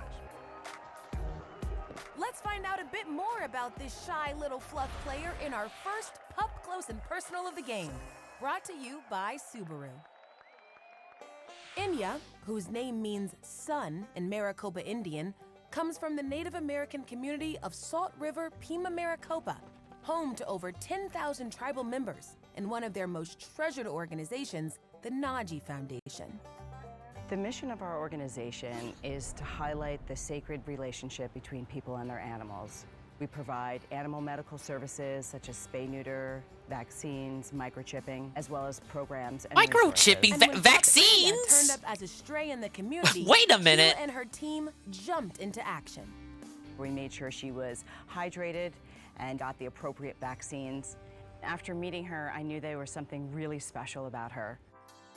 Today, Inya will observe one of Naji I don't know Foundation's about wellness Inya, guys. camps, where she'll learn important lessons in socialization and acceptance from the people and pets within her tribal community. That is not 4 wins in a How I was row. taught by my elders is to live in harmony with the natural world around us. So that means the earth, the water, and that also includes the animals. One of the programs that I'm most proud about is our Salt River Canine Youth Program that pairs the youth in the community with a shelter dog in need. And the two of them learn life skills, good communication, and how to deal and navigate with some of life's challenges. They're such a beautiful foundation because they provide a service to our community. Whatever our schedule may be, they bring that service here, and it's a wonderful blessing. We love it. She cares for our animals like Yeah, I'm we here. care for them, like our family. And that's what I love about Naji. I'm Foundation, here. And I will always Stop support acting like you and can't hear volunteer me. for Naji. Animals can also help to guide us. They play an integral part of our history. They're in our creation stories, they're in our songs, and they're in our ceremonies. I see the voice meter moving. When she stepped Stop trolling. foot on this reservation, she felt at home. She still felt the presence of her identity with this community. And that's what's so amazing about these animals. They never forget where they come from. And this is What's up, home. Betty? Little Inya couldn't be more proud to represent Naji Foundation and We're watching the Puppy Bowl? Puppy Bowl 19. Because I promised I would do it. Remember that pups like Inya need I didn't loving even homes. charge for this Please reaction, go to you guys. puppybowl.com/adopt It was already to locked. find out more. Because I felt like doing it. Back to the game. Fluff's pickle. Thoughts makes on the a play for reaction ball. channel reveal, I think Eddie? It's actually a sloth, Steve, and Emma wants it too. Emma goes for the strip. Pickle moves it forward. Fumbles at the goal line. Emma looks away. Touchdown. Are we sure about that one, Steve? Looks like it may have been a second fumble. Let's take another look at this one. Pickle definitely... Yeah, I know we saw the tag, but he said it didn't count because we didn't guess that he would also stream the reactions live. It sure was close, though. Or something. It didn't count because we didn't guess all the extra steps. Great work. You showed that sloth who's boss, huh? Oh yeah, we didn't guess the double dipping either. Their lead, 14-0. The Fluff cheerleaders are ecstatic. It's a bird, it's a plane, it's Meep the Bird with access to a new Puppy Bowl experience. There's no way that bird is still alive after all these years. It's a new bird. An early MVP contender. Fans at home will vote for this year's most valuable puppy. For more information and to cast your vote, go to puppybowl.com/MVP. This shit is also rigged. Most valuable puppy. That's not real. With the break and play, let's go backstage to see more pups arriving at the red carpet. Here comes Mykonos, Taylor. She's known to bring the I party suppose to you the could say it was inevitable, but I didn't see anyone guess it. It's like no one. It was not in the discourse, as it were. To our next adoptable pup. I'd like to introduce you to Buzz from Paws Forever in Mabin, North Carolina. I Try not to buzzed, melt dude. at the sight of his puppy dog eyes. He's a fun-loving 16-week-old Anatolian Shepherd mix that would make the perfect canine companion. If you're interested in adopting Buzz, go to puppybowl.com/adopt. When we come back, let's see if Team Ruff has an answer for Look at this Powerhouse shit. Pickle. You're telling me it's not rigged for fluff? Welcome back, everyone. Steve Levy here alongside Taylor Rooks. We are He is near not the doing end that, of Eddie. the first quarter, and what a dominant start to Puppy Bowl 19 by the Big Blue Crew. That's right, Steve. We're still in the first quarter, and Pickle is showcasing his talents with 2 Why is touchdowns Pickle to still start on the game, pitch? Get him giving out of Team there. Fluff the early 14-0 lead. Let's get back to the action with another pedigree starting lineup. First out for Ruff. With a nose for sniffing out the naked truth, she's a well-respected defensive sleuth. Here to investigate a victory, it's Nancy. Pelosi? Next up, she's a Greek phenomenon, and she's hoping to turn Puppy Bowl Stadium into her own personal Parthenon. Make way for Mykonos. Yeah, Jade wasn't liking the new chat. Out of the blue corner, he floats like a butterfly. I can't stings like see. a bee, and he's ready to go Making me 12 dizzy. rounds like an athletic machine. Ante up for this tough pup. It's Butterbean. He couldn't take a he couldn't handle a chat where people actually fucking type. Furball is difficult to track and No. holds the record for quarterback sacks. Considered the leader of his pack. Introducing Wolfie. Wolfie. Wait, they're Team Fluff. I gotta hate him. Team Ruff's Nancy comes roaring out of the tunnel, and it looks like she's had enough of Team Fluff. Da Vinci is buying what Nancy is selling because he is all fired up right now, Steve. He sure is. Team Ruff is looking to send a strong message to their opponent. And Da Vinci needs a hydration break after that hype session. Oh, they still got the water bowl cam. Look at him. Look, Downfield, look at him Nancy eat. is already engaged in a grudge match with Team Fluff's Butterbean. Butterbean tries to Yum, move yum, yum, yum, forward yum, toward yum, the yum, end yum. zone, but Nancy drags him all the way back to the 30 and out of bounds. What a defensive stand by Nancy. When you look at Nancy's wisdom panel DNA results, she's part Pit Bull Terrier, Pit Bull? Chihuahua, and Schnauzer. A triple threat when it comes to the high level of awareness and Triple situational threat. intelligence she's displaying on the Yeah, field right yeah, now. yeah. Triple threat is She right. seems determined to shift the momentum in Ruff's favor. And Steve, I have a pretty good idea where she gets her resilience from. You see, Nancy was rescued by the heroic organization Compassion Kind. Founder, Asia Nakia Estro, and her team serve as first responders for animals who are displaced by natural disasters. And they were on the ground following the devastation caused by Hurricane Ian in Florida this past September. Compassion Kind searches impacted areas to rescue as many animals as possible. Hi, baby. Providing them with medical care and attention before finding them forever homes. Oh, look at that face. Nancy is proud to represent Compassion Kind at the big game. Down near the 15, Fluff's Wolfie has a toy. He springs downfield. A defensive stop by Nancy and Da Vinci. Parents' dog was a rescue after being displaced by a flood years ago. At least they're in good hands. Or good paws. Touchdown! Nancy provided all the Big ups, Nancy. And Da Vinci gets the strip and score for Ruff's first touchdown of the game. Yes! The Ruff cheerleaders were getting a little restless, but they are on their feet now as Da Vinci cuts Fluff's lead to 7 points.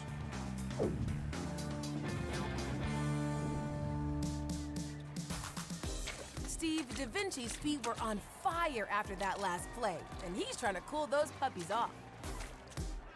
He is definitely making a splash in more ways than one out here today. What are you doing? Wow, it's like picking up a wet sponge. Dude, you've been hogging the water bowl. That's excessive hydration penalty, okay?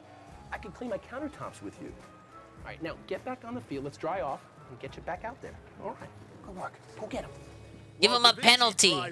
Bad boy. Let's head up to the Temptation Skybox to meet our VIP kittens, rescued by Brandywine Valley cats in Pennsylvania. Jasper, get out of They here. are living their This best isn't a life kiddie with bowl. that incredible view of the gridiron here at Puppy Bowl 19. Look at these cats. Get them out of here. No, we hate them. Protective of the toy after that Jasper, go home. Wolfie, season opening. This is a man sport. Or, well, a mud sport. Da Vinci makes a play for the toy, but Wolfie snatches it back. He's off to the races. Da Vinci tries to keep up. Touchdown, Team Fluff. Wolfie scampers 90 yards for the score. Touchdown! Touchdown! Wolfie! No, no touchdown! No touchdown! No! Wolfie wasn't No gonna let way! Da Vinci make a play, and instead he forces 7 more on the scoreboard. Look at this! Look at this! Rigged for Fluff! Rigged! 21-7. That's the end of the first quarter. Backstage at the red carpet, it appears Rosella wants to make sure she's well read on all the X's and O's before the big game.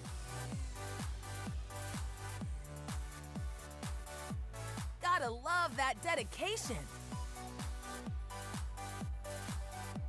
And if you're thinking about adopting a pup of your very own, now's your chance. Cats are okay, but not on the pitch. Meet Arwen, a 17-week chocolate Labrador retriever from the Humane Society of Missouri in St. Louis. This charming pup is an ideal fit for a welcoming, affectionate family. If Arwen steals your heart, go to puppybowl.com/adopt. Da Vinci gave Team Ruff some hope. Look at that, late in the 21 to first, 7. but Fluff's Wolfie immediately answered. Second quarter action is next on Puppy Bowl 19.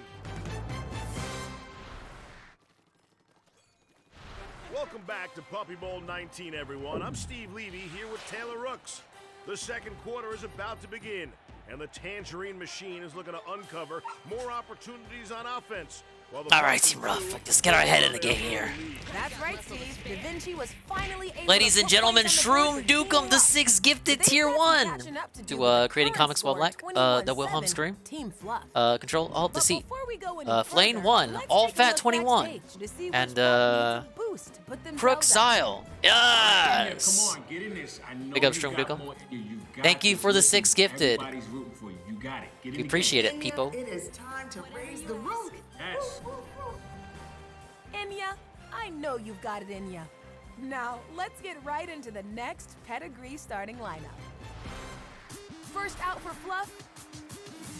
She enjoys her puppuccinos and loves spending those C notes. Sporting designer brands and boasting millions of fans, her skill set is in high demand. Here's Rosella.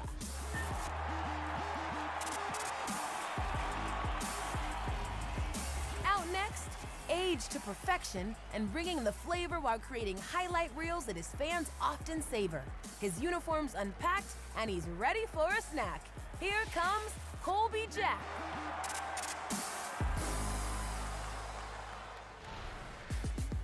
First out for Ruff.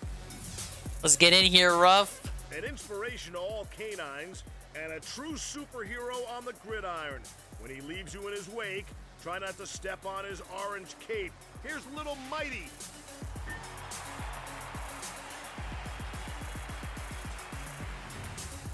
Out next, this hearing-impaired pup has a beautiful soul. Oh, hearing the line impaired. of scrimmage is where she takes control. From inside traps to lateral shuffles, she'll pound the ball and show off her muscles. Introducing B.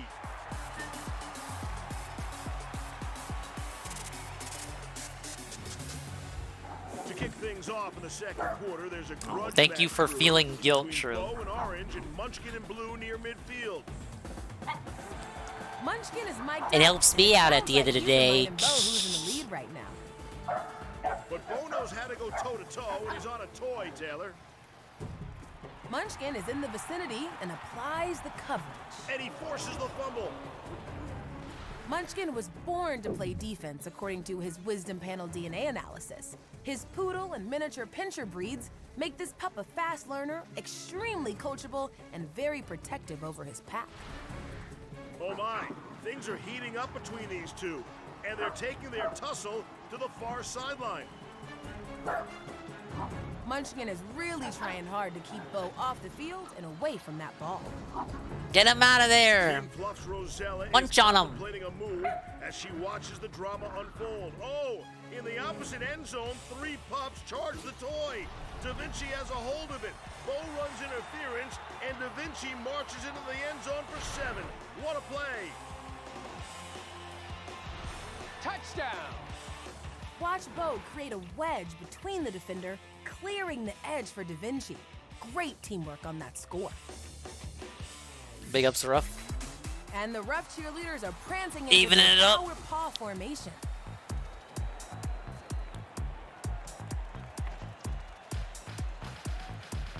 Well, Ruff Rose, Da we Vinci in is this. looking to paint a masterpiece out on the gridiron today as he once again shrinks Team Fluff's lead to just 7 points. With your score now, 21-14. Our game day correspondent, Meet the Bird, has a tip to making your Puppy Bowl posts look impeccable on social media. Back near Ruff's end zone, looks like Bo's taking some questionable advice from teammate Da Vinci. And it's Bo who is now cooling off in the water bowl. How adorable, Steve! Bo's post-TD celebration shower is next level after his assist on that last score. He is soaking it all in right now. He is, Taylor, and he is not concerned with any repercussions either. Okay, it's penalty on you, Bo, for illegal bathing, okay? Penalty? That's the locker room. Wait a minute, the last dog that cooled his feet off didn't get a penalty? What? This fucking ref, man. Get him out of here. Studied the game film, and he's shadowing Colby Jack. I think this ref's a little biased. Literally, the last dog, the other dog who got took a bath, he just got a little tut-tut. Jack from making a play. Keep him off the playing field. How is this fair? Up Little Mighty. He has an acrobatic highlight reel of his own, and he's searching for an opportunity to capitalize. Great heads-up defensive coverage by Da Vinci. He's not about to let Colby Jack break away for any cheesy yardage. Little Mighty enters the field of play. He grabs the toy at the 5, and touchdown! Ruff Bros. Ruff has battled all the way back. Ruff Bros. Yes! That's a touchdown! Touchdown, Little Mighty. Great work. Steve, the Ruff players are just feeding off one another's energy right now. And this time, Little Mighty took his cue from Da Vinci's tight coverage and cashed it in for 7, right under Fluff Pup Phoenix's nose. Incredible effort. Folks, with back-to-back touchdowns, Team Ruff has evened the score for the first time in this game. And we are all knotted up 21 apiece here at Puppy Bowl. Arcadius underscore is requesting an Ann Lee check. But on the red carpet, it's surprisingly quiet. And wake up. Button is looking to preserve every ounce of his precious energy. You know what they say, rest will bring out your best. To rescue a pup of your own, meet our next adoptable pup. You're awake? Okay. Arcadius wants to know how you're doing. From Paw Works in Thousand Oaks, California. This outgoing Who do you got on the game? Are you a rough bro or fluff Chad? I mean, Chad fluff loser. Or other pets. Go to puppybowl.com/adopt to learn more about Moya. Team Ruff's Da Vinci, Bo, and Little Mighty worked together and put on a show to start the second. We're all tied up. Stay The right dog here for won. adorable action on Puppy Bowl 19. Mamma mia.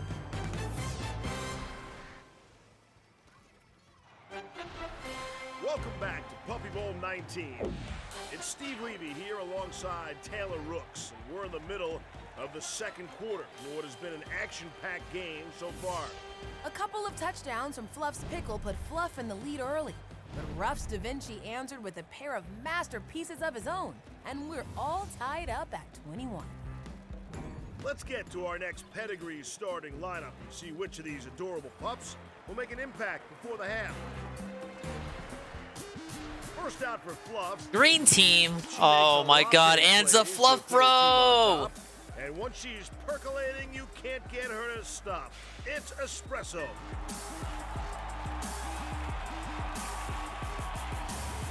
Next up, he's looking to set the record for passing yards, and his workout includes running the steps at Philly's Museum of Art. Bring your cheesesteak to the tailgate. Here comes Talon Hurts.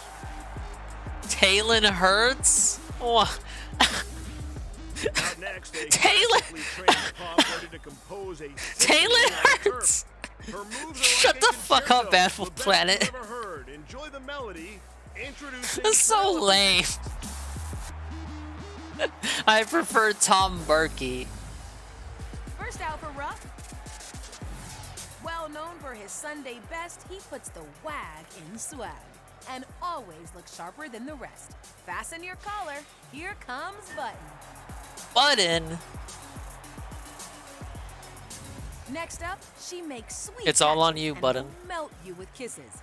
Even her rivals save their disses for this irresistible missus. The decadent queen, it's Cocoa Bean. Oh shit, Cocoa Bean. Go get him. And the second quarter is back underway. Team Ruff's Cocoa Bean has possession. She fakes left, goes right, but Fluff's Espresso is on her tail. Espresso grabs a hold of the toy. Penelope blitzes and drills Button. But Cocoa Bean Stop that chapter 1055. Oh man, you're literally almost there. Your eyes must be frying. With the pressure. She avoids the sack. They stop Cocoa Bean at the 10. Espresso strips the toy and races downfield. But she drops it. Caffeine jitters? Timeout. While Team Fluff takes a timeout, let's take a look at that defensive play by Fluff. A heck of a spin move by Cocoa Bean to avoid the sack. But Espresso sticks with her, makes an amazing stop, and then Penelope comes in and swats at the toy, loosening Cocoa Bean's grip on it, and Espresso strips it. Textbook Red Zone D right there. Back on the field, it's Fluff's possession. Espresso picks up the donut toy, and it looks like teammates Penelope and Schnitzel are setting up a screen midfield. Espresso sprints down the sideline. She's got an open lane, and she is gone. Touchdown. Espresso takes it 70 yards for the score. Touchdown Espresso. Nothing No like comment. espresso We in a hate donut, huh? espresso. What a run by Espresso. Looking at her Wisdom Panel DNA results, it's her mix of American Pit Bull Terrier and Boxer that gives her that tough dog spirit. And now she's doing her cappuccino cabbage patch. The game is now 28-21 Team Fluff. Up in the luxurious Temptation Skybox, our VIP kittens are eager to get a hold of those mouth-watering kitten treats. They're specially formulated to support the needs of growing kittens. More cats. Where's Garfield at? It ain't Monday. Back on the field, Fluff's Talon Hurts is mic'd up, and he's having words with Ruff's Button. He seems pretty worked up, Taylor, but I'm not sure why. And Penalty. Talon should be careful, or he could get flagged for taunting. Like zoink, Scoob. And it's Espresso again. You know what, Ann? She turns the corner. It's time to read all of Fairy Tale. It's time. She takes out 2 defenders, Steve. Then you can read the See here, sequel Gilbert series. and Cocoa Bean are in a great position to make the tackle on Espresso. But Penelope with a big hit down the middle, giving Espresso an open end zone. But she doesn't capitalize. Do you think she's coming down with a case of fumbleitis? Could be, Taylor. Cocoa Bean gets back into the field of play, picks up the loose toy. So wait, Ann has a job. Twitch partner, reads One Piece in a month, watches a Dingus stream. It's like 3 hours of sleep a night. Exactly. Now you know why he's always so tired. Coast to coast for the score. See here, a great move by Cocoa Bean to avoid the rush from Penelope. The 2 Fluff defenders are able to get downfield, but Cocoa Bean gets by both of them for the score. What a game! Ruff ties it up, 28-28. Oh yes, yes, Rough While both Bros. teams take a breather after Yes. some intense playing, let's find out more about Ruff star running bark Cocoa Bean in this Pup Close and Personal segment brought to you by Subaru. Known as the nature island of the Caribbean, Dominica is covered in lush rainforest mountains and boasts an array of wildlife in sky, land, and sea. But it's also home to domesticated species, like island puppy Cocoa Bean. Come, Coco. Cocoa Bean's mom was actually Rough Bros, rescued, we in and this. as much as she was pregnant and had puppies, then we had to also help with placing her puppies. Cocoa Bean was rescued by the Humane Society of Dominica. We teach humane values in school. We promote spay and neuter by sponsoring free spay and neuter clinics. We have a very active youth group, which is really at the heart of our long-term mission. A lot of people see animals, as separate. To me, I see them as a part of us, a part of our experience on this earth. I believe that we all need to learn compassion from a very young age. And one of the ways you learn compassion, you learn to love living things and appreciate the beauty in them, the difference in them. One of the youth group missions is to rescue stray dogs from the streets of Dominica's capital city, Rosso, to spay and neuter them to stop animal overpopulation. Well, we can't have too many dogs. What does that mean? Capturing of strays in Rosso can be a bit difficult. We try to give them space because what we've noticed is that the stray dogs tend to have a little trust issue based on whether they're traumatized. It's a matter of wrong. We can never have too try many to lure dogs. them. We try to pet them. She looks like she's trusting Michaela a bit more. Cocoa Bean's mom was one of those street strays who's now found a home. And Cocoa Bean will hopefully soon find one too. She should go to a home where she can run around. Lots of space because she's extremely active. I'm Team Coco and she's gonna get this. Pups like Cocoa Bean need loving homes. To adopt a pup of your own, go to puppybowl.com/adopt. Back to the game now. Espresso gets the carry. Waits for the screen from Penelope and then takes off. Some fancy paw work here by Espresso. They run the option. A pitch to Penelope. Touchdown. And just like that, Fluff is back in the lead. Why is it always Fluff? Can you do the sign? Touchdown! It's always Fluff breaking the Your tiebreaker. score now, 35-28 Team Fluff. While our pups take a water break, let's go backstage to see who is landing on the red carpet. Vivian is coming in hot for Puppy Bowl 19. And she Just doesn't too need good. a Fuck wingman. off. No way. Vivian takes flight in just a few minutes. As Vivian heads to the field, let's meet another adoptable pup. This is Red, a 17-week-old shepherd mix from the Nevada SPCA in Las Vegas. Red is a happy puppy and loves to give hugs. He's an ideal fit for a family who can provide plenty of training and socialization opportunities. To add Red to your family, go to puppybowl.com/adopt. A couple of Fluff touchdowns. Yeah, he's got some big old pointy ears. He's got the knife ears. Welcome back to Puppy Bowl 19, folks. Steve Levy here with Taylor Rooks. And boy, have we seen some fireworks on the field today. Oh shit. I thought it was turf war. But most of those fireworks have favored Fluff, who have led the entire game, with our score now 35-28, Team Fluff. Peanut butter apple jam, Sammy with some spicy peanuts for a late night snackaroo. Could run away with this. That's way too much effort for a dingus midnight snack. No, they are not, Taylor.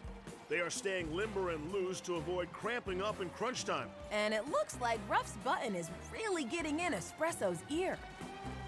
Uh-oh, teammate and close friend Penelope is storming the field and having it out with Button. This could get heated. Buff's coach is calling Penelope off the field. Crisis averted, Taylor. But before we get on with the game, let's check in with Pickle, who's getting a special pup talk backstage. Come on, Pickle. You know better than to grab another pup's bandana. I want to see you play clean. No penalties in the second half, okay? Yeah, Pickle. Pickle, get your head in the game. Now let's head down to the field for another pedigree starting lineup. First out for Ruff, with champagne wishes and caviar dreams, he spreads the wealth with his entire team. Already dripping with bling, but what he wants most, the championship ring. Here's Ritz. Ritz? Ah, yes, Ritz. Ritz the winner over here. Master. From shucking corn to running routes. Corn? Country boy puts defense. I'm thinking W Dog over Here here. to milk the clock, it's Shih Tzu mix Moo Cow. Moo Cow! Moo Cow. First out for Fluff, an all-star in footy from across the pond, making her switch from the pitch to the gridiron and beyond. Whoa, a marked Give it one up pup. for Vivian.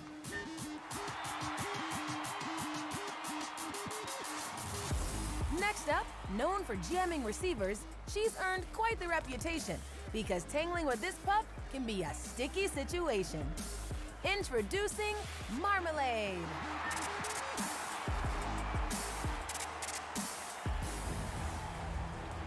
The second quarter is back underway.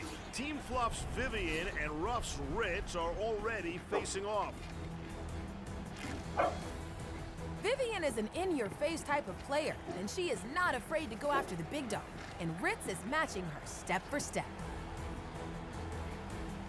Taylor, Ruff is showing us their signature pup-to-pup coverage defense. Oh, come on, Ruff. Come on, Ruff. Vivian can't get any separation.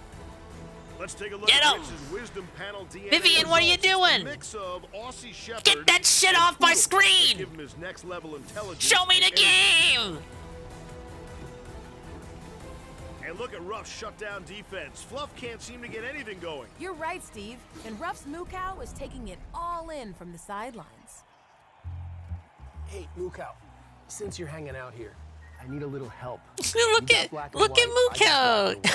It's so tiny. Just wear this for a moment, and if you see any infractions, Look at Moo Cow. Little Moo Cow. What do you mean no? I need What? the help I can get. It's a zoo out there. Moo And Cow they're is a our troll? next contender for the Underdog Award. Stay tuned to find out who wins that coveted title. This just in from correspondent Meet the Bird. A few of these stars are still available to adopt. Hurry up. We heard the early bird gets the worm. Back to the action. Vivian tries to get open downfield, but Ruff with the double coverage. Oh, she breaks free. She has a toy. She's on the 30, the 20. Or is the We Love Moo Cow redeem? I didn't know Moo Cow was gonna exist. Touchdown! I have haven't seen this one in a while. Oh, that's a scam. Vivian, that was an exciting touchdown. Hopped up and down, but you made it. Yes, celebrate. Let's take another look at that score. Vivian puts her paw through the hoop. And Steve, this is as good an arm sling and fling move as I've ever seen. She does drop it just short of the goal line, but then picks it back up and spikes it across the line. An exclamation point on a great play. Absolutely, Steve. With seconds to go in the first half, Vivian's score leaves Ruff in the dust. The score now Oh my God. Vivian is adding insult to injury with an end zone celebration. Steve, she may regret it. Rough players are not happy. 14-point lead. That's the end of the first half. Vivian may have just created the spark Ruff needs heading back to the locker room. Ruff's been getting cucked this whole game. Plenty of excitement out on the field today, but the red carpet has had its fair share of action too. Not to worry. The Puppy Bowl cleanup crew is breaking out the Bissell Little Green Pet Pro portable carpet cleaner. Whoa. Watch it remove tough pet stains with its strong suction and scrubbing power. Works like a charm every time. I don't even see the dog piss anymore. As we take a short break in the puppy action, the kittens are flying. I better make sure to go pick up my Bissell cleaner. Stay tuned for the one and only Arm & Hammer Slide Kitty Halftime Show. Coming up next, only on Animal Planet. Cat Welcome moment. back, animal lovers, to Puppy Bowl 19. I'm Steve Levy, here with Taylor Rooks. It's halftime, and that means it's time to turn the cue all the way up for an out-of-this-world kitty halftime show, presented by Arm & Hammer Slide, featuring the world-famous DJ Whiskers. Who?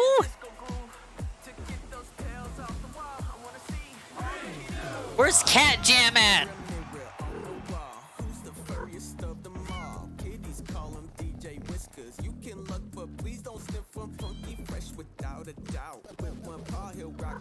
It's either that or pounce a mouse. Feeling frisky, then just bounce. Hey, have you ever seen felines as funky as this? Wait, there's something above the field. Is that a disco ball? I think that's a UFO.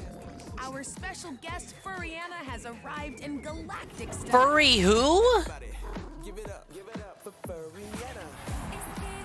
Oh shit, that's a big bitch.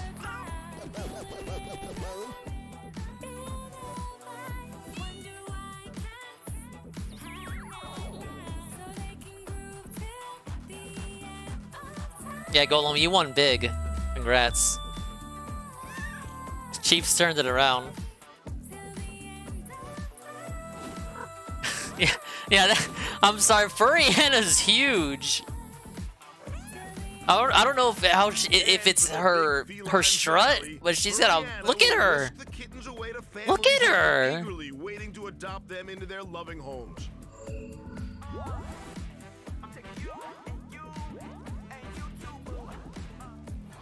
It looks like hey, it's a new map. Firing, and we have liftoff. Adoption warp drive. Amazing. Now let's check in on where some of our adopted kittens landed.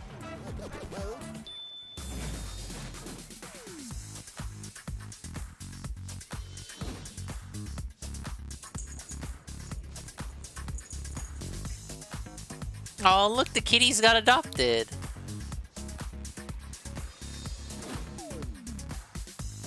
Yeah, that's what I was thinking. Like, she walks into the club and your head turns.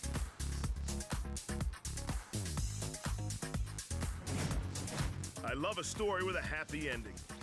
Those kittens may have found loving homes, but here's a And we need Jasper 4. Jasper 4, go adopt the kitty. Quokka, a playful 9-week-old domestic longhair. From Look, it's Cleveland Jasper and 4. More Protective Jasper in 4 right Ohio. there. Say hello to this cuddly little kitten, Moo, an 8-week-old domestic shorthair from Madison. We don't need no more. No, one Meet more. Gee, One an more. affectionate 16-week-old domestic shorthair from Gifford Cat Shelter in Boston, Massachusetts. To adopt Quokka, Moo, or Gee, go to puppybowl.com/adopt. Stay right here to see what happens at the start of the second half of Puppy How do Bowl I have 19. none? Coming up next. Oh, and it feels so good. Ah, yes. Welcome back to Animal Planet's Puppy Bowl 19. Once again, Steve Levy joined by Taylor Rooks. Steve, the Kitty halftime show was out of this world. And so far, this game has also lived up to the hype.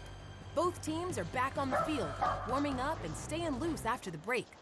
Fluff currently leads this contest 42-28, but Team Rough, down by 2 touchdowns, will be looking to shift their offense into high gear in what's expected to be another high-scoring half of football. Still plenty of action left, but before we get on with the game, let's Now we got alley cats over here. Just an assorted gang of cats that breed with each other. It's like interbreeding, and they just run around the streets. A lot of them. They've been here for years. In the nation. You were scouted. We feed them. It's like an alliance. Let's do this. Just waiting for Bandit and his fellow Rough Pups to clear the field, and we'll kick off the second half with another pedigree starting lineup. First out for Fluff. He might be a little mischievous, but his skills on this stage are absolutely ridiculous. Sure to tickle your funny bone. Yeah, no mice before problems stepping here. Into the end zone, it's Rascal. That's kind of the deal we got. They do their situation outside. They never leave the street, and we just feed them. You already know his iconic name. I hope the scorekeeper's good at adding, because folks, here comes Madden.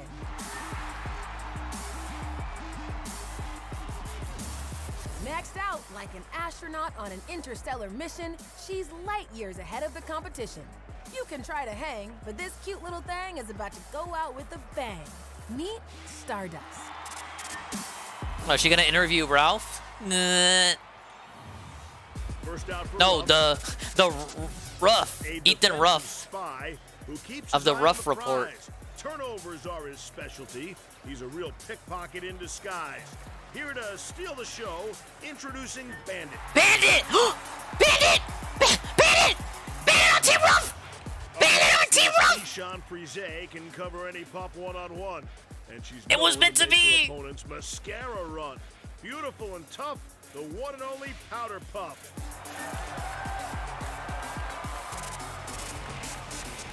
How is that a swole L? The second half is underway, and the pups from both Ruff and Fluff look rested and ready for action. It'll be interesting to see what sort of adjustments each team has made with respect to their game plan moving forward. One thing's for certain, tensions remain high between these rivals. Team Fluff's Rascal goes on the offensive against his own brother, Team Ruff's Bandit. Get him, Bandit!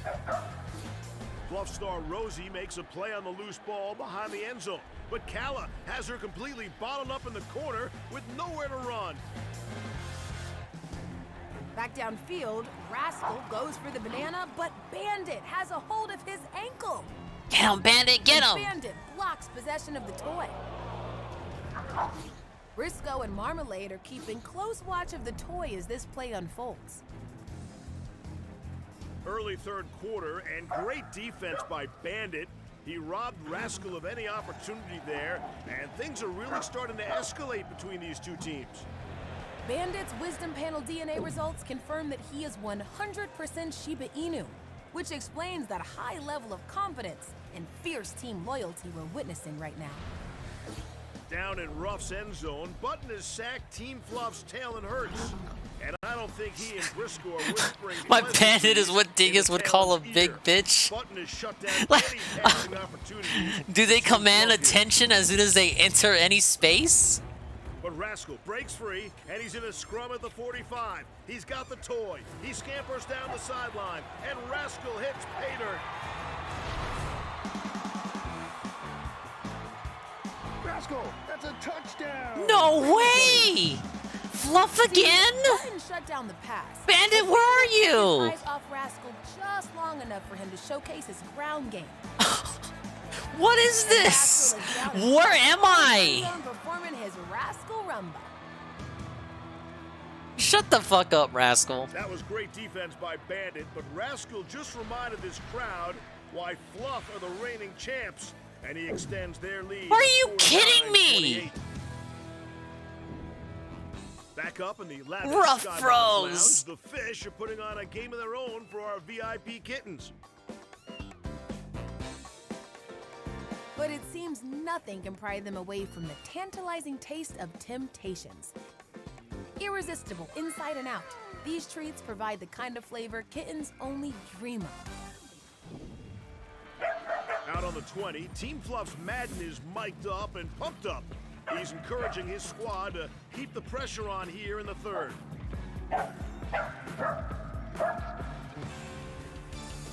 Ruff's Butterbean finds a toy near his own end zone. He's looking to pass, but he's struggling to find an open retriever. Yeah, we got a right to Animal Planet. What the hell? Tweet to them. Do people even write anymore? Looks like Fluff is caught off guard here, and Bandit has cleared an opening in the middle of the field. Come on, Bandit. Near the opposite end Bandit, zone, where you Team at? Fluff's Cocoa Bean picks up the Ladybug. She takes it out past the 50, cuts towards the near sideline. Reverses field. Team Fluff can't see her. And Cocoa Bean roasts the defense for 7. Touchdown! Bandit kept Madden in check, allowing his accomplice Cocoa Bean to steal the show on that beautiful 95-yard reverse, her second touchdown of the day. Let's go. The Rev cheerleaders have gone full giddy with excitement. Let's go, Cocoa Bean. Team Ruff is displaying every bit of that resilience that got them to the championship. And they're still in this game, with a score now 49-35, Team Fluff. Want to know which of these talented pups you're a dead winger for? Meet the Bird has a surprise. And with a pair of touchdowns on the afternoon, Cocoa Bean is in the running for our most valuable puppy award. Fans at home will vote for this year's MVP. For more information and to cast your vote, go to puppybowl.com/MVP.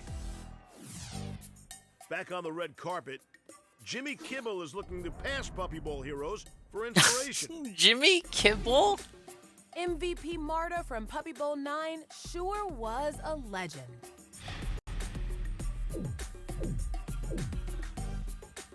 Let's take a moment to meet our next adoptable pup. Say hello to Wampa, a cuddly 14-week-old pit bull mix from Secondhand Hounds in Minnetonka, Minnesota. As he has a cleft palate birth defect, he needs a family that can give him that extra bit of care and be rewarded with lots of love in return. To adopt Wampa, go to puppybowl.com/adopt. Rascal pulled the wool over Bandit's eyes, but Bandit and Cocoa Bean quickly answered to keep Team Ruff in this game. Stay tuned for more thrilling third quarter action on Animal Planet's Puppy Bowl 19.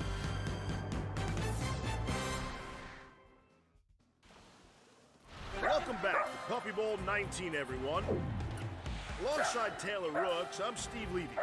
We're about halfway through the third quarter, and the reigning champs continue to keep the pressure on their rivals. That's right, Steve. And it was Team Fluff's Rascal who found the end zone to open the second half.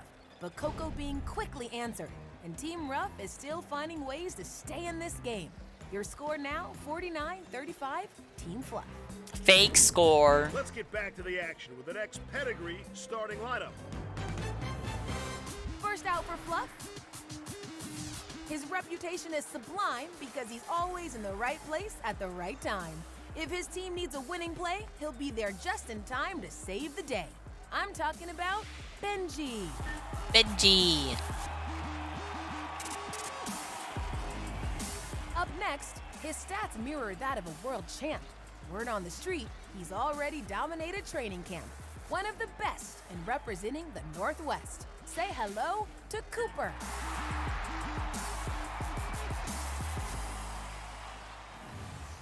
First out for Ruff. He's a late-night veteran used to talking smack. Expect plenty of wisecracks and witty comebacks to accompany his defensive sacks. Under the watchful eye of the official, here comes Jimmy Kibble. I don't think Jimmy Kimmel isn't funny. That introduction doesn't work. She said Cooper, not Coomer. Don't bother with four-leaf clovers or blowing kisses, because this pup doesn't need your good luck wishes. Meet Ireland. Ireland? we got... Then War Dog leader send his pup in. Ruff's Higgins is calling a flea flicker to teammate Jimmy Kibble. But Team Fluff's Benji read the call, and now he's covering Jimmy Kibble like the paparazzi. Jimmy Kibble accepts the challenge, and he's daring Benji to try and keep up. Benji leaps over Jimmy. Wow, impressive reflexes by both of these pups. Benji goes for the shoestring tackle. He's got Jimmy Kibble by the ankles. But Jimmy keeps his leverage over the defender, and I think Team Fluff is calling a timeout to let Benji cool off. Timeout. With a timeout. He's Irish, I'm pretty sure. Superstar Cooper is going to take a water break. Steve, Cooper has professional level instincts when he hits the turf. Let's learn more about him in this Pup Close and Personal story. Up in the Pacific Northwest in the Emerald City, the Seattle Humane Adoption Center has a lively little resident named Cooper. Cooper came to us through our Lifesaver Transport program. He was originally surrendered to a partner shelter in California. Seattle Humane is well known for its relationships with Seattle, groups in the community, including a certain local football team. We were so honored and excited when the Seattle Seahawks reached out to us for their day of service to come to our Bellevue campus and provide enrichment to our animals. Now it's time for Cooper to be hosted by the Seahawks at their state-of-the-art training facility. Today is training camp, and Cooper's getting his very own personal trainer, Seahawks defensive end Shelby Harris. How's the puppy? He says, oh my gosh, hold me, man. Ooh, pick me up. What the fuck? Calm down, lady. White girls fuck dogs. Boston mix, but we are assured that he is a good boy. When I first saw Cooper, I saw him a strong, long-limbed dog who could really do the most with his accessories. You want to get started, man? Now let's kick off Cooper's training camp and see what this pup is made of. All right, come on, Coop.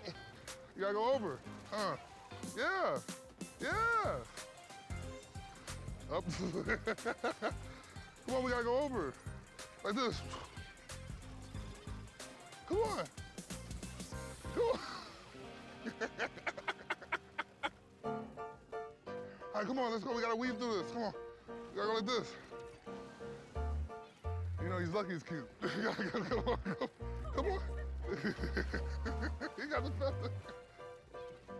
You know, we obviously had a little bit of trouble. Cooper didn't follow through on everything he wanted to do today. Maybe it's time for Cooper to get a little pup talk. Cooper, I know you're the best. You gotta beat the best to be the best. You got this, man. Puppy Bowl. Hey, you got this. Puppy Bowl. You got this. Yeah, okay, we're making progress. Yeah. Come on. The pup talk clearly worked. Now for one last training camp drill. Yep. 2 hands, not one. We don't get lazy out here, 2 hands. Cooper's gonna do great at the big game, and I definitely see Cooper taking it to the top. If you're interested in adopting a pup like Cooper, go to puppybowl.com/adopt. Back in action, Team Fluff's man. Oh, Fluff is just running in there. And it looks like they're trying to get something going here. Madden goes under center, but it's a broken play. Oh no, Steve! Belted. It looks like Team Fluff's players are confused. They are tripping over each other. This looks more like rough throws, we're in. Team Fluff, Taylor. On the opposite side of the field, teammate Cooper finds a toy at the 2. Bandit races toward him, but Cooper punches it in.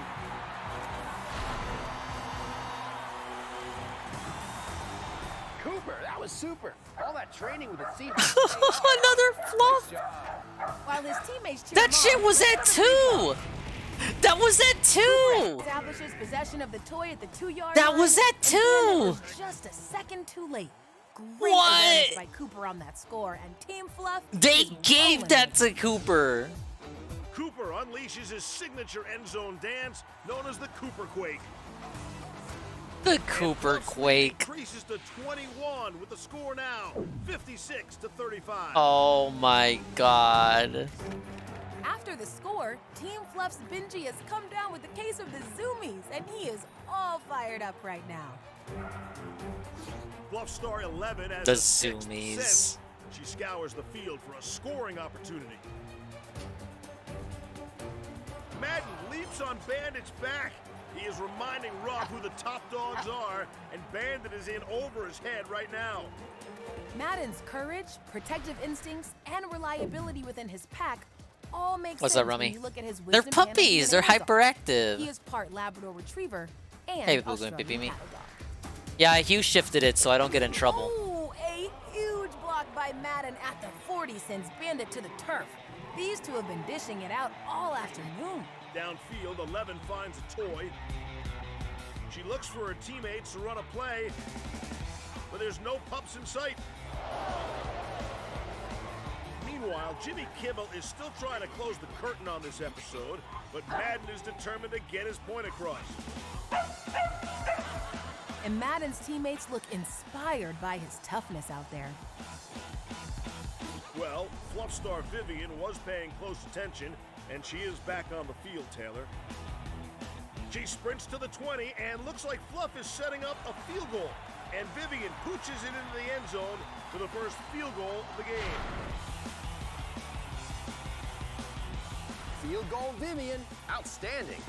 Field goal. Watch Vivian stop on a dime Field and this break fucking hard dick. toward the ball. Team Puppy Fluff. League rules state that if a pup touches a toy in the field of play and it rolls into the end zone, that is a field goal worth 3 points.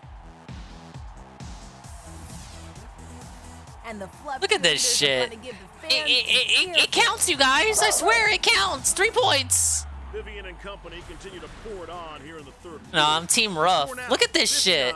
59-35 Bubuko. in favor of Fluff. Back on the red carpet, Majesty is staying flexible.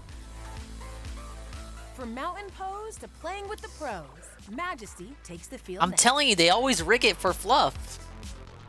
Now let's meet another. Literally adoptable 4 touchdowns to catch Check up. out Jason, an 8-week-old Great Pyrenees 4. mix from Puplandia Dog Rescue in Portland, Oregon. This sweet boy is going to get big, and he loves to spend Get time Tom outdoors. Barkey back in his there. foster home, he's been used to hanging out with kids, dogs, and cats. If you can't resist Jason, go to puppybowl.com/adopt. A touchdown by Seahawks protege Cooper, followed by Vivian's field goal, and on to Fluff's lead. Still plenty of time for Team Rough to answer. More third quarter action coming your way on Puppy Bowl 19. Cancel this fucking game. For real? Welcome back, sports fans, to Puppy Bowl 19. Field goal, my fucking dick. Talk about pity points. Team Fluff's offense heads to the bench after dominating this quarter. You can say that again. Team Fluff took an early lead, 14-0, and never looked back. With Look at their this score shit, now Tevin. 59-35 Fluff leading. as we approach the end Fluff of the lead. third Look at that score. But it's still not too late for a Team Rough comeback with offensive superstar Moose making his debut as the Pups clear the field for our next pedigree starting lineup. Let's see if this group can shake things up. First out for Rough, he's the French connection who will bid you adieu just before his scheduled end zone rendezvous.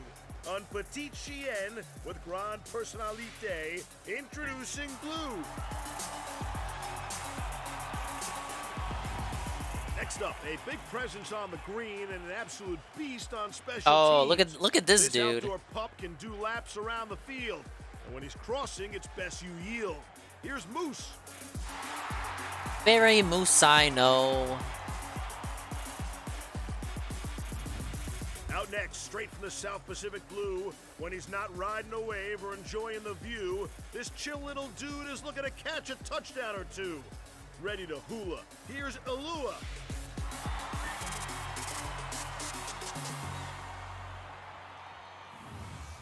First out for Fluff, this iconic tag team is too hot to handle.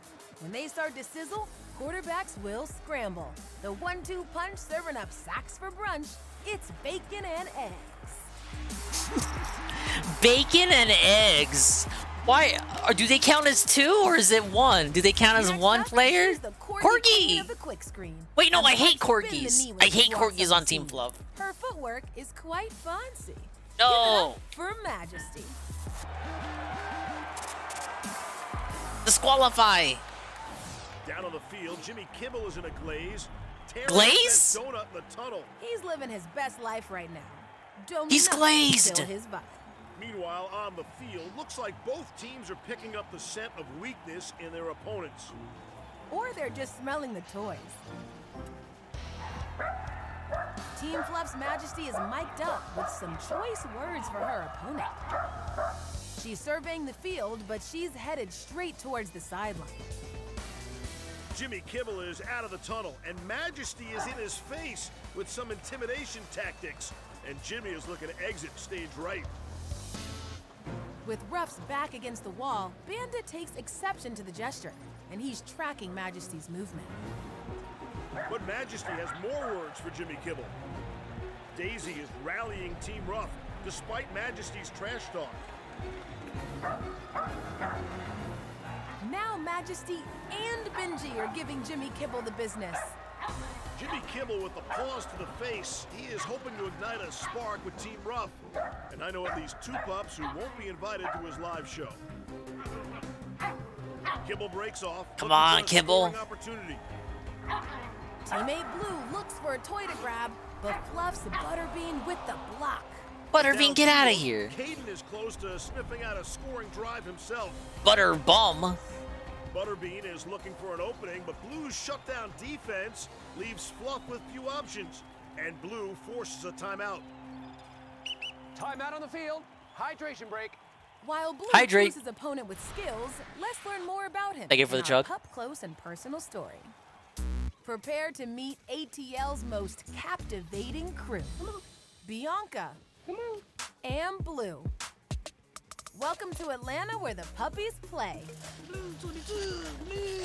Watching him play, it allows me to get out of my own head for a minute. And Forever I Love Atlanta owner Bianca Gaynor has been doing just that while preparing rescue pup Blue for the big game. You can't mess up his vibe, and I love it. His A vibe? Atlanta native wants to bring to her community by advocating for support. When you're low income and you don't have money to feed yourself, it is kind of hard for you to properly take care of your dog. It is a little easier when you have resources.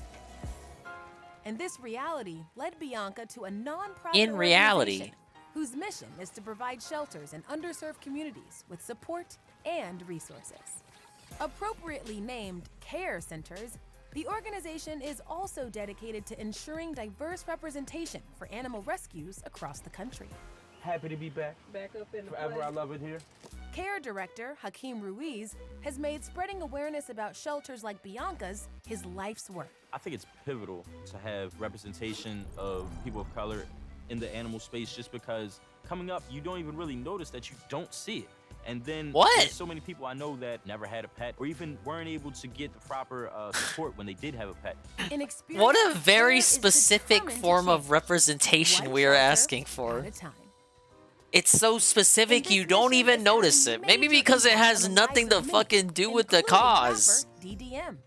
When they talked to me about the organization and everything that was going on, I've only had two animals, a miniature Doberman Pinscher and a cat.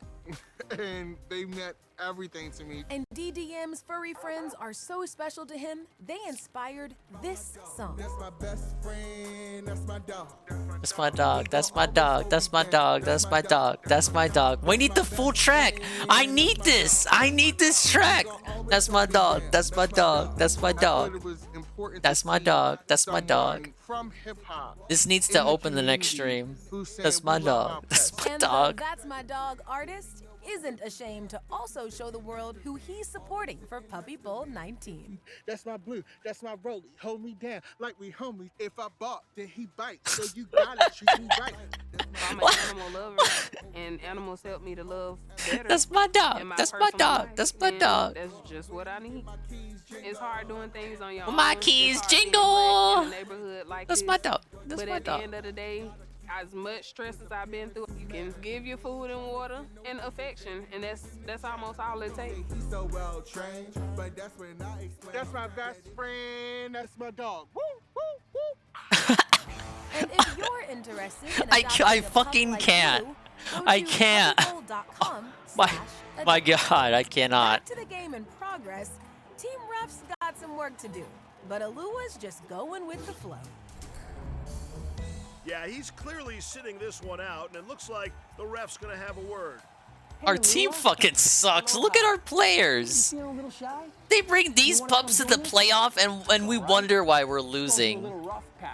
I don't want to play in this quarter, you guys. Look at this ref. Okay, I'll be back.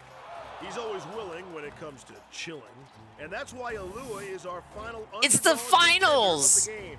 We're not chilling. Keep watching to find out who wins the Underdog Award. While Alua is What's up, napping, Diller? the rest of the team has some Not work that Diller. to do to catch up with Team Fluff's 31 Oh, we're watching the point Puppy lead, Bowl. and Moose is running in with a play. He's calling his own number. Moose is on the loose. He's got the toy, and he's headed for the end zone. He crosses the goal line and spikes it. Touchdown! Touchdown! Moose is looking. We're bringing it back, rough bros, but it's looking a bit rough. 59-42, Team Fluff. Moose has got the juice. Let the celebration begin. Moose's Wisdom Panel DNA results reveal that he is part American Foxhound and German Shepherd, which explains that natural athleticism we're seeing on the field this afternoon. With a break in the action, let's head up to our VIP skybox. The kittens in the Temptation skybox are feeling like Fluff might run away with this game. Some of them can barely watch. There's only one thing that can lure them out of hiding and deliver just the energy needed to get through the final quarter of this incredible matchup. Look, even the cats want Ruff to win. Back on the field, Bacon and Eggs have had a hearty breakfast this morning, coming in hot to the gridiron, or should I say, griddle iron. Looks like they're using all their senses to gather some intel for Team Fluff. Meanwhile, Team Fluff's Vivian is staring down her competition. But no, Steve. Surprisingly, she's displaying great sportsmanship with Moose. She's got Cheeky Tinker's attention too, but she's not so sure of her. Cheeky Tinker? Oh, snap. Vivian grabs the toy. Now Moose is fighting for it too. Cheeky Tinker. We sure do. Oh, come on, come on, come on. Moose, let's do it. Moose, get in there. He's got her by the collar. Oh, but she breaks off, bringing Moose with her. The 20, the 10, touchdown. Vivian. What? Watch as Aunt Viv puts fresh prints on that scoreboard, even with Moose pulling on her collar. Very Moose, I know. The ref's got his flag out. All right, that is a penalty dog collar tackle. Oh. For Moose. Get fucked. Touchdown for Vivian on Team Fluff. Team Fluff. No, I take that back. Touchdown, Team Fluff. The touchdown No. stands, and the game is wild. Your score now, Fluff 66, Ruff 42. What? We negated the positivity of the last For touchdown. a literal bird's eye view of the action, Meet the Bird has you covered. With 2 touchdowns and 1 field goal on the day, Vivian is in the running for our Most Valuable Puppy Award. For more information and to cast your vote, go to puppybowl.com/MVP. That's the end of the third quarter. Oh my God, bros, we got one more quarter to fucking tie this up. But behind the scenes at the Puppy Bowl Stadium, one of the puppies left a bit of a mess during his lunch break. Fortunately, the grounds crew never travels without the Bissell Crosswave Hydro Steam. It vacuums, washes, and steams at the same time to Wow. effortlessly lift the stickiest spills for a quick, easy clean. This multi-surface cleaner uses the all-new power of Hydro Steam to tackle the toughest messes.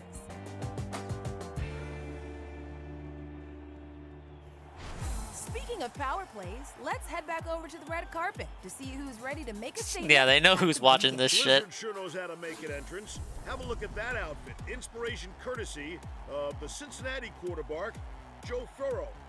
Loving Blizzard style, and if you're itching to add a pup like her to your home, you're in luck. Check out this next adoptable pup. This super sweet pup is Twizzle.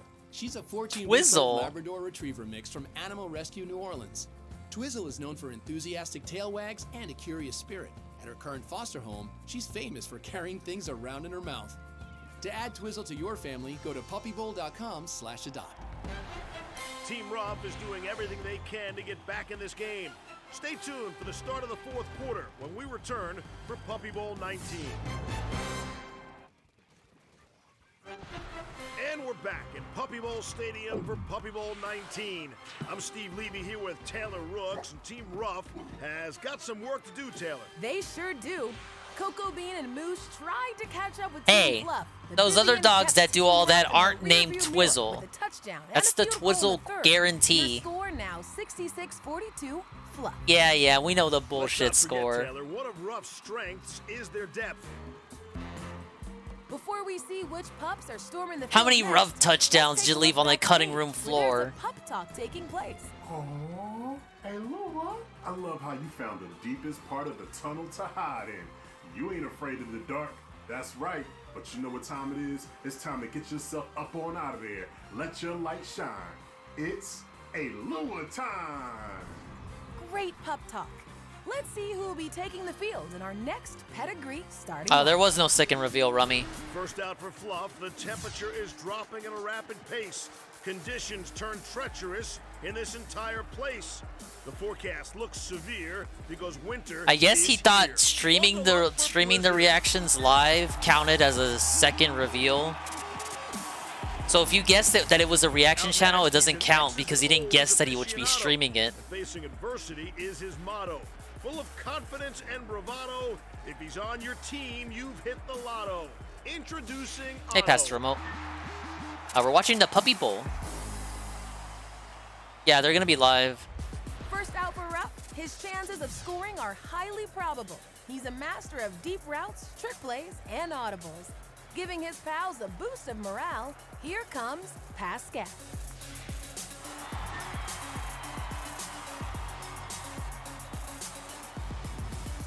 And take place every Sunday, it looks like. Gritty and representing blue-collar workers in the Oh yeah, City. well he is gonna double dip. No one guessed that, Rummy. He's gonna double dip. You gotta get a new membership on the new channel. Noise for dark. And the new channel is gonna have goals too.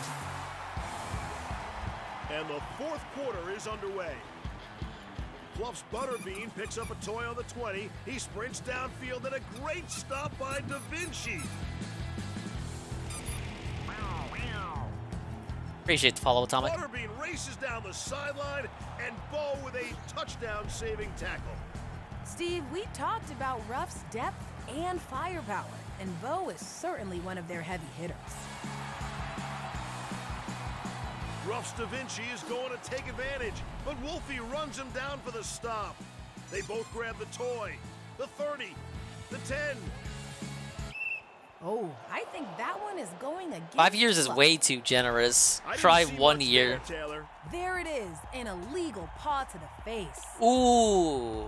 Wolfie, unnecessary roughness. Yeah, get out of there, Looking at Fluff. Wolfie's Let's donk some wisdom-held DNA points. results, you can see where his fierce determination and active energy comes from. This pup is a mix of Pomeranian and Beagle.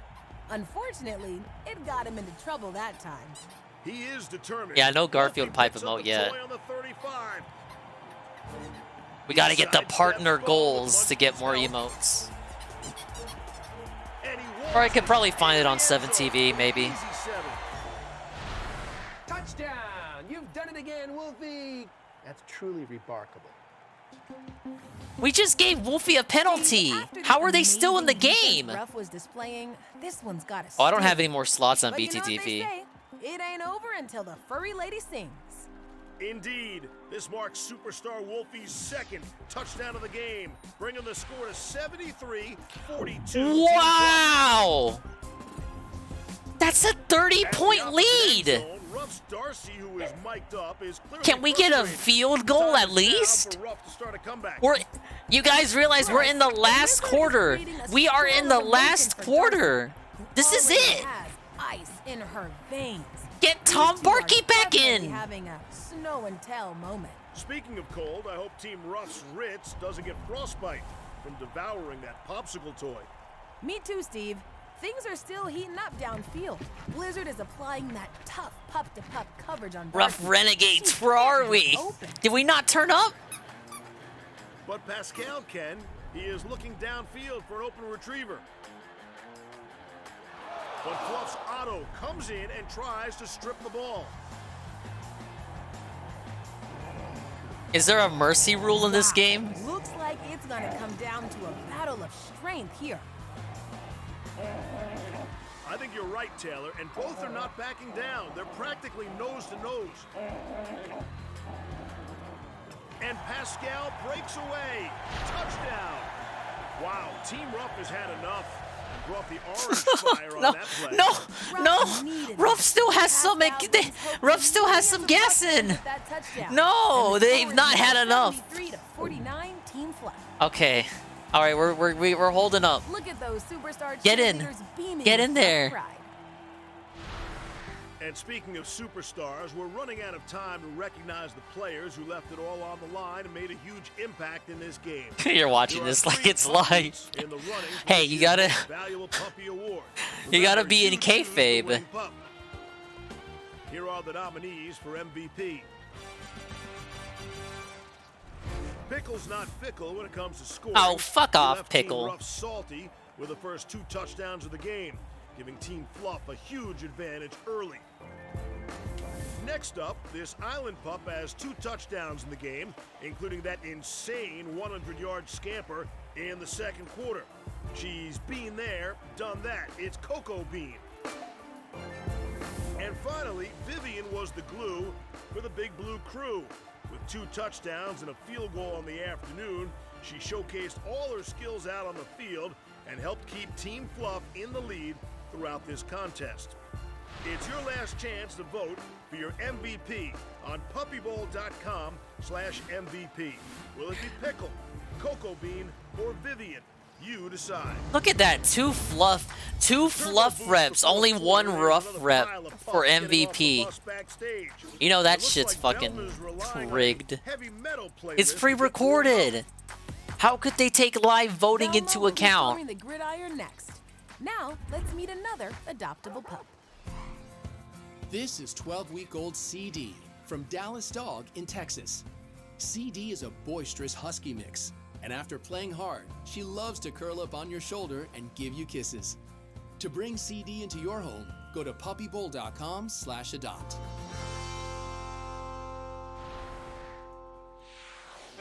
The struggle is real for Team Ruff as Team You're Fluff telling now me. holds a solid 24-point lead.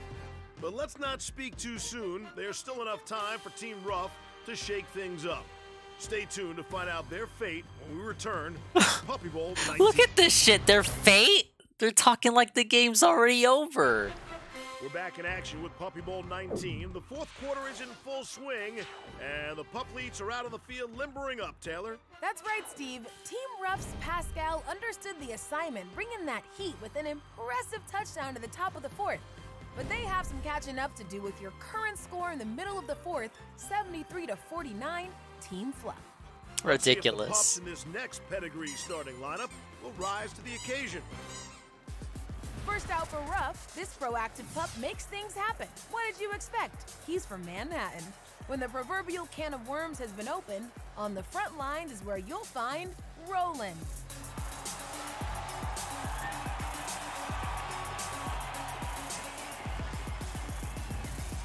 Next up, he rules the field like a Roman general. And by his decree, scoring drives shall be That dude plentiful. is huge. Commoners want to be him when he puts on a show inside the Coliseum. Hail to Julius. J. Caesar 187. Out next, he trains at the shore along the boardwalk, and he's earned his doctorate in professional trash talk. Pull a fast one on him? I doubt it, but don't expect him to forget about it. Make way for Jersey. These fucking names. First out for Fluff. His stats are off the charts. He hits all of his receivers. Oh shit. And he continues turning critics into strong believers. Hailing from Buffalo, this kid can throw. It's Josh Allenhound. Really? Next up, she's a young phenom with a solid history of reading You meant to boot up tonight for more Superstar Saga? Here's a clue. The dogs hypnotized you. From her good pal Scoob, meet Great Dane Velma. Like Jinkies.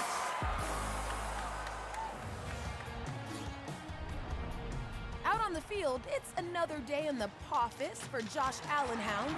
And Or he's this just rehearsing his negates moves in a matchup this with negates the day that you did boot up and you weren't supposed to. Every good quarterback But there you go. has to stay hydrated. Ooh, but now the ref needs to have a word. Sorry, Josh Allenhound. That's a 5-yard penalty for doggy paddling in the water bowl. This thing's dry. Now that Josh Allenhound is nice and hydrated, I'll tell you what's not watered down. It's the moment he's having with Team Ruff's Roland on the field. Nice try, Josh Allenhound. Oh, and Josh leaps over defender Roland. What a play. Shit. We have got to see that one again, Steve. Now that's a jaw-dropping hurdle. I feel a meme coming on, and there we go. The internet is gonna What does love bitch that say? one. Josh is leaping so high, he's even over Dan's head. Incredible defense by Josh Allenhound here. And now he's backed Roland into their own end zone. Wow. And looking at Josh Allenhound, I feel a meme coming on. results, it's clear this passionate pup is powerful and strong-willed due to his American Staffordshire Terrier and Chow Chow breeds. Oh, Roland's got the toy, and he's making his move. He's got Josh running in circles. But Josh pivots, and he's got the toy too. But Roland spins away and reverses upfield. Touchdown, Roland. Rolling down the river. Looks like Roland's got Rough more Rose, we in moves. this. That orange fire's in his dancing feet too. Let's take a look at that again. That was smooth, Taylor. Yes, it was. Team Ruff is determined to reclaim their time. The Ruff squad has a lot to celebrate as they're closing the gap with the score now 73-56, Team Fluff. And a big thanks to our feathered correspondent, Meep the Bird, who always comes prepared for the excitement. Back in play, Team Fluff's Velma is not looking too shaggy herself as she tries to return the kickoff. She just might overtake the competition as she's nearing the end zone. Oh wait, this might be a score underway. So close, Velma. No, Wah, wah, don't give wah. up now. Belted. Here comes the ref to see what's up. Okay, Velma, look. The idea is to get this into the end zone. Hey, not ignore it. Give you some Scooby snacks if you make it. Oh, that got your attention. While Velma's earning Scooby snacks, it looks like Clover is feeling lucky downfield. Her face is saying, it ain't over till it's Clover. And Julius, he looks ready to shamrock and roll as he runs the quarter bark sneak. But hold up now, Julius has got the toy. Sven sets the screen, and he's going for it. Touchdown, Julius. Finally, Ruff showing some urgency. Look at this shit, Ruff. We're coming back. And in a big way. Oh, and it's nice. Watch out, Team Fluff. Team Ruff is moving on up with yet another touchdown, bringing the score to 73-63 Team Fluff. Yes. Don't look now, Taylor, but Pascal has called his own number. He's slowly creeping down the sideline. Oh, what a stop by Otto. Otto goes for the strip, but Pascal reverses field. Oh, snap. It's a double reverse, and he takes it 99 yards for the touchdown. There's no stopping Team Ruff, and they're finally That's what I like to see. Touchdown, Pascal. Watch Pascal cut back at the I told you, bros. Fluff bros. Fluff bros, what's going on? You've been quiet. Fluff bros getting quiet. Cuts the lead to just 3 points, bringing the score to 73-70, Team Fluff, and this stadium is electric. The air is electric at Puppy Bowl Stadium. To celebrate, they are turning up. with a break in the action. Let's take a look at the contenders for the defensive play Fluff of the Bros. Fluff Bros silent. Team Fluff's Benji was a Seed. force to be reckoned with out on the gridiron today. In the third quarter, he read the play between Team Ruff's Higgins and Jimmy perfectly. Covering I don't know what you're talking about. Crying off stream. What? Me? No. And Team Ruff's Nancy made a huge goal line stand early, stopping Butterbean in his tracks at the 3, then pulling her opponent all the way back to the 30 before forcing him out of bounds. But it was Da Vinci who not only helped cut off Wolfie's breakaway scamper in the first quarter, but he stripped the toy and took it 35 yards to the house for the defensive touchdown, giving Team Ruff some much-needed confidence and their first score of the game. Congratulations, Da Vinci. You had the next guard defensive play of the game. Back at the red carpet, Allison is getting in some last-minute reps before the real workout begins. Steve, Swole is the goal for the big game. Swole? Now let's check out the next adoptable pup. This little pup is Yukon, a Chihuahua mix from Sacramento SPCA. 8-week-old Yukon is outgoing, playful, and brave. He's looking for a loving home that will treat him like the star that he is. If you're interested in adopting Yukon, go to puppybowl.com/adopt. We've just witnessed a major shift in momentum. Team Ruff has scored 28 Yeah, I'll say, Fluff Bros getting way too scared. Fear. They got fear in their heart. 73-70, Team Fluff. We'll have more on this plot twist when Puppy Bowl 19 returns.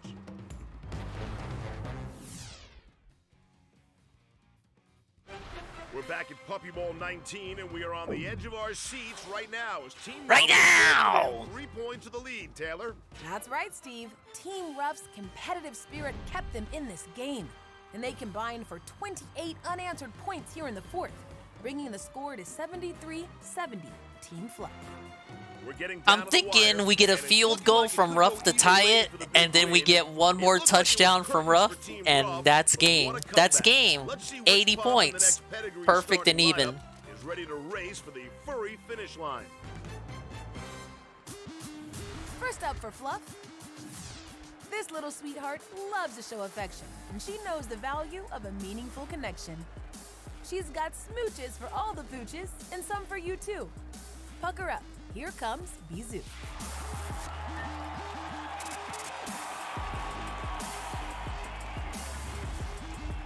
Out next, in case you didn't get the memoranda, she's a powerful leader and defensive commander. Everything else is just propaganda because there's no stopping the incredible Amanda.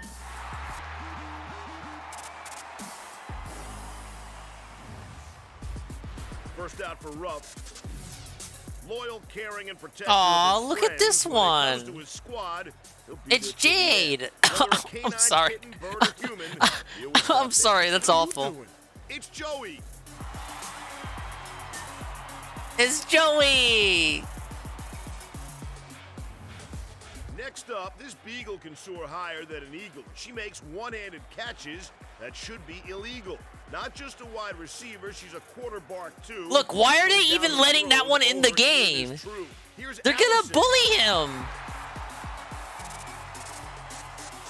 They're gonna chew on his wheels. Back in play, Team Fluff That dude is not getting any pitch time. Ruff's Dalton is not about to let him lock down this game.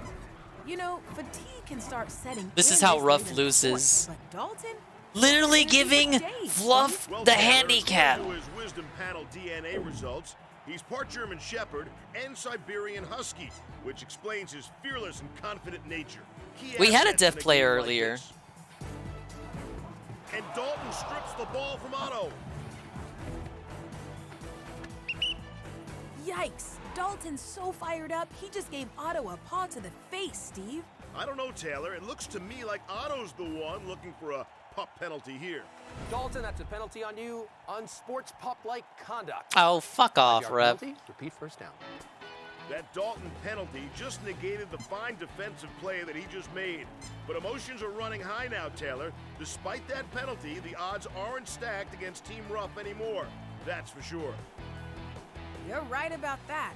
And the wheels are off for their resilient rockstar Joey as he goes all natural on the field. He's ready to show him how to get it done. What an incredible competitor, Taylor. Look at him go. Yep, Joey knows a little something about overcoming the odds. Let's learn more about his inspiring story in our next Yeah. Up Close Oh, and I knew Personal they were gonna Watching give this guy this segment. Joey the puppy to the rescue.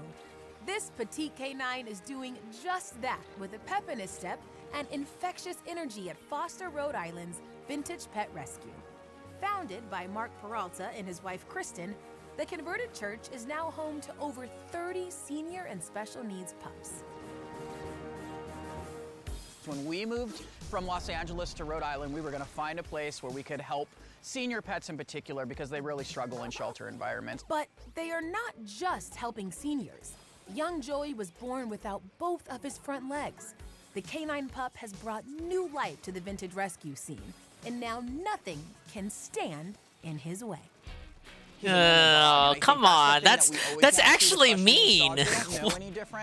That's what the fuck, lady? With Joey, we have been able to see how what? young dogs into He can barely function. Actually, is such a good thing. Residents at the 50s themed rescue all love the pup, especially one hospice dog who has developed an insane. Oh, hospice dog? Blue. Blue became a completely different dog when we brought this puppy in. He played with Joey. We had never seen anything like that. And I think it's breeds life. A life that was expected to be cut short before Joey arrived. We thought we would have Blue for 5 days. We've had Blue for almost a year. And it's because he's comfortable, he's happy. And this is an experience Mark believes every pup deserves, no matter their condition. I think there's some misconceptions about pets with special needs that they're going to be a resource suck for an owner to get, first and foremost. And that's not necessarily true. All in all, he's a healthy Not necessarily. dog. Sometimes it gives them more character. It makes them very unique and they stand out. And Joey's resilience isn't only impacting the lives of other pups at the shelter, but also the rescue owner himself. Dogs like Joey put things in perspective to me when I'm complaining about something I don't think I have, or I'm complaining about a bad day. When I'm being a bitch. This is a dog that's never had front legs, that has to hop around, that doesn't like being in a wheelchair, but he'll walk around in it when he has to. When I think about this disabled dog, I realize what a bitch I am. That's what I see with Joey. What? What an Literally. inspiration. And if you want to give a pup like Joey a loving home, visit puppybowl.com/adopt. We're nearing the end of the road here, Taylor, and the Tangerine Machine's got to make something happen soon if they want to take the title. There's a scrum for the toy near the 40. Team Fluff's Blizzard takes possession, but the play fizzles out. Tom Barkey calls a play with teammates Ritz and Get in there, Tom Barkey. Vivian snuffs that one out. Now Rich tries to get some separation, but Vivian is all over it, Steve. Wow, Vivian is shutting down Ruff's offense right now. Wow. Well, we've reached the 2-minute warning, and with a break in play, superstar Allison is making her grand entrance to the gridiron right now. She's getting hydrated to keep Team Ruff thriving. And Allison sure has mastered how to thrive. What a not great just detox. survive. Well, thank you. Let me explain. Allison is one of the over 4,000 Hey, thanks, Sister pups who Dingus. survived We at the almost didn't get the controversial Puppy Bowl. Envigo Medical Facility in Virginia. Born at Envigo, the 4-week-old beagle was removed after its forced shutdown due to several animal welfare violations for offenses such as inadequate veterinary care and insufficient food. But now, Allison is Exposed. ready for her new beginning, and absolutely nothing will hold her back. Back in action, Team Fluff is looking to preserve its 3-point lead, while Ruff is desperate for a big play, and they're trying to put on their best poker face in front of their rivals. Ruff needs to come up with something Playing one of those quick. One Piece games? Which one? Team Ruff sensation Da Vinci checks into the game. I told Sister Under Dingus the I needed it for a watchful eye stream. of Team Fluff's Oh, Wolf. I told Brother Dingus, who already had it, because he takes it from Sister Dingus. I got it from Eventually Brother sees a Dingus. toy. He's calling the flea flicker, Steve, but the coverage is too tight. Colby Jack and Lindsay Family does on not the watch move. streams, Da no. Vinci quickly switches over to defense. He's all over Colby Jack in the back of Ruff's end zone. Pirate Warriors 3? Da Vinci sprints down Yeah, that one's field. pretty good. He's got a seam. He goes for the kick. It's good. It's good. I don't believe it, Taylor. Da Vinci splits the uprights with less than a minute to play in regulation. We are What I tell you, field goal. 19, and the rough fans erupt. What a play. Wow. Field goal. Unanswered points to tie this game at 73. Could we be headed for overtime? And it's pandemonium from the rough cheerleaders.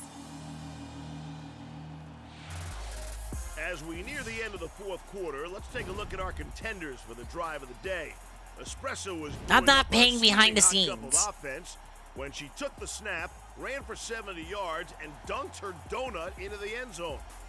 My tone has changed when they took the lead. You're damn right it's changed. You want me to lie? And outran his opponent 90 yards to the house. Wow, the game became not shit after my team started winning. Scored a touchdown at the start of the fourth, but just moments ago he took it 99. What a novel concept. I never heard of that before. All the way back to within 3 points of the lead. Congratulations, Pascal. You had the drive of the day. Team Fluff's Penelope and Ruff's Cocoa Bean are exchanging words in the tunnel with only 55 seconds left on the clock. Penelope with the paws to the face, and she takes off. Cocoa Bean immediately gives chase. They're covering a lot of ground as both teams try to make a play. Cocoa Bean cuts left. Ruff teammate Button picks up the block on Penelope. Button pancakes Penelope to the turf. Cocoa Bean runs free, and Button keeps Penelope on the 50, taking her out of the play. Come on, Button! Cocoa Bean is looking to take advantage. She sprints down the sideline, but Fluff's Espresso makes a stop. Only 15 seconds remain. Come on! They both have Cocoa possession. Bean! Button tries to throw a block. They are barreling toward the end zone together. I've never seen this before. Cocoa Bean! What? Who? What is that? Is that Ruff? Ruff? Let's go see the replay on that one. That looked like two dogs crossing the goal line with the same toy. It sure did, Taylor. Ruff. Steve, could this be a Puppy Bowl first? A double touchdown? For the first time in 19 years, we need to consult the official Puppy League rulebook. Here we go. Let's see. Double touchdown, page 319, Article 6, subsection 2. Holy shit. Because neither player establishes sole possession before crossing the goal line. By rule, this is a double touchdown, and points must be awarded to both teams. Folks, for the first time in Puppy Bowl's 19-year history, we are headed to overtime. Overtime? Double touchdown between Espresso and Cocoa Bean. Perfect play. Perfect blend indeed. Wow. I've never seen anything like this. Back on! Unheard of! Rigged! Forces the very first overtime in Puppy Bowl history. Score is now tied 80 to 80.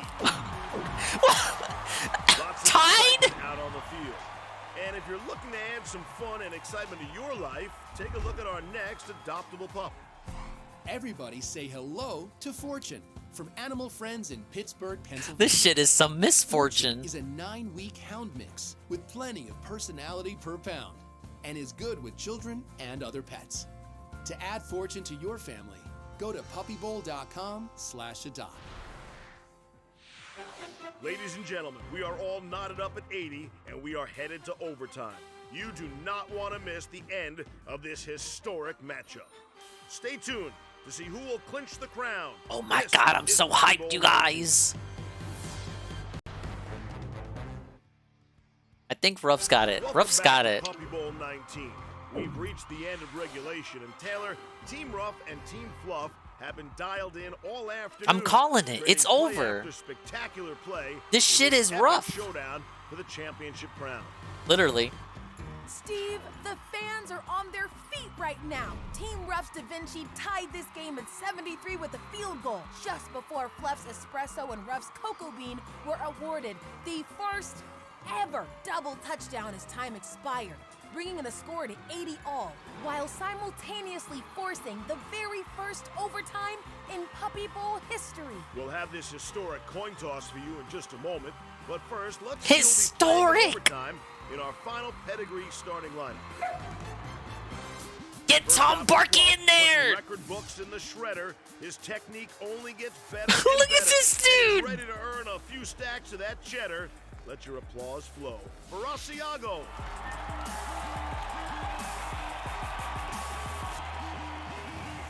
Out next, like the North Star up in the sky, she defies gravity and sparkles the eye while navigating her offense through difficult drives. Meet Siberian Husky, Twinkle.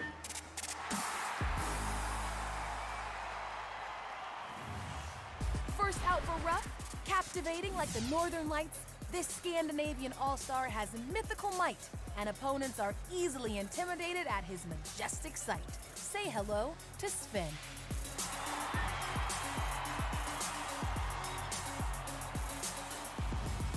Out next, he's got that telltale heart, built to handle any moment, and he'll write up plays so scary, they'll haunt his opponents.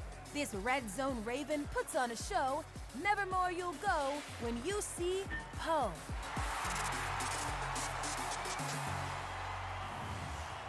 You can feel the tension in the stadium as our star pup leads, Da Vinci, Cheeky Tinker, and Butterbean make their way to the sidelines. The noise level is definitely going to be Only a factor. 4 pups on the field? Let's go to referee Dan Schachner at midfield for the official coin toss. All right, team captains, there is a new overtime rule this year. What's that? A new Rovertime rule this year, thank you. Both teams will have an opportunity to possess the ball. Does not matter if one team scores first, the other team will still get a chance. Team Ruff, please make the call. Team Ruff has chosen tails. It is tails. Team Ruff, what do you decide? They have elected to receive. Team Ruff will receive the ball. Good luck, gentle pups. This one has turned into an instant classic right before our eyes. And Team Ruff's roll Classic. is on the field for the Tangerine Machine's first possession of overtime. The big fella takes the toy into the red zone, but Team Fluff's Bizou is all over Roland, and she forces the fumble. Bizou is guarding that end zone, but looks like Roland is revving his engine at the 20. He takes off downfield. Roland goes for the field goal. It's up. Come on, come on. Team Ruff strikes first in OT. That's a field goal. Well, you see him stretching the leg before taking aim at the toy, and he looking good, boys. Roland gives the Tangerine Machine its first lead of the game. The score now 83-80, and the Ruff cheerleaders are enjoying this moment. Well, Fluff's going to get a crack at it here. A field goal ties it, and a touchdown wins the game for Blue. Fluff's offense has been absolutely dominant today, and Team Ruff needs a big stop on this drive. They want to take the title. Team Fluff's Butterbean takes the snap on first down. Da Vinci on the coverage. Butterbean reverses field. And Da Vinci forces the play out of bounds. A huge stop by Da Vinci. Great run for Butterbean, but Da Vinci read it like a book, Steve. Come on, Da Vinci. Sensation Vivian is looking for an opening near the 10. Oh, this is so nerve-wracking. Trio of Ruff defenders. She's got her eye on several toys deep in the red zone, but the coverage is tight. Vivian circles back toward the toys, displaying a lot of patience under pressure What's right up, Benjamin? Ruff better be careful Welcome here. to the Puppy Bowl. Hasn't blown the play dead yet. Vivian nonchalantly wanders over to the green toy at the 17, right under Ruff's radar. She grabs hold of it. She waits. Tom Barkey goes for the tackle, but Vivian reverses field, and she takes it to the house. What? Touchdown. What? Ladies and gentlemen, Fluff are repeat champions. Touchdown. No! An ending to this historic matchup. Fluff Run it back! Vivian into the game. She Run it back! Patiently. Ah! Back-to-back victory for the big. No! Beautiful bootleg. Stream is over. It's over. We're ending it. No more fish fillets. Team Fluff hangs on for the back-to-back. Jimmy Kimmel, this is your fault, you little bitch. Fashion and retaining the world title. Your final score, 87-83. Are you kidding me? With the field goal. That's the end of the game. That's the end of the stream. We're going home. This is not fair. Team Ruff deserves an awful lot of credit today. They found ways to Yeah, can they get the W? Come all the way back from a 31-point deficit in the second half. Fuck off. And forced it into the first ever overtime in Puppy Bowl history. They got some. They did better than last year. Fuck off. I told you. They always rig it for fluff. They always rig it for fluff. I watch this shit yearly. They rig it for fluff every year. I cannot remember a year that there was a rough W. The luxuries of being a champion. It is my distinct honor to present to Team Fluff, champions of Puppy Bowl 19, the most distinguished crown in all of canine sports. The one, the only Wayfair Lombardi Trophy. Congratulations, Team Captain Majesty, on a spectacular performance. Well-deserved I didn't victory. see that. That corgi wasn't in the game. I didn't see them. What would it be? Magnificent. Well, there you have it, folks. Piss off, Congratulations Queen. once again, Team Fluff, champions. Eddie, take that bitch home. 19. We have more hardware to give away as we recognize some of the outstanding players who took the field this afternoon. Starting with our adorable contenders. Can we at least get Coco Bean MVP? In the first quarter, we had Inya, who was perfectly comfortable watching her team play while hiding out under cover of the tunnel shade. You want to come out of the tunnel anytime soon? These guys need you. But Moo Cow continued to bend the Moo Cow. guidelines when he was caught impersonating the ref from the far sideline. Would you just wear this for a moment? And if you see any infractions, would you just blow the whistle for me? Finally, there was Ilua, who took a page out of Inya's book and turned the tunnel into his personal relaxation nook. And when you're ready, you let me know, okay? All right, yeah, you take a nap. After a difficult debate and studying the tape, the winner Shit is rigged. Moo Cow. Congratulations, Moo Cow. It's always happy hour when Moo Children's Cow. is We Super did Cow, it. And you are Moo our Cow. Subaru underdog of the game. 110 adorable puppy players took the field to show off their skills this afternoon. But only one can take home the most valuable puppy award. Team Fluff's Pickle drank the juice today. He set the tone early, scoring the first 2 touchdowns. That of the article's game a lie. to the It's history of the always early fluff. 14-0 lead. Coco Bean was creating sweet plays all afternoon, including the very first joint TD in Puppy Bowl history, as well as that 100-yard drive in the second quarter. And finally, Team Fluff's Vivian played an instrumental role in maintaining Fluff's lead throughout the game with 2 TDs and a field goal on the afternoon. And just moments ago, she secured the overtime victory. Wow. With her third acrobatic Go watch the touchdown Puppy on Bowl the from day. 7 years ago. That was ages ago. Who is our MVP? Phil was on This Twitch. year's most valuable puppy award goes to Congratulations, Pickle. You are What? our MVP. Pickle? sign off. Let's have a look That at dude our only final played in the adoption first update. quarter.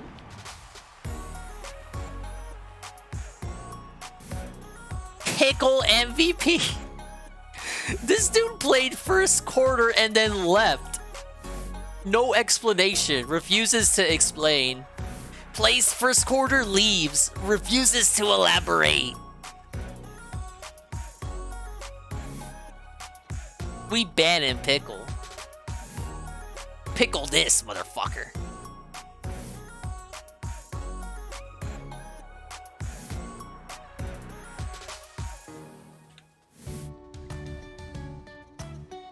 Little Mighty. Little Mighty. Look, they adopted Little Mighty.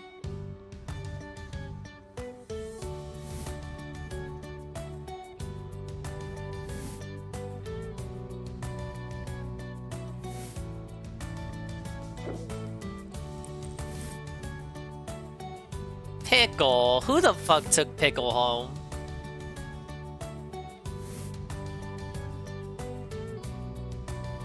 To find out more about adopting a puppy of your very own, go to puppybowl.com/adopt. Thanks so much for watching. For Animal Planet, I'm Taylor Rose. And I'm Steve Levy. We'll see you next year when the loudest call to adopt, not shop, turns the big 2-0. Puppy Bowl 20.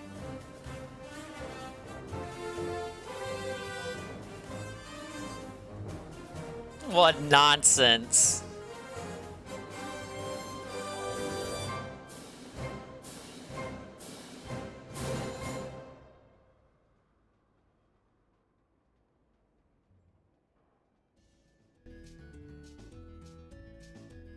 Oh, wait, what is this? No!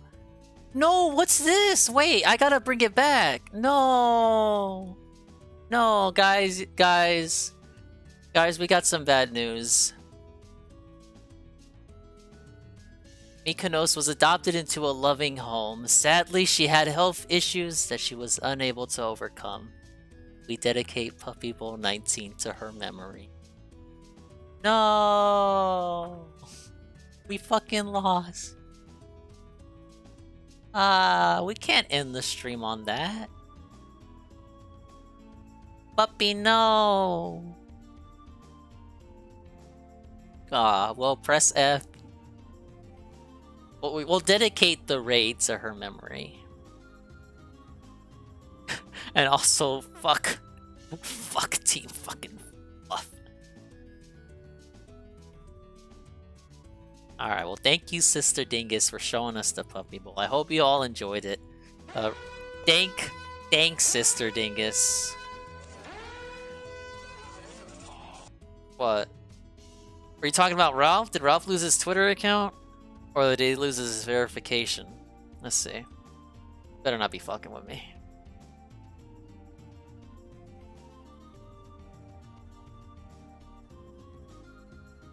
There's no way. I would have heard about this. Maria Dingus. That's not her name. Are you being xenophobic? You're just assuming because we're Hispanic that has to be your fucking name. Why isn't it loading? Load his fucking Twitter. Oh shit. Is it actually gone? Ralph's banned?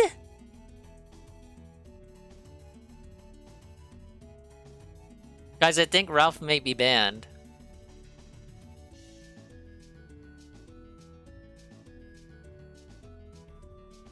Oh my god, Ralph has been suspended. Ralph has been suspended.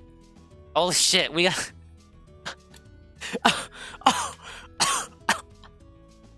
Oh shit. Turn on Discord! Turn on Discord! Okay, that's the raid message. That's the raid message. Ralph has been suspended! Gator! Gator with the headline! Gator with the headline! Ralph has been suspended! No!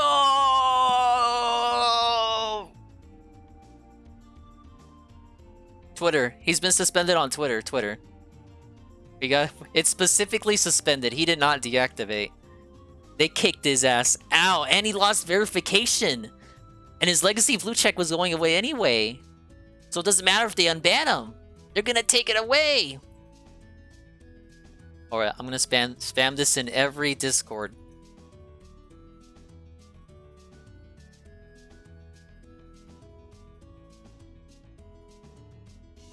Everyone must know.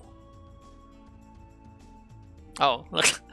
Looks like okay, some people were some people got the 411 before me.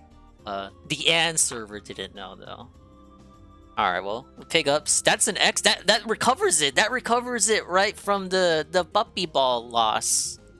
And the Puppy Ball F. Well, ladies and gentlemen, thank you for stopping by. That's gonna be the end of the stream. Thank you guys for chilling with us.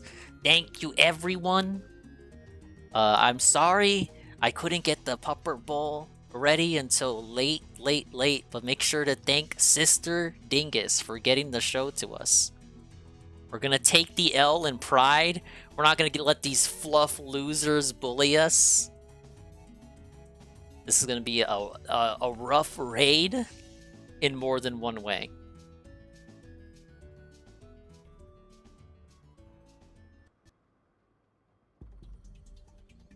Alright, well, let's get this stuff ready. We'll see you tomorrow with some Fire Emblem Engage. The schedule has been updated. We have Valentine's Day. What did I call this? The the Hunker Bunker on Tuesday, we will be playing a variety of games that were scheduled for the 24-hour stream, but were not played. So games that I wanted to play last week that I didn't get to. So go ahead and check that out, you guys. We'll also play more Xenoblade later in the week, and we'll continue Kingdom Hearts, and it's gonna be super cool. February 22nd, we'll debut Metroid Prime Remastered Physical. Yes! And 2 days after that, 24th, Kirby's Return to Dreamland Deluxe. Yes! So more Dingus on day ones are on the way. Alright, but thanks for stopping by. Let's kick it over. What do you mean? You didn't know you didn't know Metroid Prime got remastered? You're out of the fucking loop.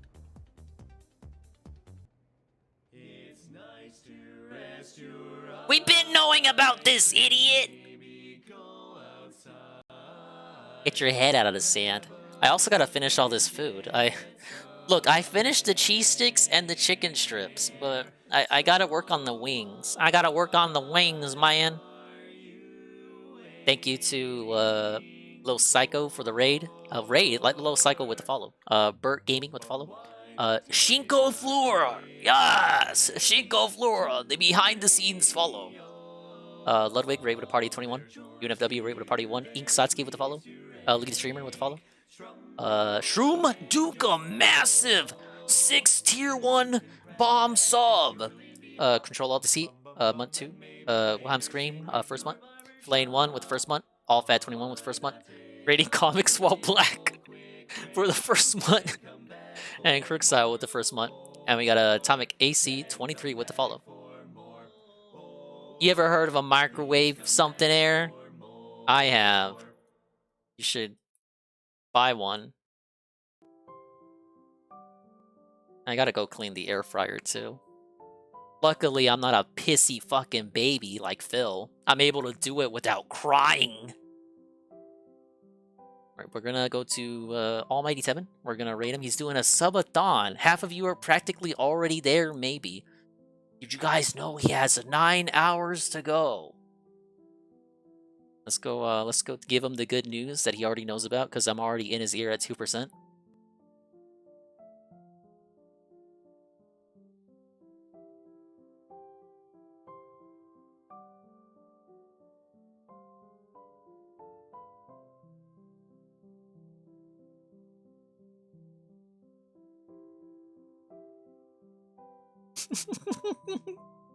Oh yeah. He has this 7 TB on his channel. Yeah, we can do this. Okay.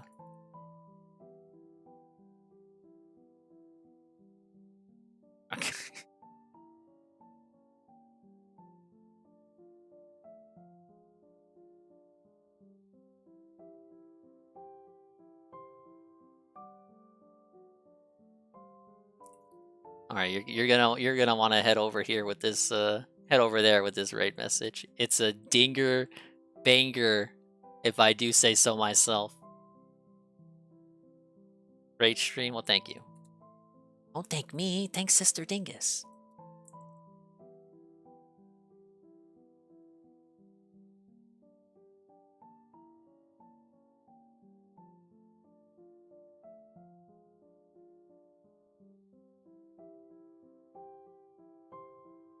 This is the right message. Go spread the good word. We want everyone coast to coast knowing that Ralph lost his fucking Twitter. That bitch is stuck on Telegram. And even if he gets it back, he's gonna lose his legacy blue check. Because Elon's gonna take it away eventually. He's gonna have to pay for Twitter. What a loser. Big ups Ace's win. D-Sype, Shybot, Dingbot, Swollen Dingus himself, that's me. Shroom Dukem, Beaches and King, Natalcog, Wyatt's Manny, Algernaut, Zerglue, Benjamin, Anley, Almighty 7, UNFW, The Lurkers, Alpha Elite, Jazzy, Natalcog and Beaches again. Something Air, Shybot, Mr. Pun, Wrexham, Arcadius, Dead 2009. Mad Hatter. Yeah, he's gonna spend more on Twitter than his kid. Moitis, Fastero, Periska. Ragnarok, Red Animator, Trevor Tro. Anyone else I didn't name, like Kian Goon, Mr. Bubbles. We'll see him when we see him. Adios!